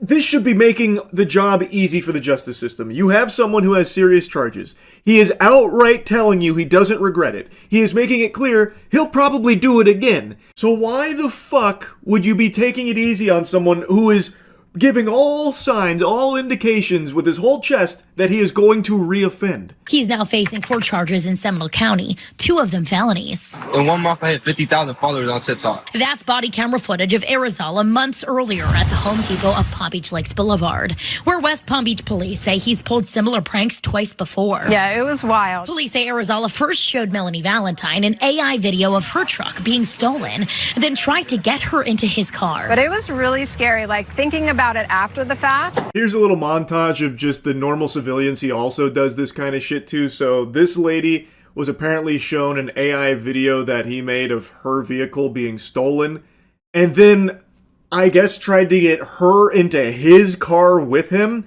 That's some super creepy psychopath shit right there. So he didn't just stop at like, your car got stolen. I'm kidding, it didn't, it's AI. He didn't even stop there. He's like, no, you gotta get in my vehicle now, come on in. Get in my car. We gotta chase it down, don't we? Come on, get in. What a fucking weirdo. In a second, the content creator admitted on this body camera to using another customer's likeness to create an AI image of him kissing another woman, then showed it to his wife. That's not his wife. That's a fake woman. Oh yeah, you love to see that. Normal couple minding their own business in Home Depot, only to be interrupted and harassed, trapped in an unskippable cutscene with this shameful piss stain that's AI generated a video of the husband kissing another woman in the store. Now, I can't tell from this footage since it's blurred, but they do seem to be on the older side of things, so maybe there's a chance that they didn't recognize this as AI, and now the wife thinks that the husband is unfaithful to her. Like, it's just, this isn't even, like, entertaining. It's just fucking sad. In a third stunt, police say he startled a West Palm Beach gas station clerk. I just showed him an AI video of like a body just getting into like a fake body. He was arrested that night for resisting an officer. Bro, are y'all serious? But not for any crimes related to his AI use. This one sounds fucking insane to me. I can't piece it all together and can't find the original, but from what I can gather from this, he AI generated a video at that gas station of a body, presumably a dead body is my guess, that scared the gas station clerk and was designed to scare him, which is what led to all of this here.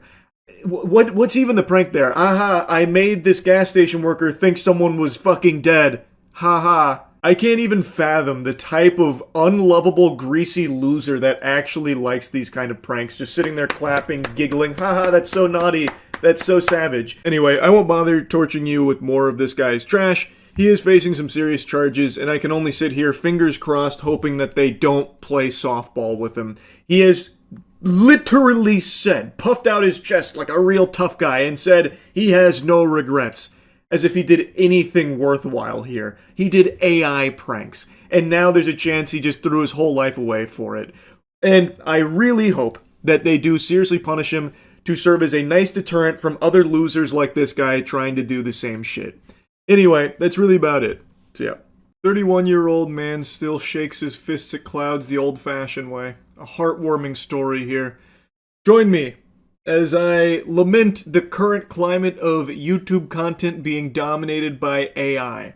I imagine a lot of you have seen by now, some of the most viewed videos and channels across the platform are AI at the moment. And one really fascinating genre that's blown up is AI elderly people telling touching stories and giving life advice as if they are real people. I first learned about this because Deep Humor covered a channel called Before It's Too Late, and they're by far the most popular one. They've gained over 100,000 subs in just shy of 2 months. And their videos have gone somewhat viral, so no doubt they've made thousands of dollars for what is no doubt minutes of sentences typed into an AI video generator.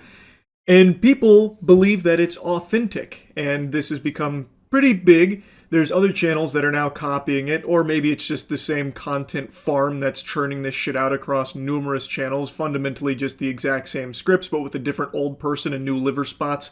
It's so fucking pathetic. I'm 73 years old, and I'm about to tell you something that might upset you.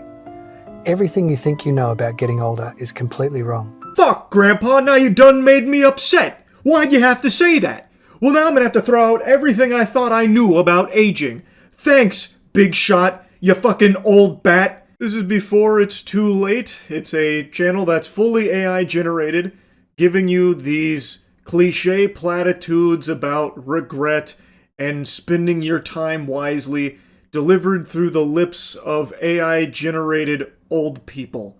It's an entire channel dedicated to regurgitating and repackaging the same fucking Facebook statuses you saw in middle school.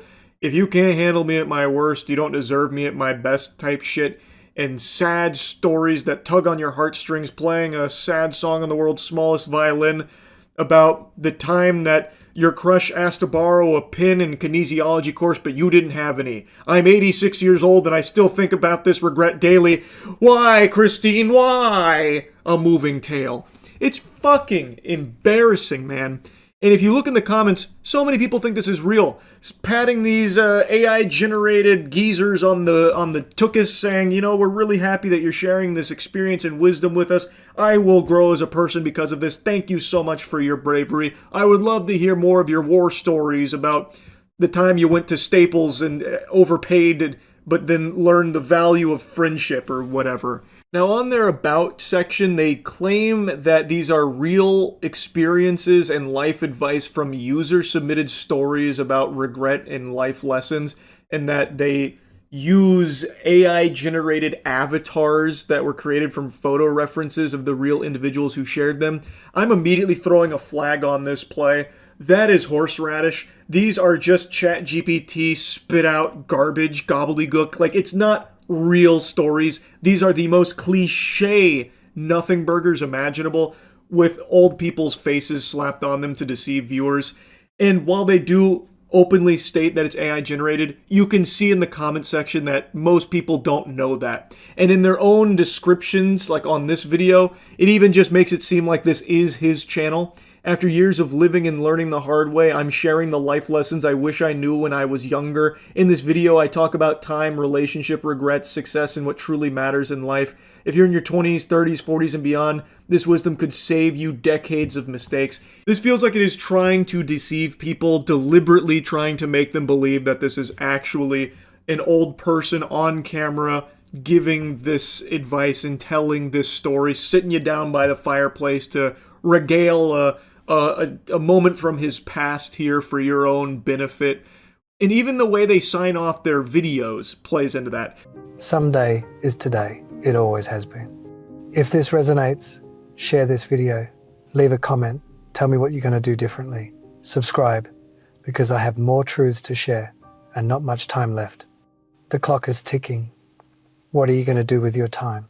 The name of the channel is Before It's Too Late. So their sign-offs are always playing into that idea that these old people are about to just fucking die. They're about to croak, and the last thing they want you to do before they, meet their maker is subscribe to the YouTube channel.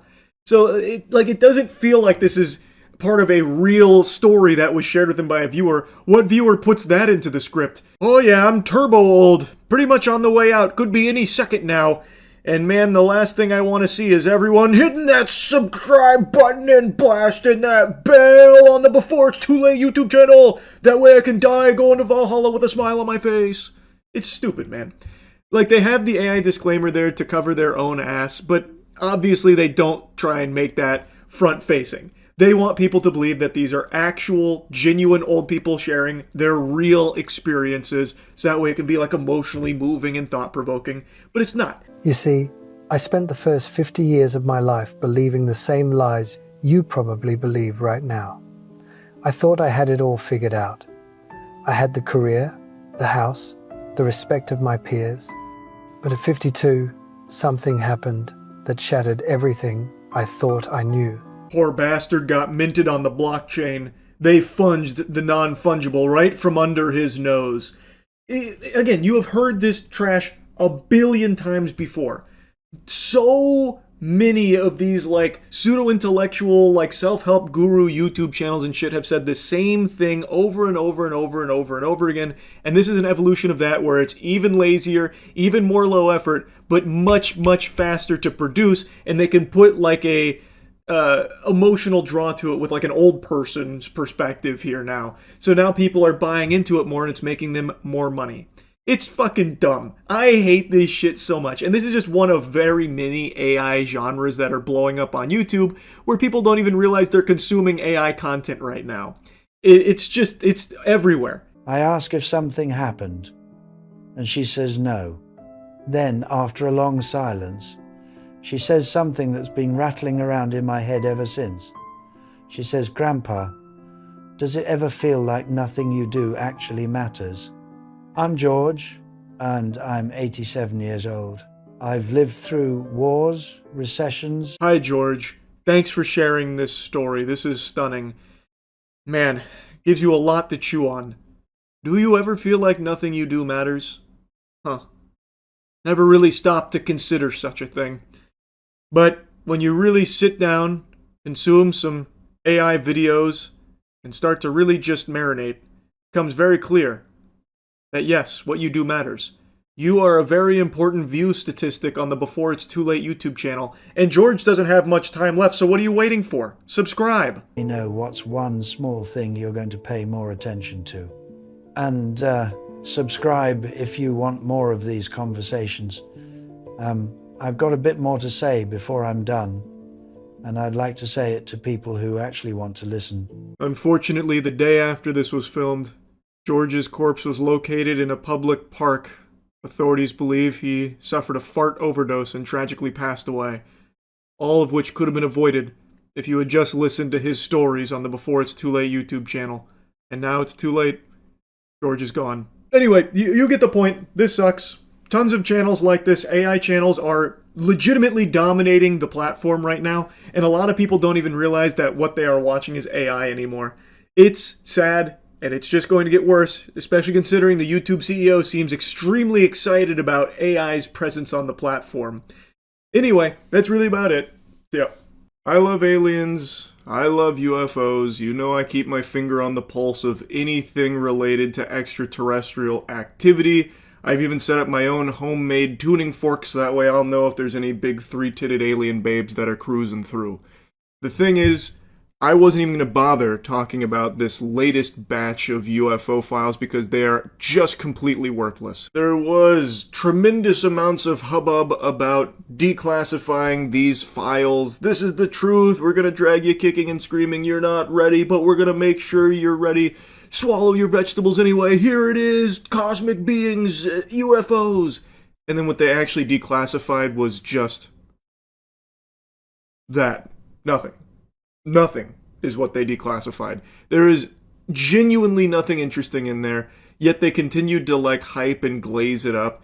It's just trash. There's nothing even worth talking about. Like, yeah, there's the star shape entity thing, but that's really it. Everything else is stuff we've already seen a bit about, and others are just completely embarrassing. Why was it uninteresting? There was just nothing substantial is the problem. Just more bleh. I don't know, man. That artist rendition was pretty convincing. Oh. Actual site photo with FBI lab rendered graphic overlay depicting corroborating eyewitness reports from September 2023 of an apparent ellipsoid bronze metallic object materializing out of a bright light in the sky. It's pretty thought-provoking. Also, if this is what FBI lab-rendered graphics look like in 2026, that's pretty insane. You gotta give them time to catch up, man. Technology is advancing quick. They're still on that GeoCities vibe. It takes time. That shit needs DLSS 5. It's from a game in the 90s. Is it? They just grabbed an image from a game? An old 90s game?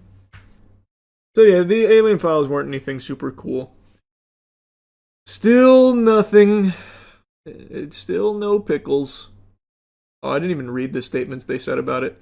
This is unprecedented transparency in what the US government knows about UFOs, Hegseth said, adding, these files hidden behind classifications have long fueled justified speculation, and it's time the American people see it for themselves.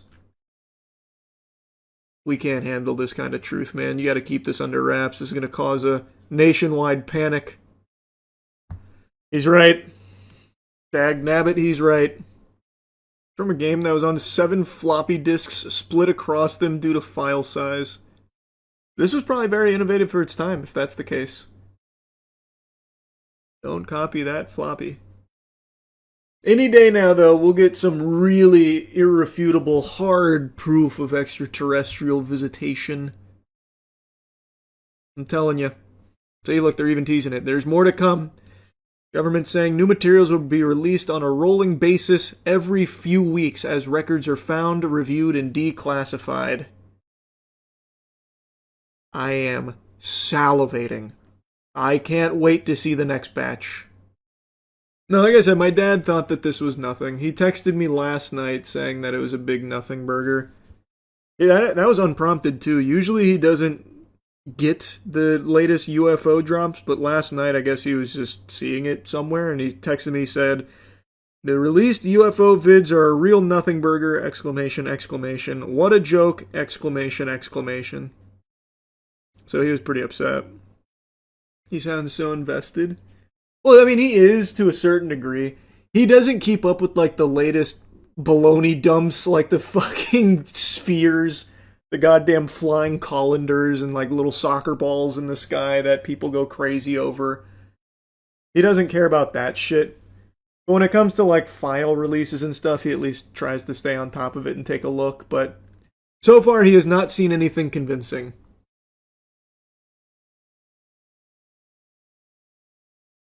So he's not active in the UFO subreddit. He is not.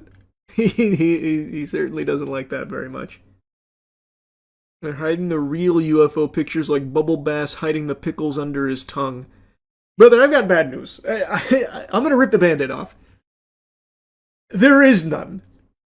Like, I'm sure they have some, like, wacky files and stuff, because they had so many old-school weirdo projects, like the MK Ultra stuff. They also had all of these, like, astral projecting projects that they were doing, the CIA was conducting with, like, the psychics and stuff, which is why, like, a year ago you saw those articles about the declassified CIA documents confirming that there was giants on Mars. But if you actually look at it, what they were doing is they had these drug-induced maniacs go in, fucking blindfold them, and try and, like, guess cue cards that they were holding, and then they'd tell them stories about how they astral projected onto Mars and had conversations with giants. Like, you're not going to find anything, like, actually convincing when it gets declassified, because they did some fucking nut job shit in the CIA back in, like, the 60s and 70s. They were actually trying to do, like, Marvel X-Men stuff. And then they wrote about it as if it was, like, successful. So, like, ESP, mind readers, astral projectors, time travelers, they had all of these kind of wacky programs. They also killed a lot of people. Well, I mean, in the pursuit of mutants and superhumans, that's to be expected. The gay bomb, too. Oh, the gay bomb is a classic. The gay bomb actually is a classic. The thought being drop a bomb that would cause all the dudes to just start fucking each other and not fight anymore. The enemy is gay now. But they still shot at us. I do love that thinking, though, like that's going to somehow be a really effective weapon. Like, let's just assume it works. Let's assume they did create the gay bomb. They deploy it. Now all the soldiers have sex. They all blow their load. Then they go right back to what they were doing before. So you bought yourself, like, a couple of minutes where they're fucking, and then what? It was a truly baffling proposal. Might backfire on your own army. Oh, can you imagine transporting the gay bomb, but it springs a leak? Then the plane crashes because everyone's fucking themselves ferociously. No! We made the whole plane gay! No, it's gay! Shit! The one thing we couldn't plan for! No! Yeah, it was interesting stuff, man, I'm telling you.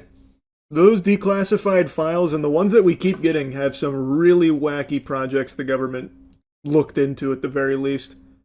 Some actively pursued. Oh, point I was making, to tie it back to the alien stuff, I do not think they have anything like groundbreaking in regards to aliens. Like, I don't think there's alien bodies, alien weaponry, alien craft that they've ever recovered or anything like that. Surely they have, like, unexplainable aerial phenomena, like stuff that they've already declassified, like the tic-tac, that kind of stuff, which is interesting, but I don't think it's extraterrestrial.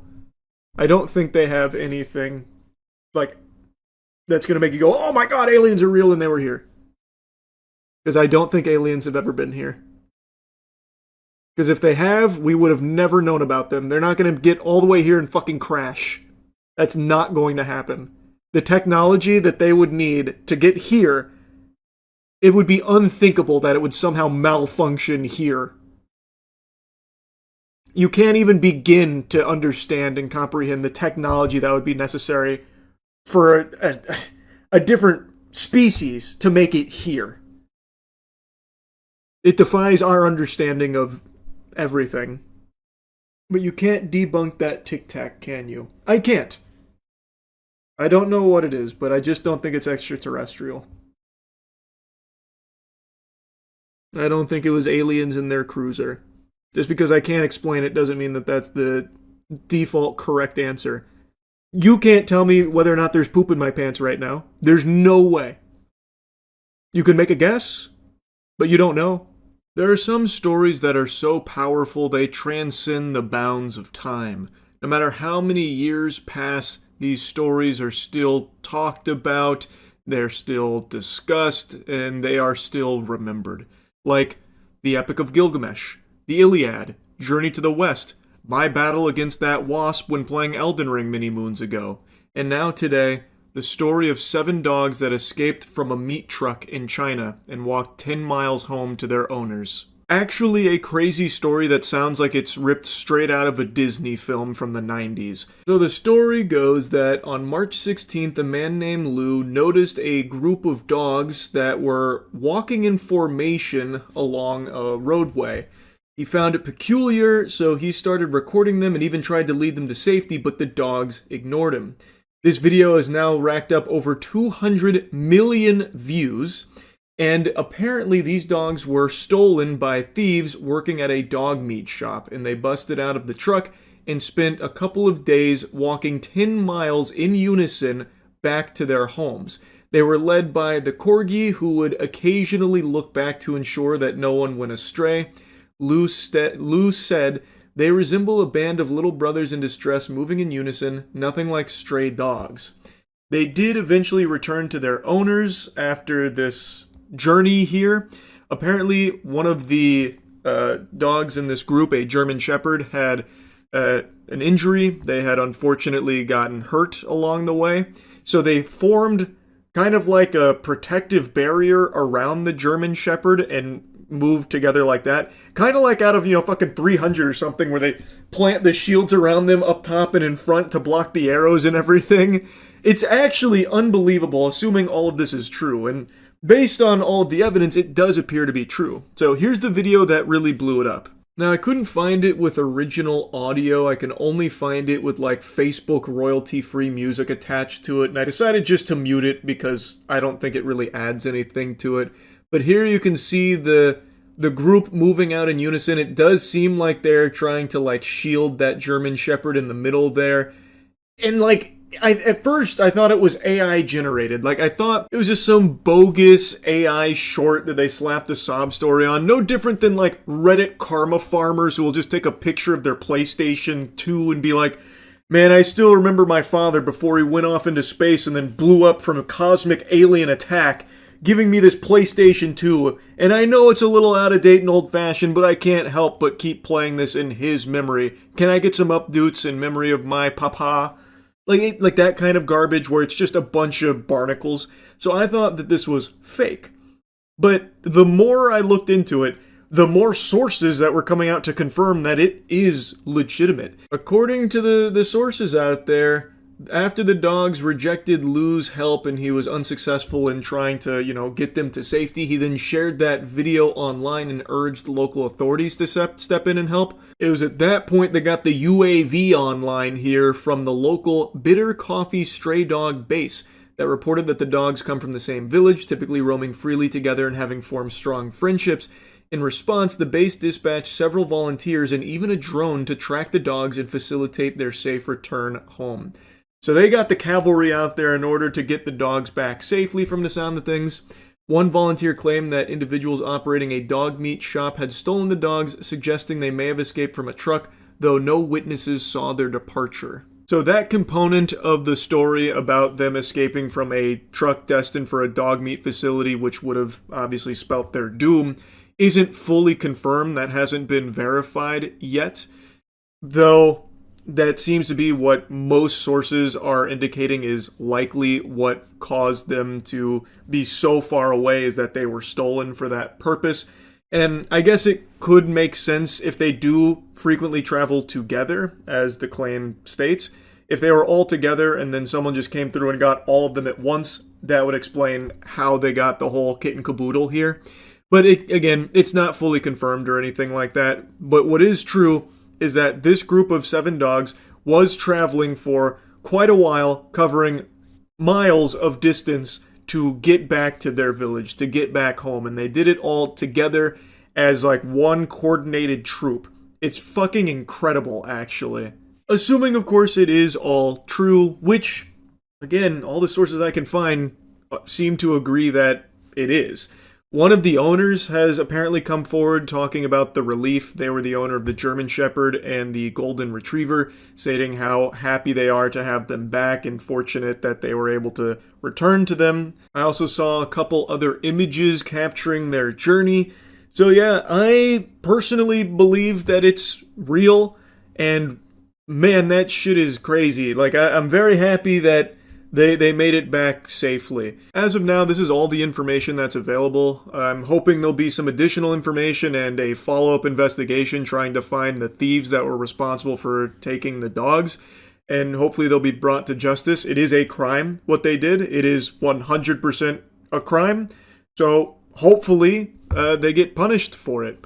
Anyway, even though this is a story about dogs finding their way home, there really is just something inspirational about it to a certain degree, to see this kind of gumption, to see them band together and go over the course of a couple days, many miles home against all the odds and get back safely all together as one unit is really just something super incredible. So yeah, I just wanted to yap about it a bit. That's it. So yeah. Merry Christmas, you filthy animal. Great news. Krampus came early and he slit the throat of Ronald McDonald, took control of the company, and farted out a wonderful AI advertisement that everyone's making fun of. And while the ad itself is terrible, the response from the people behind it is the most pathetic shit you could imagine. I'm not surprised McDonald's would go the route of like Coca-Cola AI ads trying to force that up everyone's asses. But what I am surprised at is that the people that actually generated it are like genuinely trying to present themselves as if they did something impressive, like this was backbreaking labor. It is a comical response. But anyway, let me show you the AI ad. It's the most terrible time of the year. All the shops turn to mayhem, even Santa knows space, and the tree redecorated your place. It's the most terrible time of the year. Sorry for the greasy old man jump scare here, but I've just got to interrupt briefly for my own little halftime show because I find it to just be beautiful how delusional the hacks are behind this AI that they actually convinced themselves that a good marketing push for McDonald's would be basically getting pugilistic with Christmas itself, shitting on one of the most beloved holidays in the Western world, calling it the most terrible time of the year.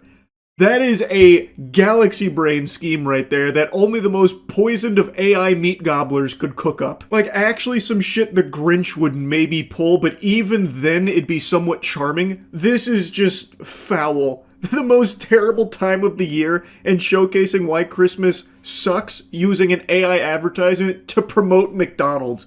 It doesn't really get worse than that as far as combinations go. That's like combining Coke, Mentos, and my fucking raw bussy. The roast turned to charcoal, and the cookies burned too. Freaking chaos, it feels like a zoo. It's the most terrible time of the year.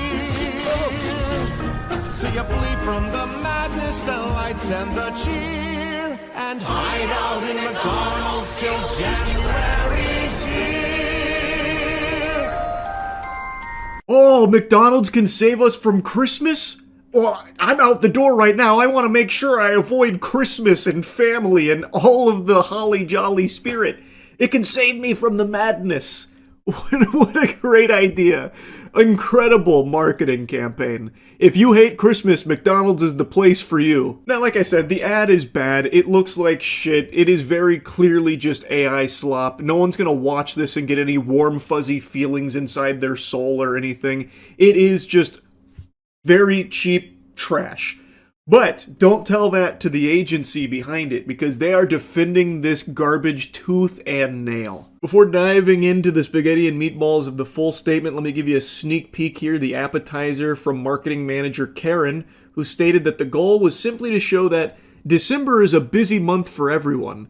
Not to diss the biggest holiday for much of the Western world, we want to give people something to look forward to each day, not only the traditional peak dates, and this campaign brings that idea to life in a new way.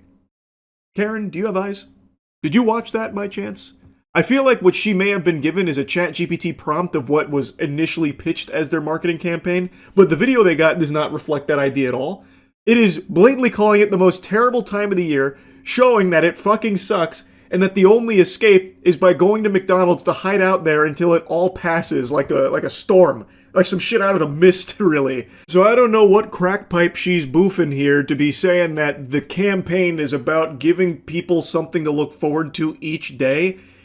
What it's actually presenting is an escape route from the season. Go to McDonald's if you need to get away from the hustle and bustle of Christmas, the most terrible time of the year.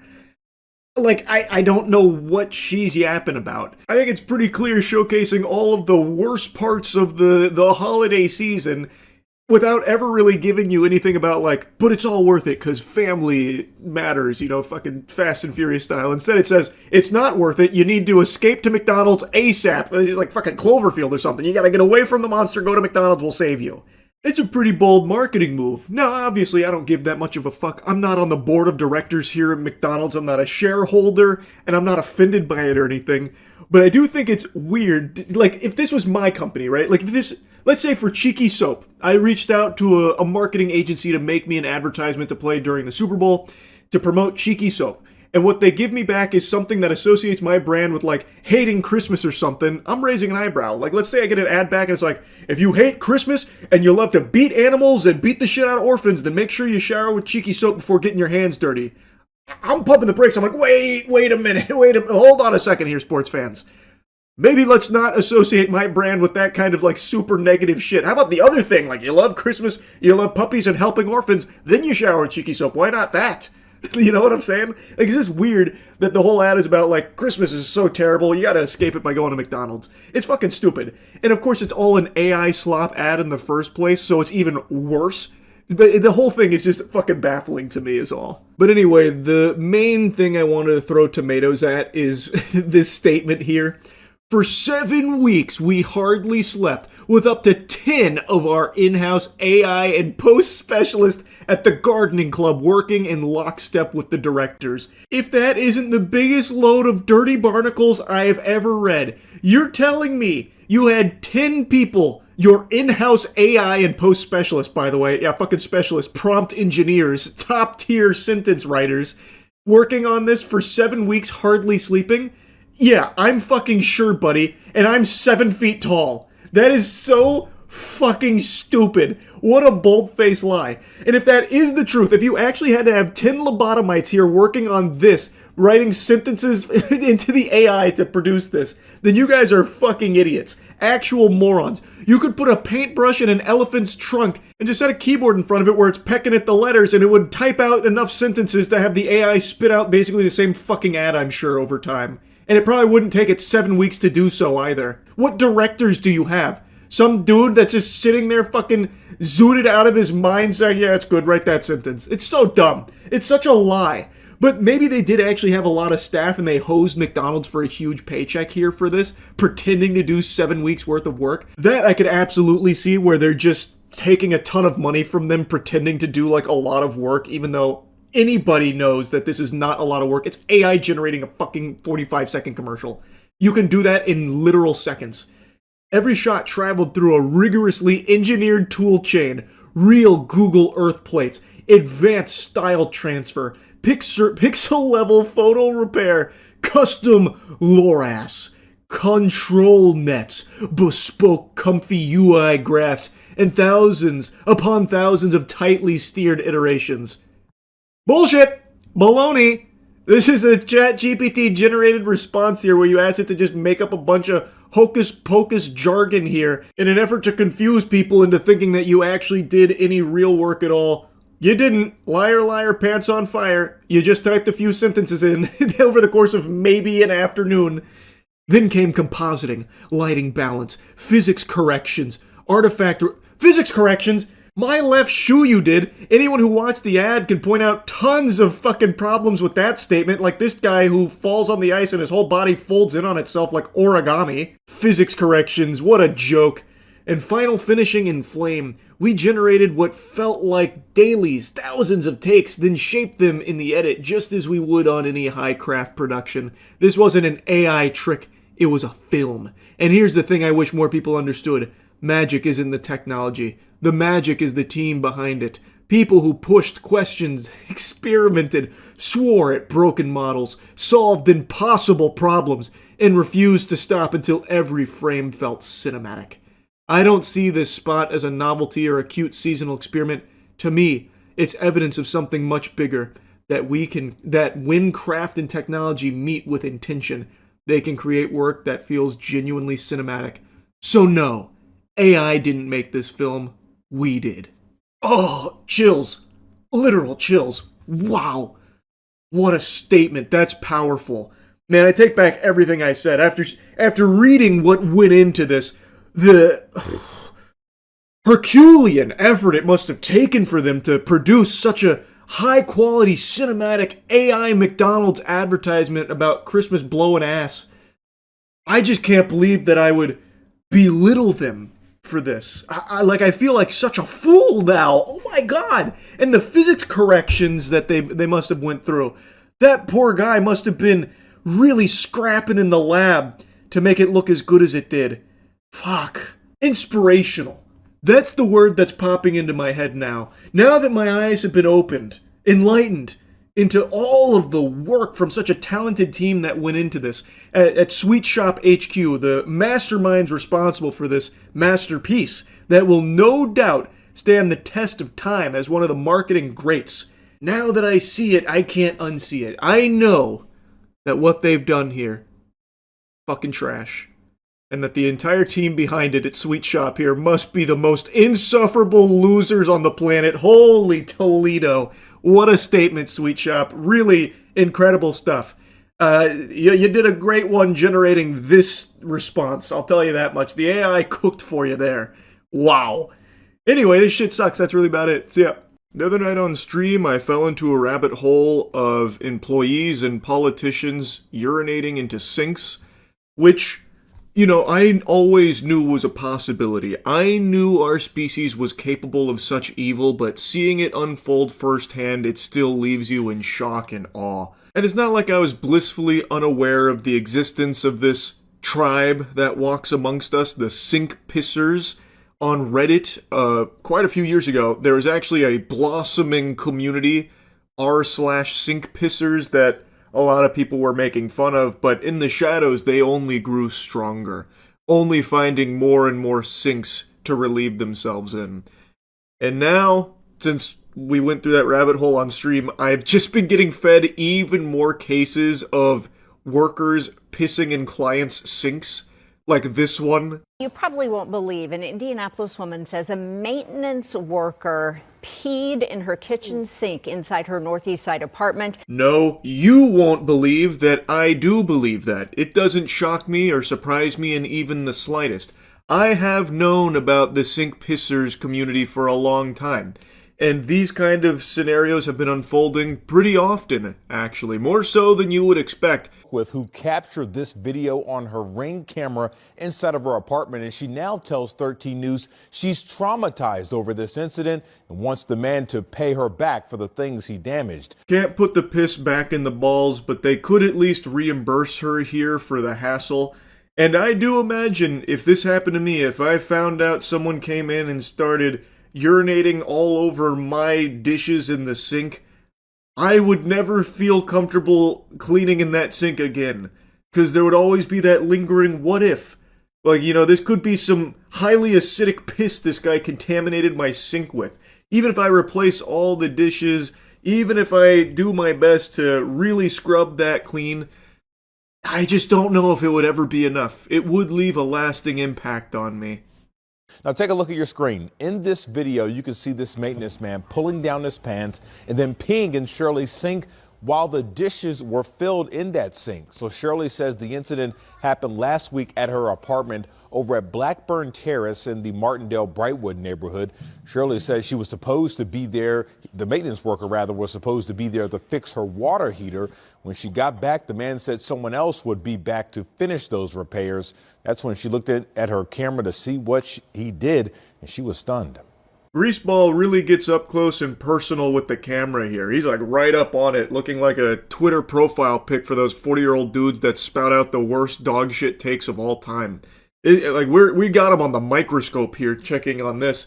Now, judging from his build, I feel like I can say with a high level of confidence this is probably a frequent user of r/sink pissers.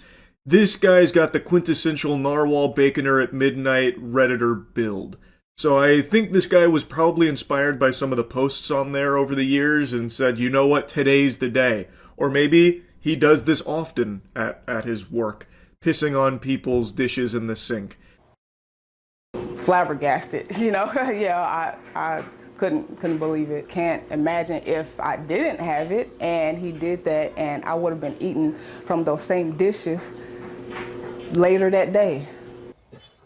Just very shocking. And according to Shirley, that man was fired after this incident was reported. I fear, like Michael Jordan in his prime, you can't stop him. You can only hope to contain him. So even though he may have lost his job here, I don't think that stopped him from pissing in strangers' sinks and all over their dishes.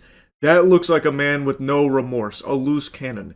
He doesn't even think twice about just pissing on the dishes in the sink. It doesn't even seem like he bothers washing down the urine, which is unusual because other employees that have done this usually try and hide the evidence. But this guy, he's proud of his work. He just tinkles it all out on the dishes and just leaves it there like his calling card. And I have to imagine he probably wasn't well hydrated. I have no evidence to base that on. He does have like this meatball build going on here, but I feel like he probably wasn't well hydrated. It's probably very yellow pee-pee, and he just leaves it there too. It's like he wanted to be caught. Maybe that was part of the thrill. This is like, this is, you know, final raid boss sink pisser here. But again, this is not as unusual as you might think. So let me just show you from the rabbit hole when we were diving down that on stream the other day. You see where that landlord went to fix a problem in a tenant's home and took a piss in the sink? I can't say I saw that. Well, I mean, that's fine though. I mean, solved the problem and then even gave them a little treat. Let's see. I didn't know how to look for this, so I just said landlord fix problem, pee in sink. Maintenance worker fired after allegedly urinating in tenant's sink. Oh, it wasn't the landlord. I thought the landlord went in there. He's like, alright, he just bangs a hammer on the TV to fix it and then just immediately relieves himself in their sink. Funky story here. We told you about a Bloomingdale tenant who says a maintenance worker urinated in his sink. Take a look for yourself there. The tenant says what should have been a routine service call turned into a disturbing discovery. He says a maintenance worker entered his apartment to address an issue with his washing machine. While inside, the worker was allegedly caught. But then he identified another issue, an unpissed sink. So he solved two problems in one outing and didn't even charge you for the secondary service. And you have the gall to get angry about it? The tenant's apartment cameras urinating in the kitchen sink. Well, tonight we heard back from the management company in a statement. They said, quote, management was made aware of the incident regarding one of our employees, and upon learning of this wholly unacceptable behavior, we immediately put the employee on leave following an investigation. We terminated the individual's employment. Unjust. Can't piss in sinks anymore, huh? Some guy pissed in a coffee maker in Canada. He was candidate for an election in 2015. Well, was it his own coffee maker? Or was he also a maintenance worker who went in and relieved himself in a coffee maker? Canadian candidate Jerry Bance out after video shows him urinating into coffee cup. Toronto businessman who's been running for parliament with Conservative Prime Minister Stephen Harper's party made the wrong kind of splash, has been dropped by his party after he was caught on video urinating into a coffee cup while working as an appliance repairman. That's pretty cool. Where's the video? This seems like a common occurrence. Lot of wacky pissers. In other news now, a developing political story tonight. The Conservative Party is looking into one of its candidates over some surprising behavior. For more on that, the CBC's David Cochran joins us tonight from Ottawa. Hey, David. Why do you look so sad? Well, Wendy, this involves Jerry This is Vance, fun. who is the Conservative candidate for Scarborough Rouge Park. And just a few days ago, Conservative Cabinet Minister Jason Kenney was in Vance's cameras set up, and those cameras caught Jerry Vance urinating in a coffee mug and then dumping who the hasn't? contents of that mug into a kitchen sink while the homeowner was in the very next room. That's like an elevated form of sink pissing. A more elegant solution for the sink pissing enthusiast on Reddit, I would say. Hey, Jerry. Off to the other room for some reason. He's also taken a cup. Oh my. He just peed in the cup. Then he empties the cup in the sink, rinses it, and puts it back. So when we learned of this, we immediately contacted Jerry, I gotta tell you, that seemed like the work of someone who often pisses in coffee cups. That was methodical. That was just like business as usual to this guy. But why, and Jerry, far be it from me to question your technique, why not just cut out the middleman and piss into the sink at that point? What was the point of the coffee cup? Did he just want to, like, maximally contaminate as many things as he could find in the kitchen? I don't even see what the purpose was. Not tall enough, he was too short? No, was he? Let me see. Oh, yeah, I guess. Yeah, I guess the countertop's a little high. He could have waterfalled it, just aim up, arc it. But then I guess you risk contaminating, like, floor and stuff, and he's not looking to make a mess. Now, coincidentally, Conservative leader Stephen Harper will be campaigning in the Scarborough area tomorrow. Jerry Vance is not scheduled to be with him. Wendy? Yeah, he is busy pissing in my sink right now, probably. I mean, the sink pissers community seems dedicated. Yeah, the sink pissers community is very enthusiastic, but even they, I don't think, would be lobbying for peeing in strangers' sinks while on a job. I think even they would show restraint. That's all they do on that subreddit, bro. Unless the subreddit's changed drastically from the last time I took a peek in there, it's only them pissing into their own sinks, right? Oh, here's the top post of the day is actually about the maintenance worker. Rookie move, says Sasquatch. I probably have to be careful showing this one on stream, actually. Have I just done the first ever girl sink piss? Well, I probably can't even look at this on my other monitor because you see it in the reflection behind me. But yeah, this is definitely their own house. So like this one. This milk stool was a game changer. And one of the sink pissers just put a stool in front of his sink for being able to get his cock and balls over the edge. It's never like strangers. They have stats at the top of the page on why it's actually better to piss in sinks. What stats? What does it matter what receptacle gets peed on? What does that change? Where? Oh, environmental impact of sink peeing. Okay. Average gallons, flush 1.6. Analysis. R/sink pissers will save over 16 million gallons of water this year. Number of sink pissers, 4146. Average pisses per day, 7. Wow. Gallons saved daily per person, 11.2. Gallons saved person yearly, 4,088. Number of sink pissers per day, 78. Sink pissers per year, 28K. Gallons saved per year, 118 million. I don't know about this. These numbers don't feel right. This is 7 years ago. Their projections were way off, by the way. The community, I think, is at, like, yeah, 15K. Didn't really experience the growth they thought they were, with 4.1 million sink pissing members. They just missed it. Someone also shared a YouTube video called West Virginia Pizza Hut Manager Caught Peeing in Sink. God, they're everywhere. Oh, this was 2014. This was the height of the sink pissing craze, it seems. You had the Canadian politician doing it. Now you had this Pizza Hut manager doing it. Video unavailable, what the fuck? Where'd it go? Here's an extra special ingredient that no one wants on their pizza. Pee. A district manager... Now that's an intro. Where'd this energy go, USA Today? What happened to you guys? Your writers were cooking. She's fucking right. That is the last secret ingredient I want on my pie. At a Pizza Hut in Kermit, West Virginia, lost his job after this surveillance video was released showing him peeing into a sink. The sink Why'd that he lose his used job? was the same one the store used Even hitting to the fit wash lean. utensils. Ugh. Fortunately, the incident did not include any food tampering, as it happened during non-business hours. Pizza Hut officials said in a statement that they are embarrassed by the actions of this individual. Throwing him under the Pizza bus. Hut has zero tolerance for violations. Better now that Pizza Hut has taken care of business. Well,